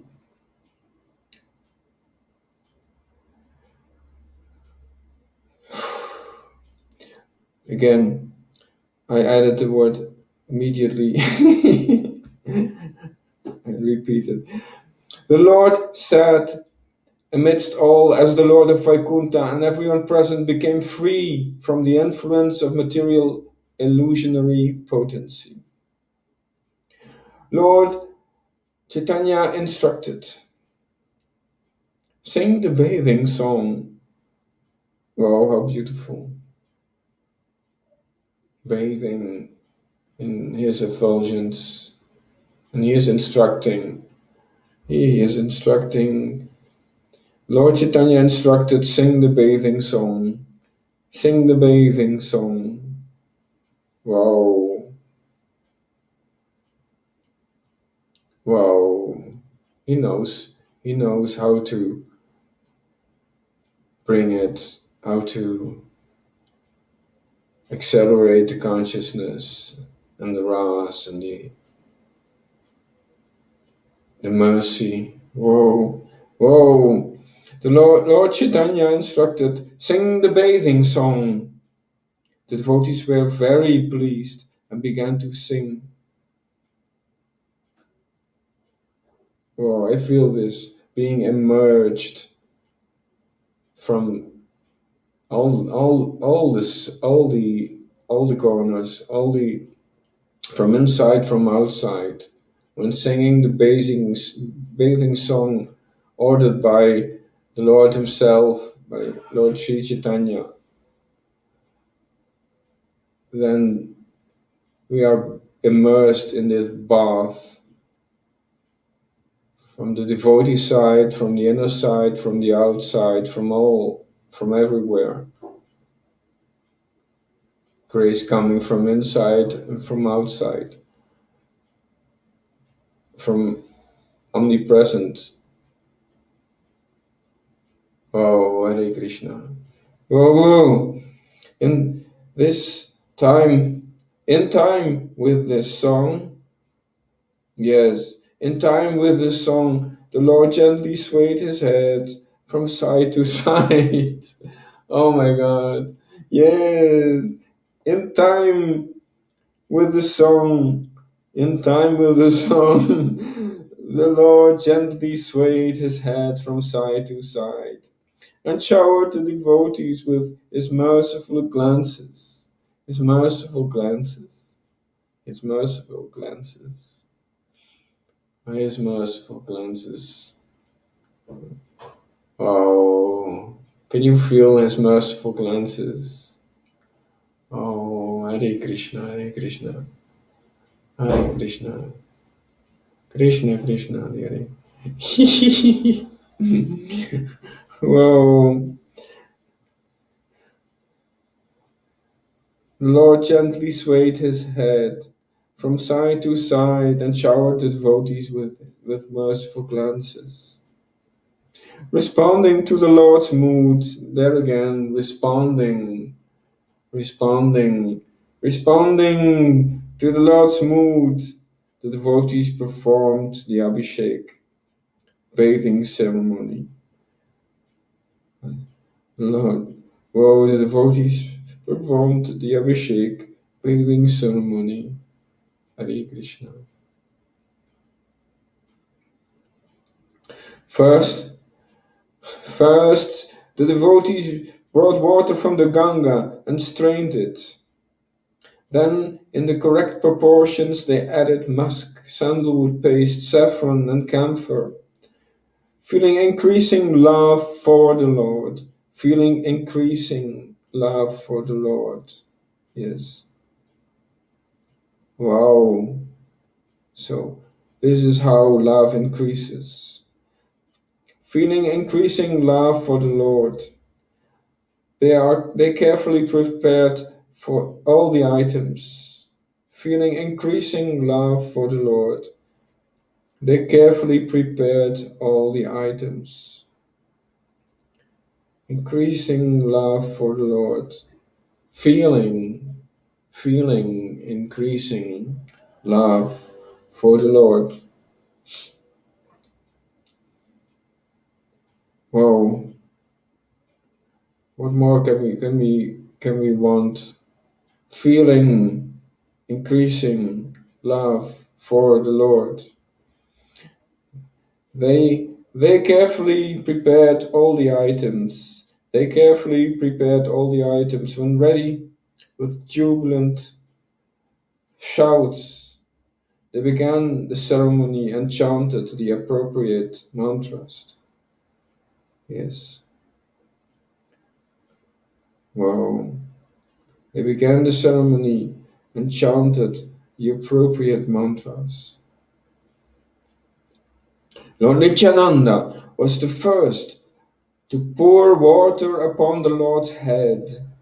In great pleasure, he kept repeating, Jaya, Jaya.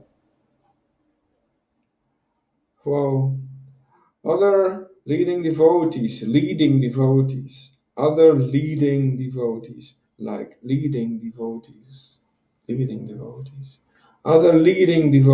Advaita Acharya and Srivas Pandit bathed the Lord, chanting the famous Purusha Shukta prayers. Wow. I would like to hear them somewhere. Famous Purusha Shukta prayers. Hare Krishna, Krishna Krishna, Hare Ram, Ram Hare. The devotees of Lord Gauranga are very well versed in the scriptural sciences. The devotees of Lord Gauranga are very well versed in the scriptural sciences, and they poured the water to the accompaniment of suitable Vedic hymns and mantras. Well, yes. Mukunda and others were sweetly singing the bathing ceremony song. Mukunda and others were sweetly singing the bathing ceremony song, while other devotees wept and danced. While other devotees wept and danced. While other devotees wept and danced, singing the bathing ceremony song, while other devotees wept and danced, overwhelmed with happiness, overwhelmed with happiness, overwhelmed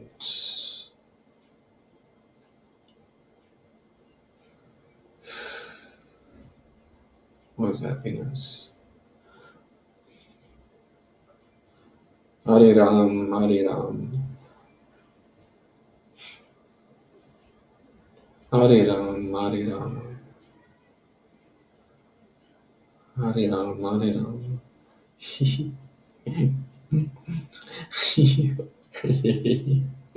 Hare Krishna, Hare Ram. The respectable and chaste wives were ululating with joy. Respectable and chaste wives were ululating with joy. The How entire about hello? How about letting Lalita read a little bit now? Okay, you can read a little bit now. Okay. Go on from where he stopped, or something else? Guru Maharaj, you're muted. You are, Yeah, yes. yeah. Where he started? Yeah, where he left Where he, off. where he Where he left off. started? Where he left off. Oh, okay. Okay. I offer my respectful obeisances unto you, Guru Maharaj, Srila Gaura Haridas. You are the Bhaktivedanta Paramahamsa, Srila Gaura Haridas Maharaj Acharya. For us and for the world, the waymaker, the miracle worker, the promise keeper, and the light in the darkness. All glories to you. All glories to Srila Prabhupada.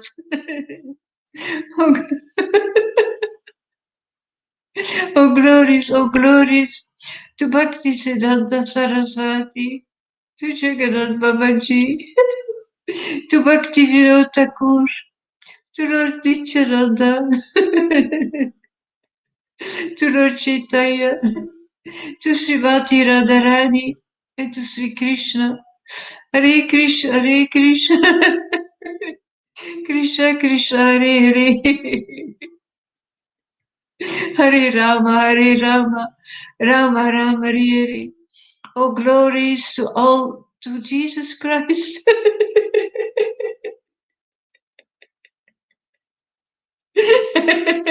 And his disciples, and his real disciples, oh glories to Lord Chaitanya's real followers, oh glories to, to everybody who is not blaspheming ecstatic devotion. Hare Krishna. Mukunda and others were sweetly singing the baiting ceremony song.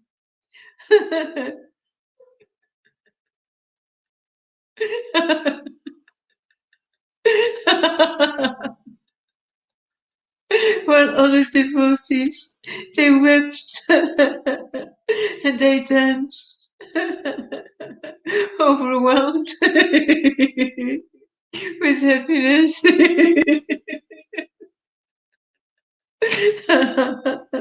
The respectable and chaste wives were ululating with joy.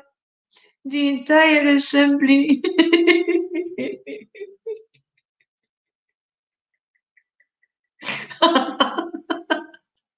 the entire assembly was immersed in an ocean of bliss.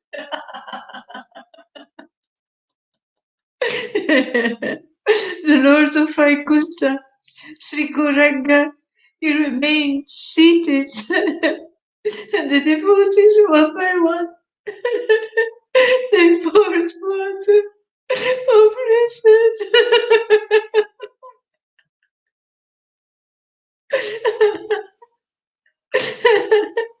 Baiting the Lord.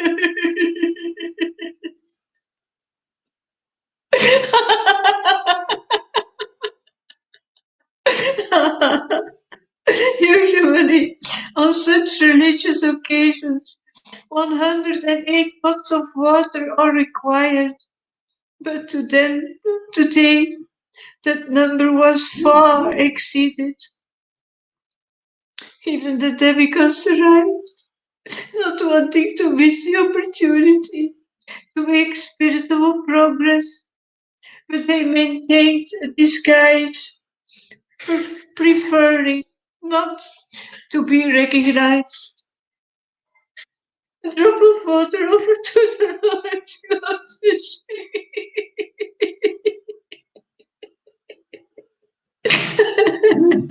even just even just in meditation is sufficient to ward off the punishment giving out by the god of death, Yamaraj. What then can be said about the good fortune?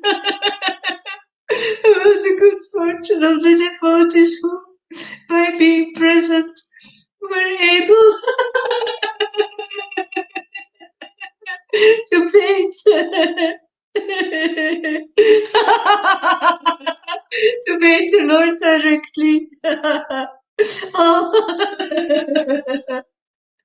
all the all the servants and maidservants of Srivasa Pandita's house also engage in drinking water for the Lord. The wonderful result one enjoys from serving the Lord was amply proved by one incident. One of the maidservants, a pious woman named Duki, said, was one of the water carriers. The Lord saw her actively engaged and he told her, bring more. The Lord was so impressed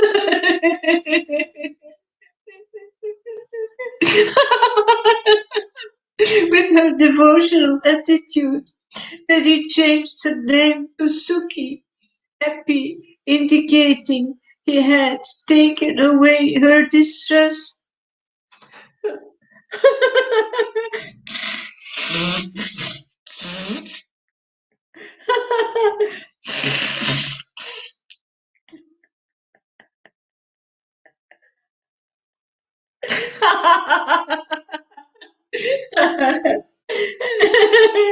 Having painted the Lord, accompanied by the chanting of the Vedic mantras, the devotees dried his body. They dressed him in fresh new clothes.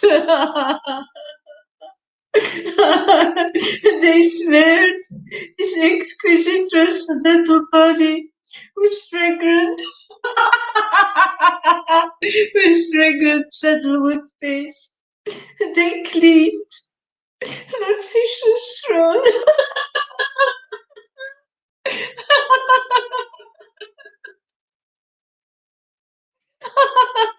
And after everything was arranged properly, the Lord sat there upon the throne, which was truly his.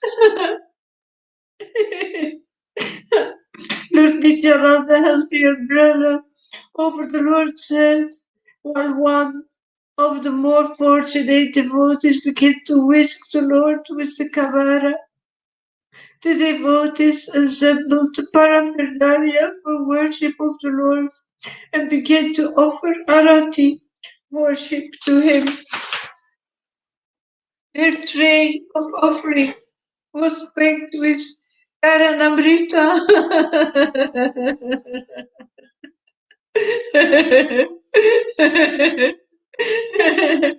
fruits, akamaniya, incense, fragrant oil, lamps, new clothes, and a brahmanatra, etc. As customary, they worshipped him with the 16 ingredients specified in the Shastra. Applying sandalwood paste to Tulsi Manjaris, they offered them at his lotus feet. The Gopala mantra, consisting of 10 syllables, was chanting whilst worship was offered. All the rules of this particular worship were strictly followed, as all the devotees offered their prayers to him.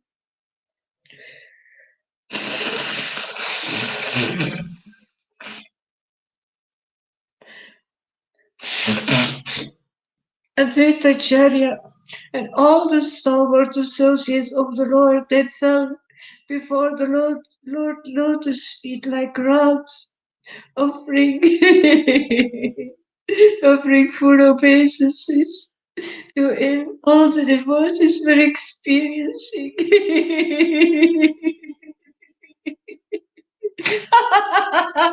all the devotees were experiencing deep spiritual love.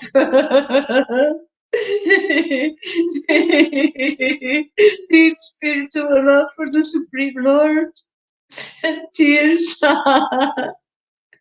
tears cascaded down from their cheeks, mingling and flowing like a river. They constantly chanted verses, eulogizing the Lord. The Lord heard everything.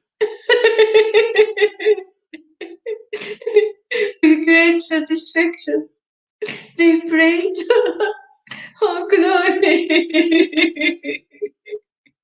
oh glory to the Lord of the universe. Kindly direct your merciful glance upon this world, now ablaze with the threefold sufferings. Oh glory to the original cause, the original cause of everything, the maintainer, the maintainer of everyone. You have attempted to inaugurate the congregational chanting of the holy name and re-established the Sanatana Dharma of the Vedas. You are the protector. You are the protector of the pious and the original supreme soul of all, all the 40 worlds.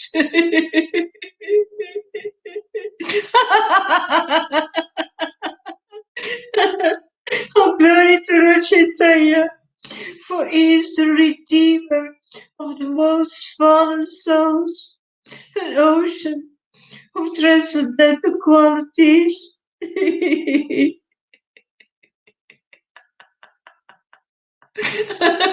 An ocean of transcendental qualities, the supreme shelter of the meek and poor.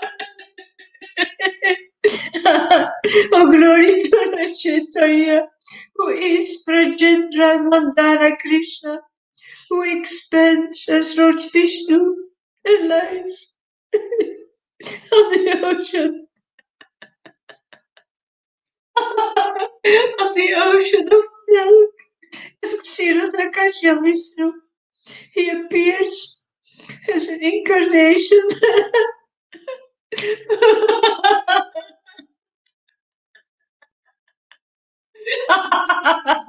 for the pleasure of his devotees. All glories to Lord Gauranga, who is the original, inconceivable, imperceptible absolute. He is ever transcendentally situated to all, the all compassionate, supreme person. Oh glory to Sri Chaitanya. He was born in a family of Brahmanas as the crest jewel of that caste, and he liberates the entire Brahmana population. He is the origin of the Vedic religion, the life and the soul of every living entity.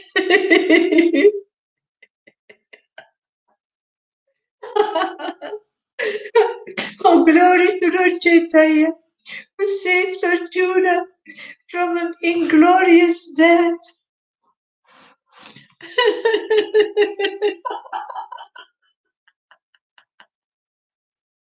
and who gave liberation to the demones, Putana. Oh, glories to Lord Chaitanya, who never see the faults of the living entities. He's the husband. He's the husband of the goddess of fortune, with such choice words. The devotees praise the Lord.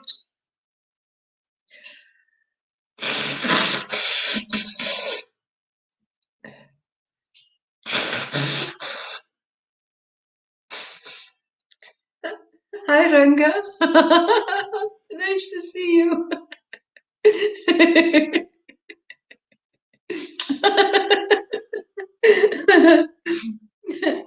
The Lord's servitors were drowning in an ocean of bliss. See, Lord Chaitanya manifests this extraordinary mood. The Lord mercifully removed the veil of Maya from everyone's heart, and he offered his lotus feet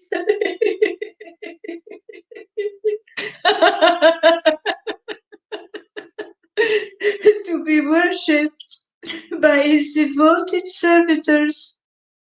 Some devotees brought sweetly perfumed oil and smeared it on the Lord's lotus feet. Others worshipped him with offers of tender tulsi leaves. More again came to offer precious gems called the silver ornaments.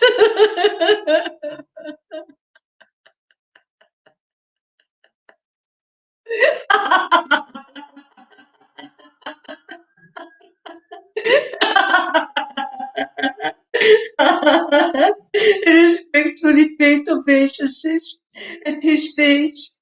Many valuable gifts were offered to the Lord, while blue and bright yellow silk clothes, a variety of precious metal containers were placed as offerings at the lotus feet of the Lord. The gifts were countless. All the household servants in Srivasa Pandita's house, by dint of serving them pure and pure Vaishnava, they could now directly serve Lord Gaurachandra's lotus feet, which all desired by all.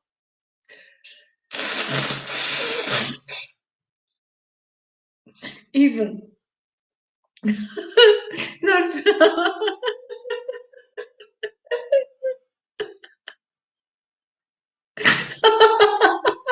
even Lord Brahma, Lord Shiva, and Lakshmi Devi aspired for such an opportunity. They offered many items of worship to the Lord without fear or hesitation. The Lord having removed their reverential moods.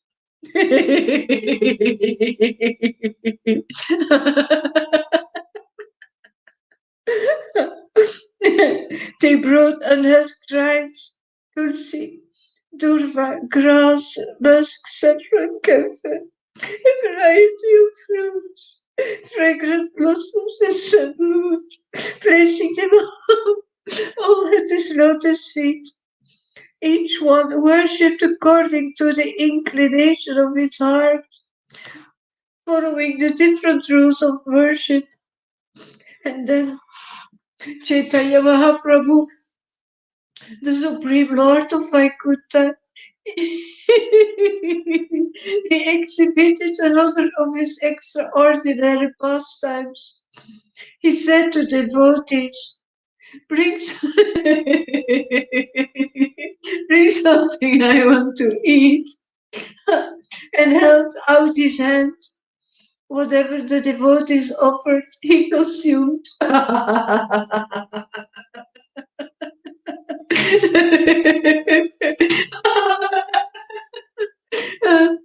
The different Vaishnavas brought a variety of foodstuff to eat: banana, moong dal, yogurt, sweet condensed milk, butter and milk. They placed it all in the hands of the Lord, who, undisturbed, ate everything. Some of the devotees hurried to the market, and they rushed back with the choice of articles. They offered the Lord coconuts, a variety of milk sweets in huge quantities, blackberries, green melons, and sugarcane. Some even brought water from the Ganga. The Lord ate everything. Hare Krishna, Richard. Richard, nice to see you. Seeing the Lord was happily eating everything they offered, they presented generous helpings of more delicacies many times over. Hundreds of devotees gave gallons gave, gave gallons of Ganga water. And the Lord, who is the greatest of the mystics, he drank it all.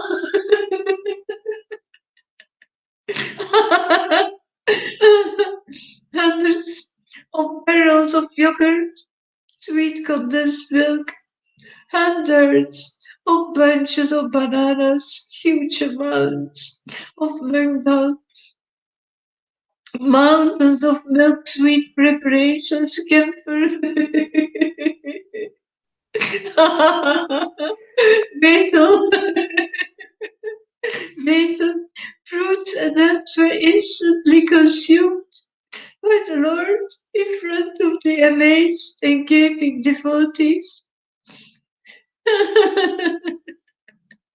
The Lord contentedly ate everything offered to him, and one by one revealed the details of the pastimes of the various devotees. When the devotees heard their individual stories, they remember.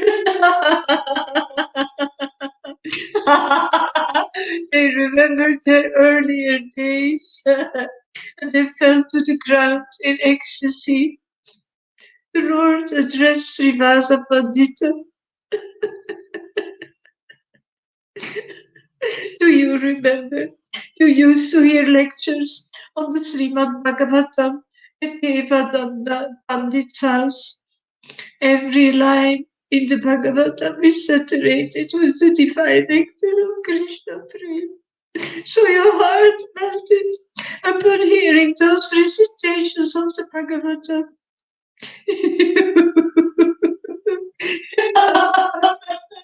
You cried loudly and you fell unconscious to the ground.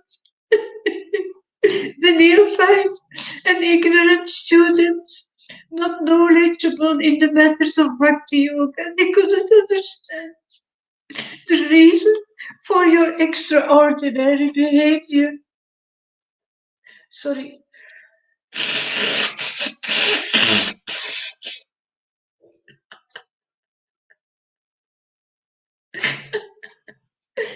You were so engrossed within yourself in the ecstasy.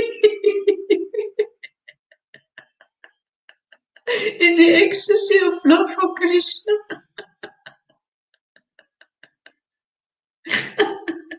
Oblivious to the external world, that you didn't even know that they had carried you outside. Devananda Pandita, their teacher, he witnessed the entire happening without dissuading his students, since he himself was inexperienced in the science of Krishna consciousness.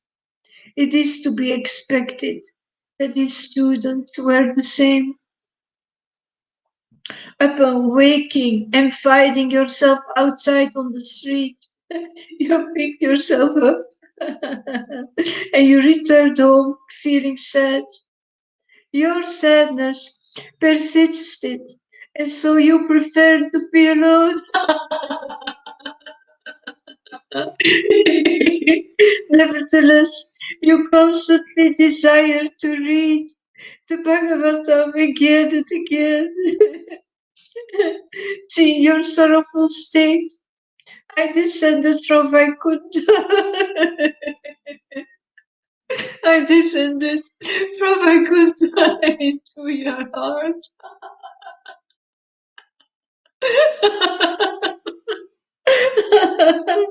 And made you weep. And made you weep with the ecstatic emotions of your love for me.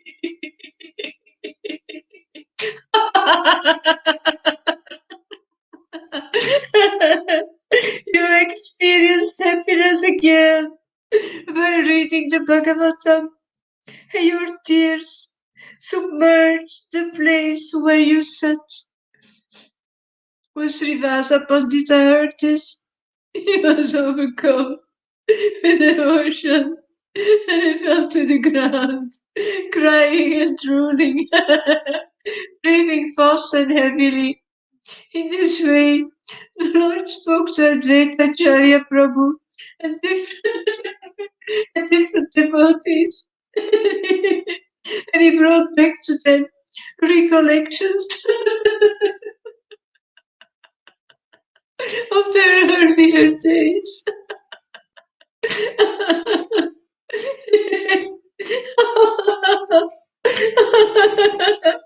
He submerged. He submerged the devotees in bliss, in an ocean of bliss, while he sat on his throne, chewing betel leaves. The devotees there danced and they performed kirtan, singing Jaya Sachinandana Gauri, Jaya Sachinandana Gauri, oh glories to the Son of Mother Sachi.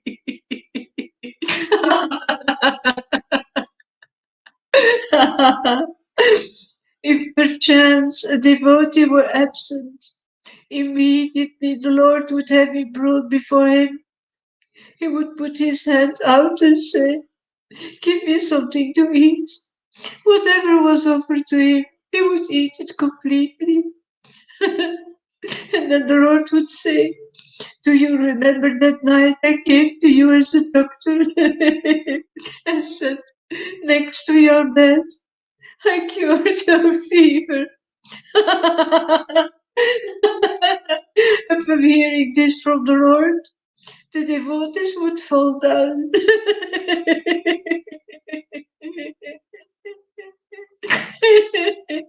Overwhelmed by uncontrollable spiritual emotions.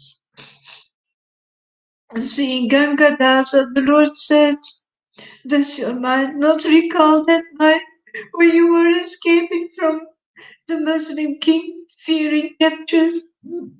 Your whole family was accompanying you, and when you arrived at the ferry jetty, there were no boats. You were in a great dilemma." The night was turning to dawn, and still no boats were in sight. You began weeping in anxiety. You shuddered at the thought that the Muslims might molest your family in your presence, and so it was better to drown in the Ganges, you thought. At that moment, I appeared as a boatman rowing a boat towards you. Your spirits lifted, seeing the approaching boat.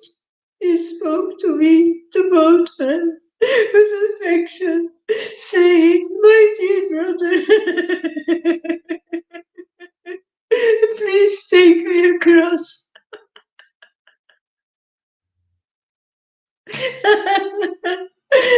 I surrender my body, my world, my life, and everything to you. I solely depend upon you. Here are a couple of rupees for your endeavor. Take me and my family to safety.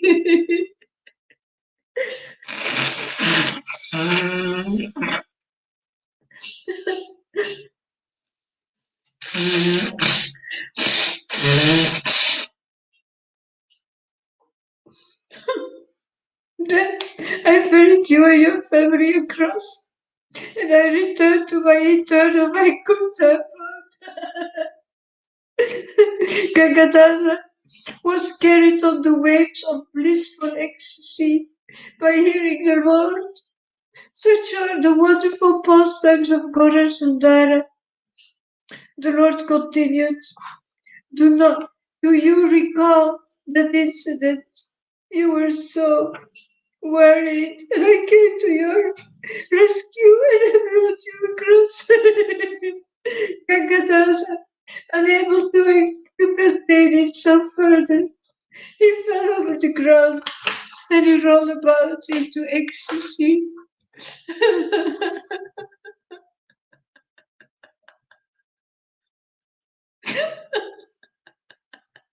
Lord Chaitanya,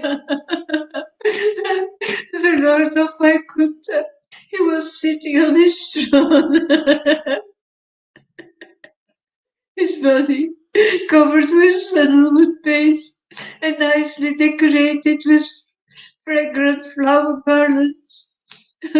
One of his dear servants was fanning him, another another arranged his hair.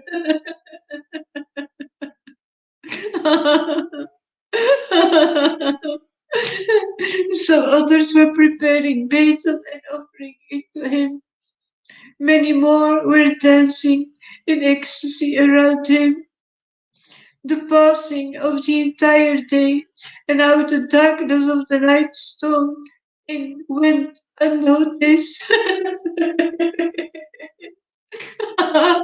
Then suddenly, realizing that it was night, the devotees got busy lighting up the lamps and offering them in worship at the lotus feet of the Lord. They began to perform.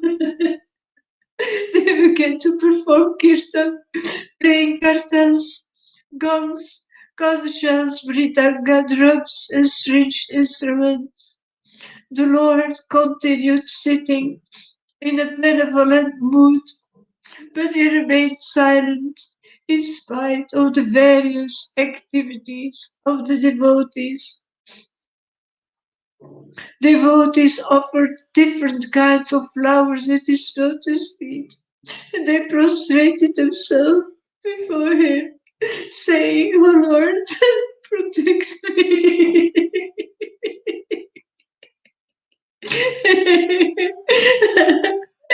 Some devotees prayed to the Lord with great humility. Others were singing loudly in praise of the Lord. Jubilant calls, shouts, and cries were the only sounds one could hear.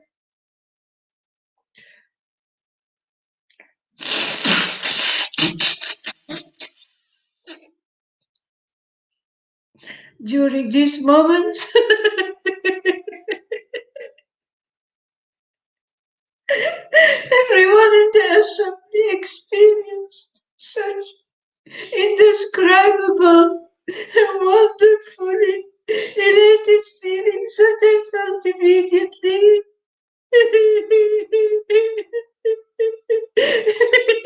That they felt immediately transported to Vaikuntha. In this way, the Lord exhibited the mood of supreme opulence, whilst all the devotees stood encircling him with their hands folding in reverence.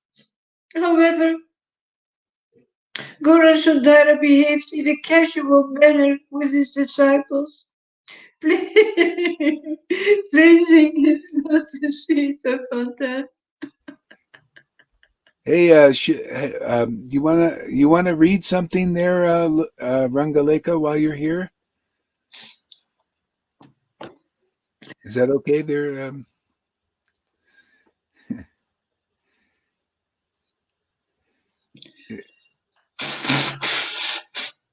Yes? Did you say? Oh yeah, yeah. Why don't you get him something to read there? You can. Give us Thank you, Lalita. That was fantastic.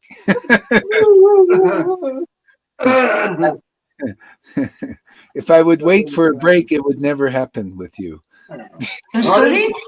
I have to interrupt because if I wait for a break with you, it never happened. You know. You just Oh, yeah, you just interrupt me whenever you have yeah, enough. yeah, I have to because otherwise you'll sit there and suck Krishna up, man. You have a pretty So large. delicious. Yeah, you have a very deep capacity. He's just so delicious. I can't Yeah, stop eating him.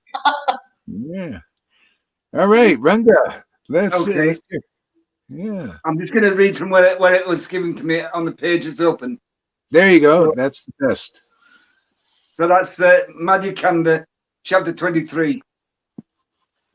Sri Chaitanya Bhagavat, Madhukanda, chapter 23, page 513. It starts off, when Sri Chaitanya saw the streams of ecstasy flowing from the eyes of Nityananda, he embraced him and kept him near himself. In this way, everyone had his desire fulfilled. Some went off with his group, others stayed close to the Lord, dancing and singing. Now, please listen carefully to the description of this Nagara Kirtan, and this will cut in asunder the bonds of karmic reactions. Here is the list of some of the main devotees who came. Gadadhar Pandit, and then it goes on for a while. The devotees of Lord Chaitanya are immune. There's a lot of them anyway. There's a lot of them. And I do not know all their names. Vedavanta will reveal all their names in the future of the Puranas.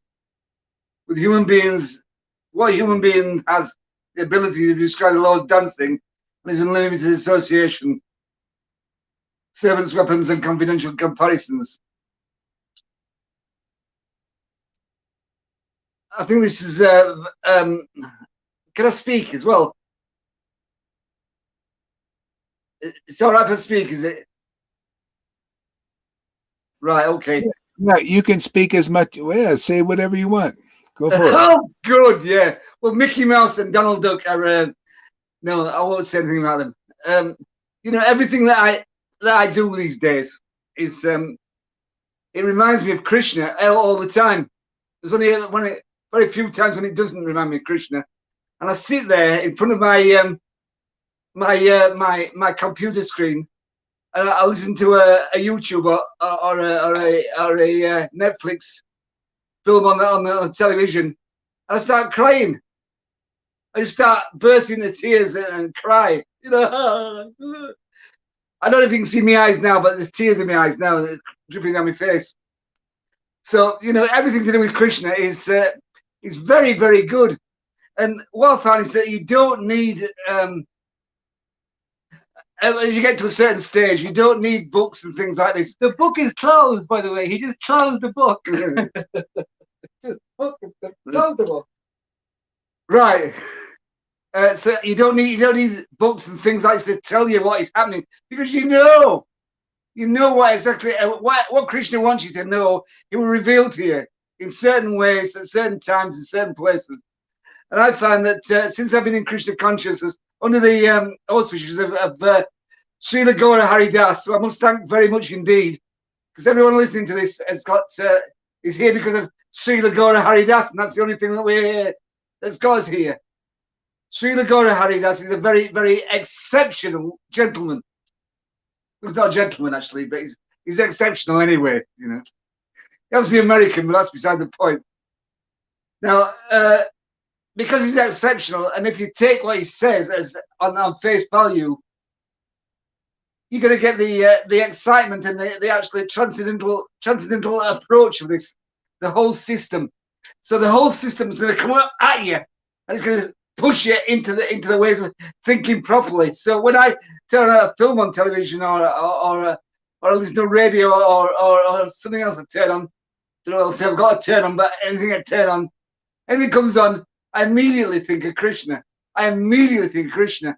And this is the thing that's with this Krishna consciousness. Because anything that you do, anybody you see, anyone that happens along the way is going to be good for you. It doesn't matter that you get old, like I am. I'm now old. I'm 73 this birthday. And I've got my stick here. I've also got a frame that can push up and down. And I've got all these people coming around helping me all the time. And I find I can't walk anymore. I can walk, but I'm very weak in my body, and everything's falling away. Now that sounds like a real recipe for disaster, but in actual fact, it's not, because what it's doing is teaching me to appreciate the workings of Krishna in everything I see. And because everything I see and touch and deal with is for Krishna, I don't get depressed at all. I never get depressed. Well, I say never get depressed. Of course, sometimes I get depressed for about 2 seconds. But then it goes automatically. I just say, Krishna, help me, help me. And well, you know, he helps me, he answers me. He answers me there and then, and I get the what I need. It's because I don't take people as they come these days. I see them as Krishna's implements, and whatever they're saying is got to be an implement for me, got to be an implement for them and for me to do something. Yeah, I'm getting this cup. I'm just getting a cup of coffee. I'm just gonna moisturize my mouth.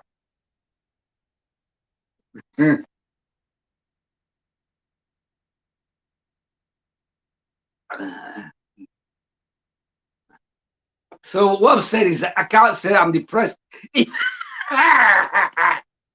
even though my body is no good and it's falling to bits, in pieces. It's not capable of doing the things it used to do.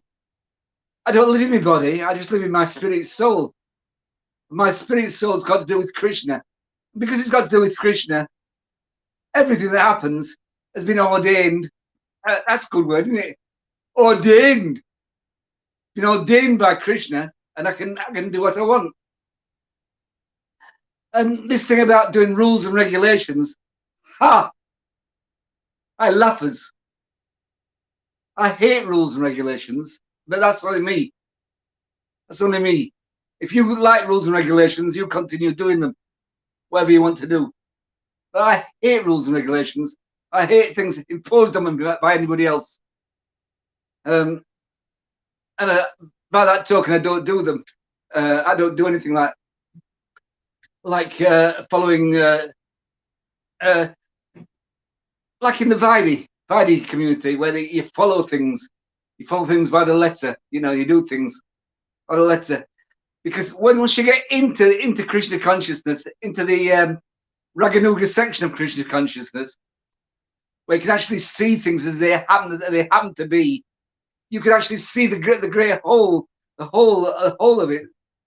What is meant and what is superficial and what is actual, which is in actual fact reality. And the reality of it all is that the only thing you've got to remember, is that Krishna is God and you're not God. You're part and parcel. You're a servant to him. And if you serve him well, I don't mean by serving that you get deities up and you can do that if you like. You know, get deities up and you go, oh yes, great superb boat, and bow down people's feet and things. So you don't need that, because all you got is his spirit soul and his body round it. So forget the body, forget everything Forget everything and just do what you want. Do what you want. Do what comes up from here, down there, out there. And that way you'll be happy. And being happy is very good. I didn't tell you that. Don't always do what you want, eh? Hey, Don't do what? always do what you want. Listen to Guru's classes. Sorry, what do you say? Listen to Guru Maharaj's classes. What do you say before that? Because you can't do all the time what you want. Of course you can. Of course you can. You can do all the time what you want. If you want to all the grow, time. Because if you it's want to Krishna. grow, It's Krishna which is gonna help you. And if you believe in Krishna, you will do what is necessary for you to do. you've got You to won't do hear. things- You've got to Hey, hear. that's in here. It's not necessary to hear. It's from the spirit Yes. soul that you get it from. You get it fed No. in through the brain box down here. If you got to listen to somebody else, that's all right as well. There's nothing wrong with that at all. Nothing wrong with it all. Anything that you do, everyone here is an individual. Look at your teachings, for instance. Your teachings are you laugh a lot and cry a lot and everything else that is like, but that's you. Mine are the same as that. Mine's certainly different. Now I don't stop you doing what you want to do I? So you No, shouldn't but I stop me give doing you what I free want to do. advice. I give you free advice. Yeah, but I'm not taking it. I take my own advice or Krishna's advice because I take Krishna's advice on everything, and I mean this truly, on everything that happens. I take Krishna's advice. I'm giving more freedom, more everything. And I'm not doing anything nasty to anybody or anything like that because that would hurt me. That would hurt me, and I stay away from things that hurt me. But regularly listening, I don't say all the time, regularly listening is good. I do. It's good for you. I don't listen. I don't listen all the time. Occasionally, I go on Facebook and hear other people for not at a time, but repeats, and I take what I need. And what I need is I don't know. It comes on. But I know it when I hear it, when I see it, when I feel it. And I think, oh, brilliant! That's what I need, and I do it. If I don't need it, I don't do it. I think Ranga's a playboy. He's a playboy. Definitely a playboy. He's a playboy. I'm definitely a playboy. I'm a playboy with his whole body, his whole face, and and the old stuff all around me. But I'm looking forward to there will become a time shortly when you'll see something different from me, because I'm going to go back on the Facebook and I'm going to start preaching again, and I'm going to do things again. But it's coming. I'm letting it come. I'm letting it come. So I've said, Krishna, I will do what you want, when you want, how you want, whatever it is, and I'm prepared to do it. And by that, I'll get some. I will get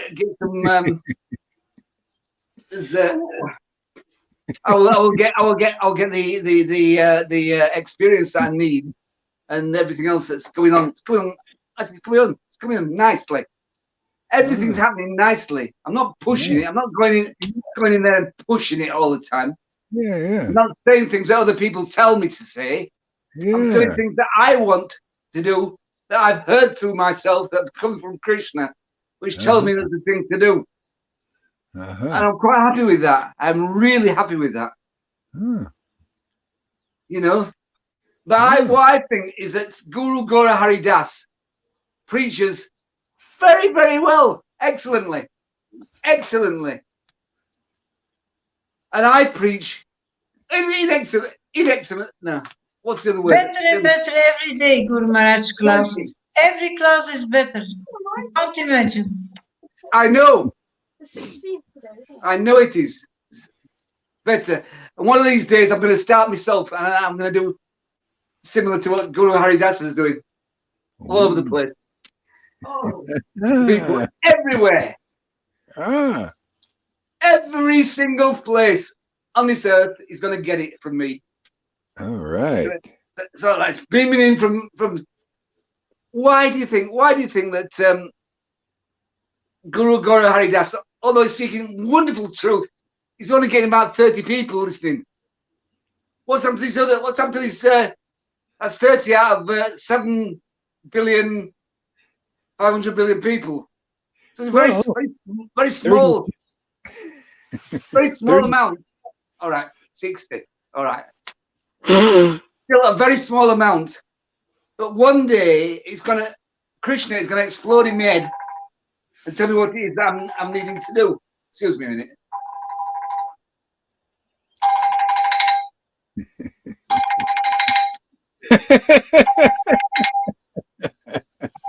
Let me try to turn it off. I like that. I like that ring there on the phone. You like the what? The ring? Yeah. Yeah, the ring's good. It's an old one, isn't it? It's an old one. And it suits me. So what I think that everyone should do, I don't think everyone should do. I just think everyone should do what they wish to do, but contour it in to Krishna, so you don't get any jagged edges, and everything's going in very nicely with Krishna, and everyone will be satisfied. Everyone will be satisfied. I mean, Tom will be able to do his thing. Even Krishna Sindhu will be able to do his thing. Guru Maharaj will do his thing. Guru Maharaj is doing his overall thing for us all, teaching us all how to become Krishna conscious. And that's Guru Maharaj. He's the great man who does it all. I have got certain powers which will go to certain people. You've got certain powers which will go to certain people. Tom's got certain powers that go to certain people. But Guru Maharaj has got us all in there. We're all in there. So we can find out what it is that we've got to do. Well, we got the say-so from Krishna. We'll be fine. We'll be absolutely fine. And we'll say things which we need to do. And because we're saying things which we need to do, we're reaching a certain part of the population. You know, my part of the population now is about 0.01%. I should get up to 0.02% shortly. And then it'd be 0.03%. Then it'd be going up and up and up. And it's going to continue up and up and up. It's going to continue up and up and up and up. Because we're now in the world of, as the Vaidis say, we're in the world of, I don't know what you say. So I can't remember. I'm tick. But it's gonna go up, it's gonna go up, it's gonna go up and up and up. So all we gotta do is watch Krishna Sindhu, and we're gonna get there. We're gonna get there, we're gonna be really good. So so I'll end it all now. Hey? Yes. So I'll end it all now and say that everyone has got special abilities which no one else has got. So if you find out what the special abilities are, and you can work on them, you can work on it, you can get a certain sort of people in who go into your ability there. But there's only one person who's got the whole of the ability, which is Guru Maharaj, which you should listen to.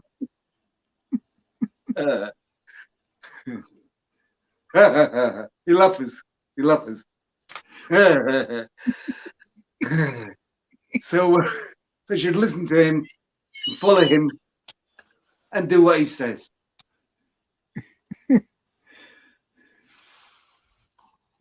Now I'm going to take some criticism from other people along the way, but I don't care. I just don't care. Because my way my way is the correct way for me. May not be for you, but it's the correct way for me. And I think what you've got to do is just find the correct way for yourself. When you found that, you go ahead. You go ahead and you grow a bald-headed bloke and you grow a beard.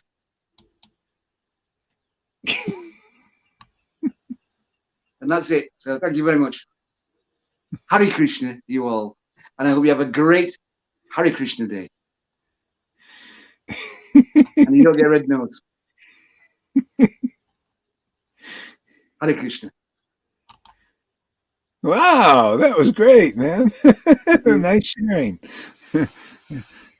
We had a good interpretation from Karuna. He's very good at interpreting signs and Yeah, for the deaf. you know this one. You know, we may have some deaf listeners here, so we can help them with sign language.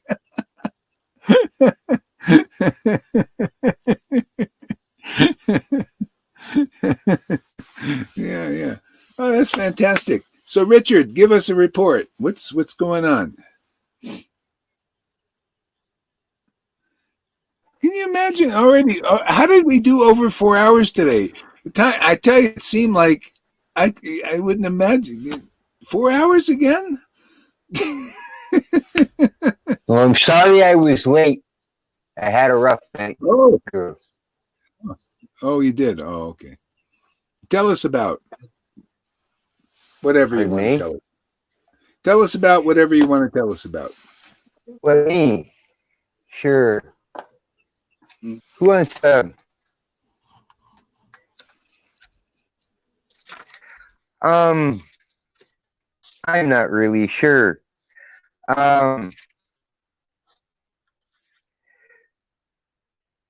Is it okay if I read from the Nectar of Instruction?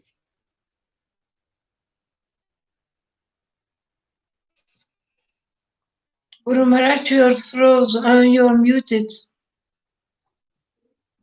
Am I muted? Yeah, please. Yeah, go ahead. Read. Definitely. Okay. This is just the preface, but I mean,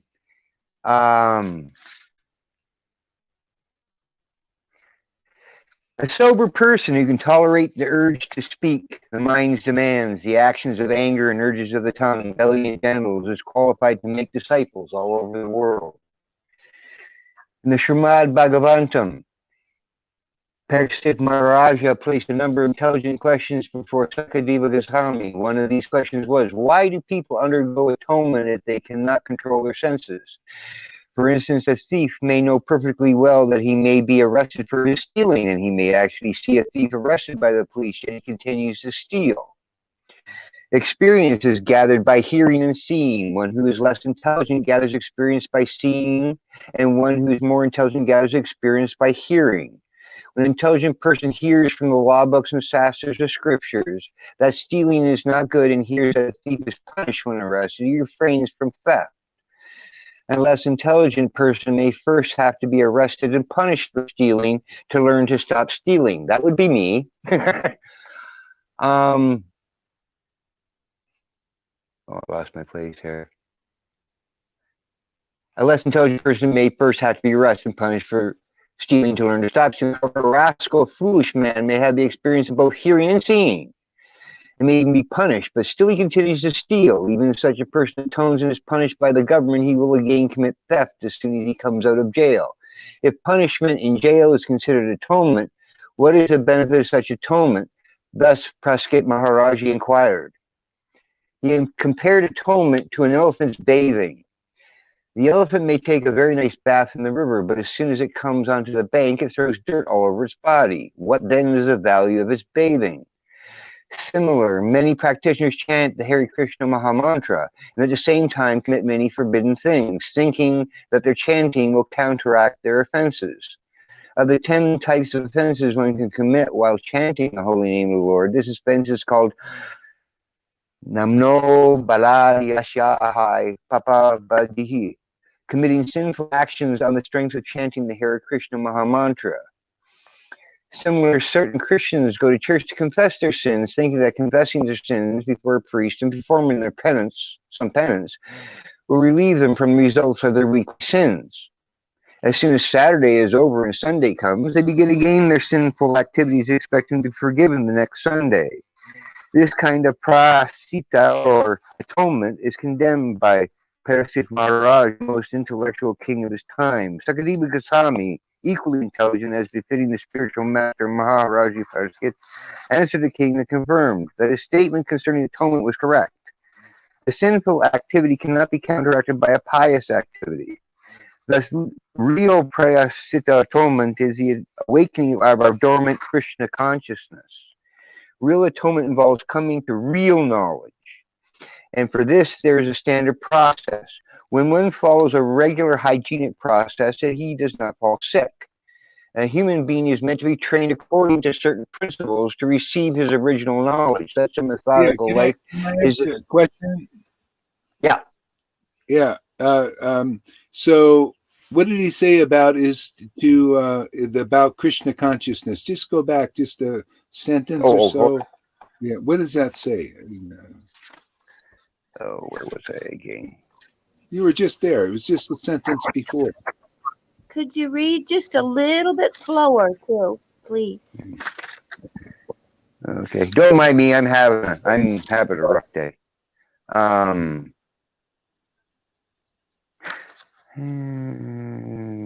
Sinful activity cannot be counteracted by a pious activity. This real prayasita atonement is awakening of our dormant Krishna consciousness. Yeah. Okay. Okay. Wait. What does it mean to you, awakening your dormant Krishna consciousness? Well, first I've got to cast off all the garbage that I've accumulated through my life, and then all those things are no longer important. To me, Krishna consciousness. Okay, no, just right now first. Okay, see, this is that nectar of instruction verse and purport. It's called sadhana, trying to get perfect by sadhana. See, and by casting off first. See, so this is the way generally Vaishnavism is taught, is you got to cast it all off first, then we give you something. Yeah, that's what I mean. Like, that's the process I'm pretty much in now. And I think,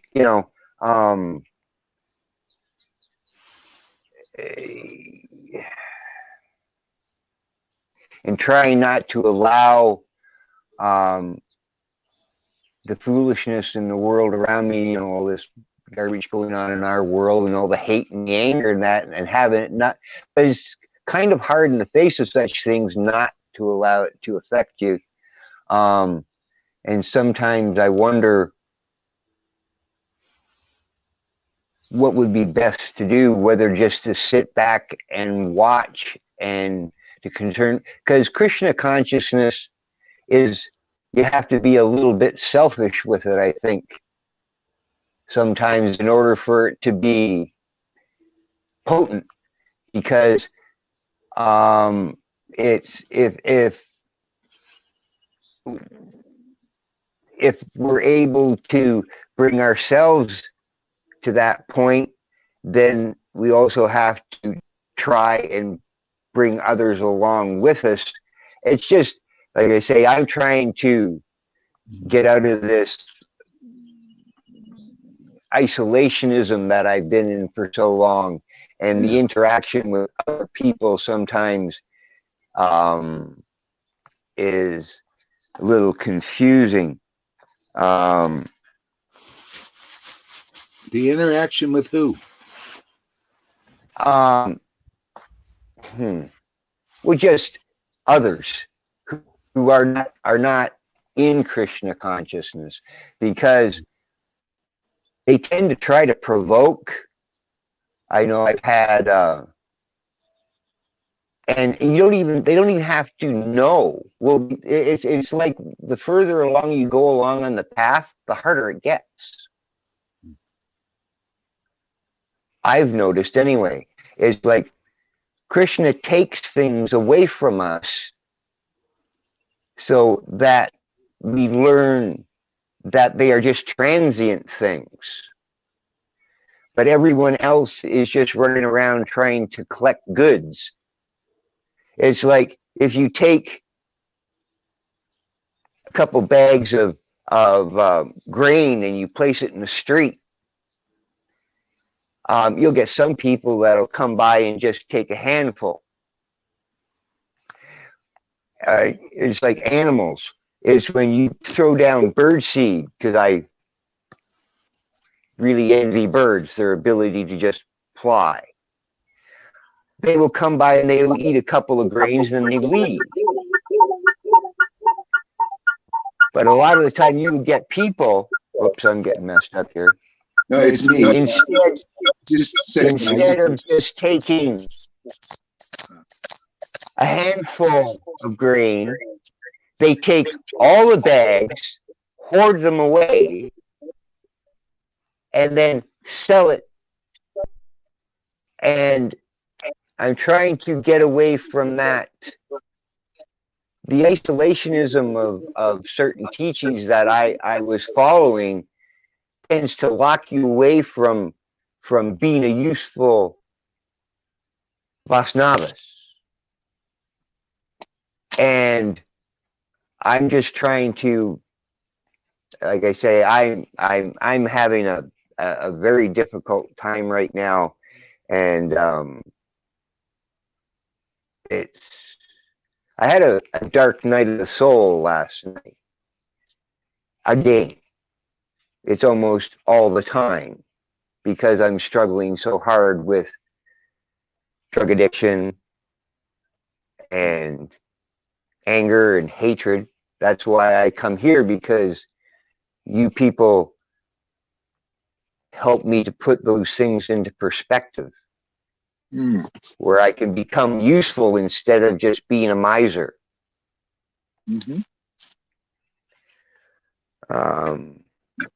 I really don't know. I'm like the fellow who just spoke. I think sometimes it's things can become confused in ecstasy. Sometimes I'm finding that it's just difficult for me, but that's why I keep coming back to. I don't know if anything I'm making sense today, because it doesn't feel like it is. Yeah, it is actually. You know, the thing is, maybe you're struggling now, but it's going to get easier, because that's what it's all about here. It is coming here. I'll be honest with you, it is coming here, but it's also, how do I put it? When you're not used to it, it's a very terrifying thing. Yeah. You know, but I'm finding I'm being, it's the being amongst fellow devotees is kind of straightening out my path. Or before it was like this, but now it's starting to become a little straighter. Yeah, you know, it's just gonna get easier. That's what it's about here. Is it's just, you know, it's just a lot of times it seems like you carry rocks, maybe just, you know, and now you can just start dropping them. Well, yes, it's like my mind's in a fog. My mind's in a fog when I get like this. You know, that's why I'm taking courses to become an addictions mental health counselor, but that's fallen way to the side because of COVID and all the other foolishness going on in this silly place we call the Earth. But yeah, I'm just gonna sit back and listen to the rest of you guys, because I'm just talking rubbish today. No, you're not. No, it's just something real happening in your life. Are you still struggling with the drug addiction, or are you on top of that? Well, I've got a pharmacist and a counselor and a nurse practitioner helping me taper off this garbage they pumped into me for the last 10 years. All these people that did this to me all of a sudden mysteriously retired. Yeah. I'm at the last point now, but that's when it gets the hardest. I'm down to like a couple of milligrams of this, a couple of milligrams of that, where before it was all like the maximum dosage. They had me on like sertraline maximum dosage, quetiapine maximum dosage, lithium, bupropion, Oh. friggin' Ativan, friggin' and diazepam. Like, I mean, they're throwing this stuff at me when I was in a locked ward. I went there on purpose to get help because I knew I was becoming ill. Uh-huh. And Yeah. only thing that happened is I walked out of there with more drugs and addicted to benzopine. And Yeah. anyone from Britain will understand what benzos, how dangerous they are. I damn near died. Because when I left the hospital, they had me on 12 milligrams a day, and they sent me home with 28 milligrams to last a month. And that's when I discovered I was addicted to this stuff. I started having seizures and everything else. I damn near died. All of a sudden, all these people that did it to me just disappeared. So I'm to the point where I'm almost off it, but it's a rough road. And that's why I need the fellowship of you people so that I know there's a light at the end of the tunnel. Oh yeah, there's definitely a light. Yeah. You know, I think one of our members, Tuka, also is struggling to get off of this stuff. They gave him to counteract addiction, but he said it's worse than the other. It is. Maybe you can talk with him too a little bit because he's really struggling with that. It's messing his whole. He said that is the worst thing. They give you something to get off it. Yeah, and it's like I get these rages and stuff, and I told you before, for like 10 years I didn't sleep more than 2 hours a day. I didn't get to sleep. I get muscle cramps and everything else, and you wake up in tears because your legs feel like they're going to snap. Oh, it's like it's horrible crap. But it's like I'll be stronger when I get to the other end of it. Without struggle, you don't move forward. The only reason I'm still here is because of my faith in Krishna. Yeah. Definitely you should talk with Tuka. Maybe you'll give him some inspiration because he doesn't see any way out with this, and it looks like you're kicking it. Is he being treated by, like, is he being helped by, like, doctors don't know anything? Yeah. Okay. Doctors don't know anything about nutrition. They don't know anything about drugs. A pharmacist will tell you this is what this thing does to you. This will explain it to you. And doctors like they did this to me, and they just skated. They retired early. The two doctors that did this. Yeah. All of a sudden, the day I got out of the lock ward, which I went into because I was having a problem,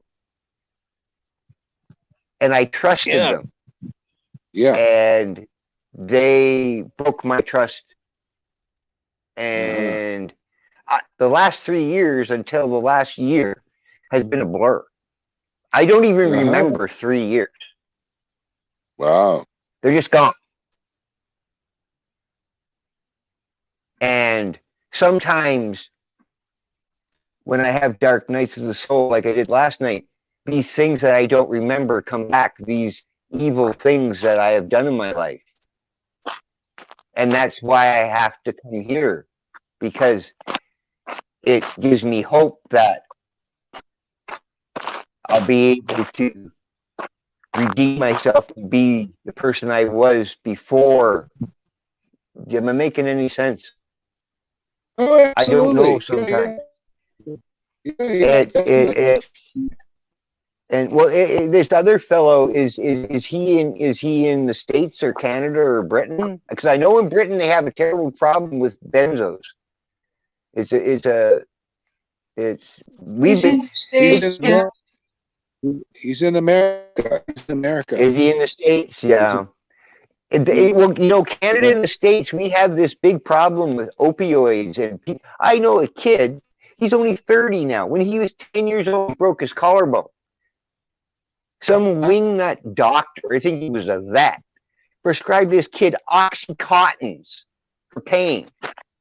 Mm-hmm. This kid is on methadone now. He has been all his life because of some quack. Yeah, he got addicted to those things. I heard I some know of these that's what things. Yeah. I've been helping people get off Oxycontins for years because I grow pot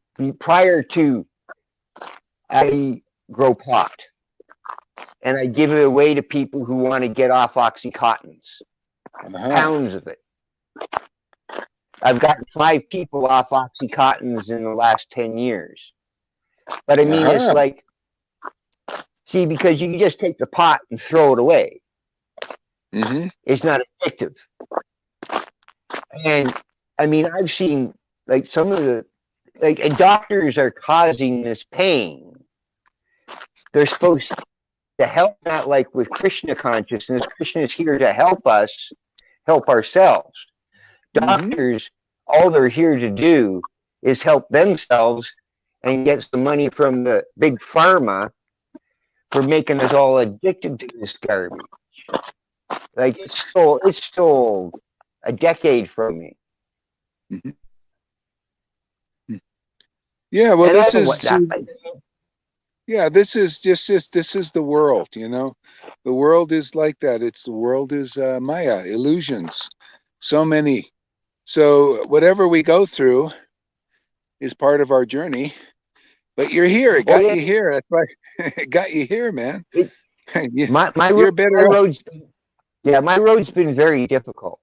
My road's been full of pain, but it's made me stronger. Everyone, it's like the gentleman said earlier, is everybody's journey is different.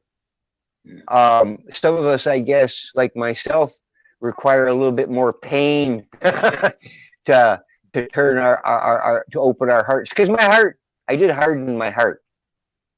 Yeah. Well, hey, every time I come here, I feel it softening every time I come here. Oh, that's great. And there's a couple people that have really helped me. The ladies have helped me a great deal. I know young Amy, she's really helped me a lot. I can't thank her enough.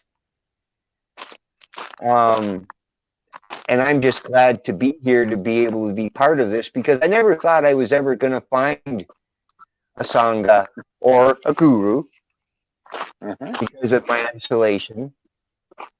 And COVID certainly hasn't made that any easier. But I'm going to quit whining, bitching, and chewing and let someone else talk. Yeah. No, the main thing is it's got you here. I tell everybody this. There are a lot of people that felt pain here. All of us have been in some kind of pain. It varies for various people, but there's, Rivers have been through the rage and anger is what I struggle with the most. Yeah. Well, yeah. And I don't know. Sometimes it's like because I don't. In private, I dance and everything else, and I I find, but it's going to take me a while. It's okay. We got patient people here, patient devotees. Yeah. So it's good. I'll put you in touch with Tuka, and you guys can talk because maybe you can give him some good pointers. Because how long's he been at it? Because I've been at it for a long time. It's it takes a long time, and he'll get stronger but it's pretty. But it's worth it if I can get my relation back with Krishna, because it robbed me of my relationship with Krishna. It stole Krishna from me, but it's coming back. Oh, don't worry about that. You're gonna get Krishna. You came to the right place. That's what we're about here. I have a lot of shame. I have a lot of shame for my weakness.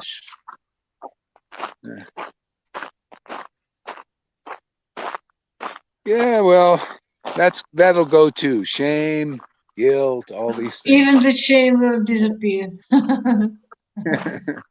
Yeah, you watch. All you do is just hang out, and you'll get the inspiration, the purification. Everything's here.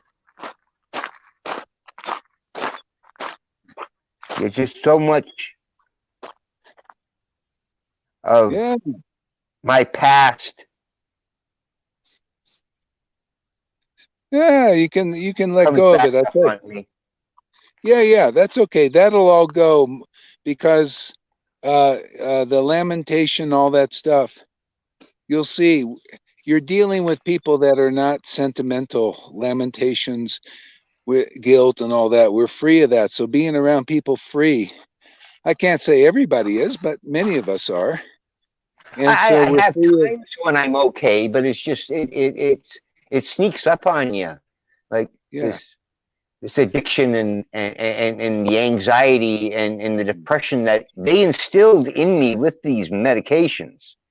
Yeah. These medications at first make it worse until you're addicted to it. You know. Yeah. Don't worry about it. You know, it's okay not to be okay. You know, it's not here to be anything perfect. Nobody's perfect. Well, I'm far from perfect. That's for sure. Yeah, and it's not about being. It's, you're dealing with what you deal with.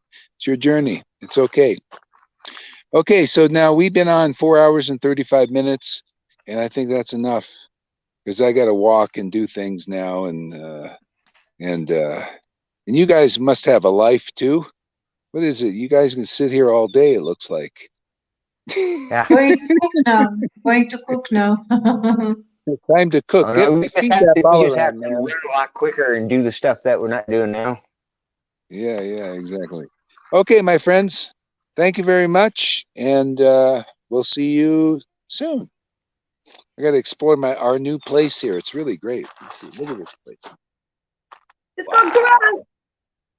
This is like, can you imagine? Why does anybody buy a house or anything when you just hop in these got a little bus, man. You go anywhere. Well, right now, anyway. Go, and then you have the scenery. They have this camping, and it's like, it's great. Okay, so see you guys later. Haribo. Haribo.